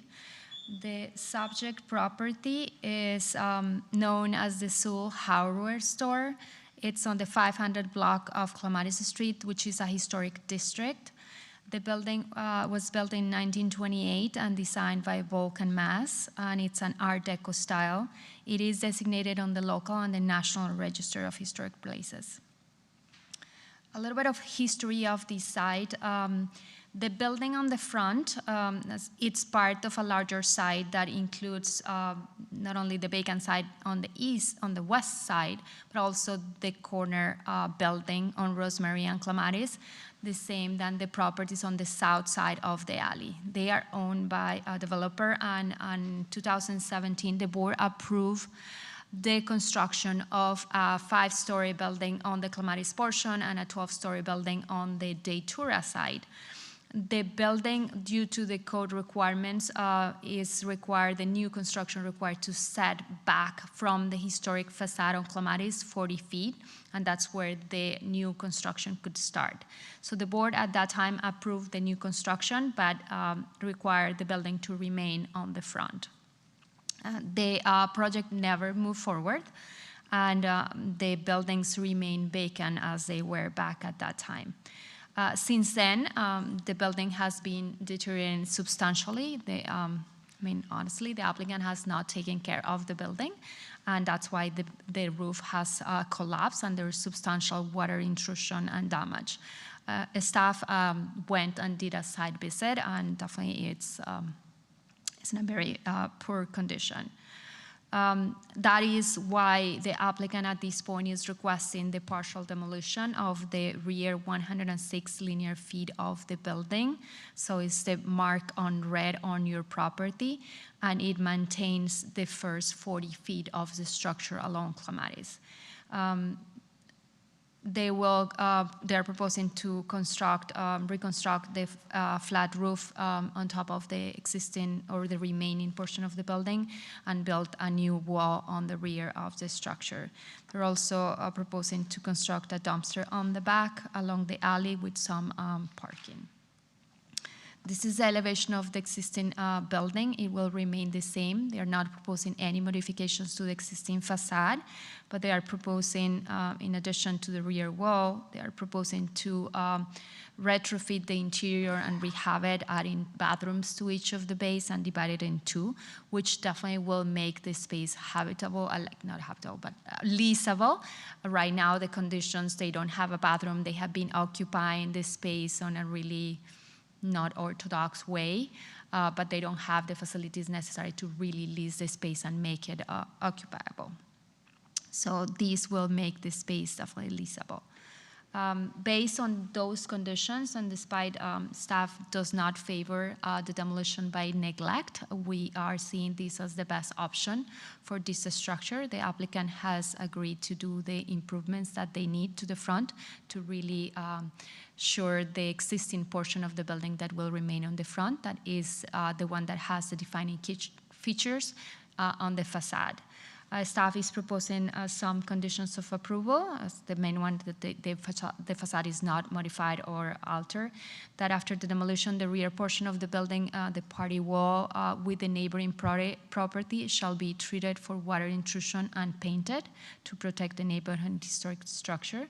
The dumpster enclosure and the parking proposed on the rear of the building, or the rear of the site, will have to meet the code requirements in terms of enclosures, landscape, and all that. That concludes the staff presentation. Thank you, Ana Maria. Questions by the board? Just to confirm my understanding, so the existing front facade remains? Yes. Demoing 40 feet and back? Demoing the rear 106 feet, yes. So Okay. remains 40 feet from the facade back. And the new construction will be one story still? There's no new construction There's no new construction. It's just a demo, and they're keeping just the front 40 of the feet? damaged building on the back, yes. And then just And building the rear wall to close I the see. building, and just building the interior, the bathrooms. What's and happening to the back of the lot? It's just gonna be grass, except for the dumpster on the alley. And because it's a partial demolition, they don't need to bring a new construction project, right? There's no plans right now. I mean, the site plan for the new construction, this is still active. They have extended that approval with the state rules for extension of site plans, so it's still active, but we have not heard that they have any intention to build it. And this is effectively to remedy the code violations. Correct. This was an architectonic project? I believe you're correct, yes. Because I'm not sure that it was January 17, because I think that I was in the board when this was approved, and I think There that I was an started in original proposal in January, and then they came in a few months later to modify the architectural design, but Right. it was in essence the same. I That think is the what I original saw it. architect was not Architectonica, they changed it afterwards, but they came to the board in 2017. Do we use the motion, the demolition language motion? It's a partial demolition, so I Right, think but it's I not new put it as construction. additions and modifications, but So that's how because it's a partial demolition, that circumvents the rule that you have to submit for new actually, no, construction? you are correct, because that's what you're doing. We are allowing the demolition without any new construction, yes. So, yes, I have the That's the standards. motion I'd use. Yeah. Yes. Okay. Just trying to look that up. It's the demolition, yes. Correct, thank you. Just in case. Any other questions? Anyone in the public that wish to speak on this case? See none, so we move into executive session. I think that, there is no option. They have a code violation, they need to restore this staff, and the city is in agreement to this, so I think that we should just agree to it. If you all are in agreement. It is what it is, right? Okay, I can make a motion to approve the Historic Preservation Board approve application number HPB 2647 for partial demolition.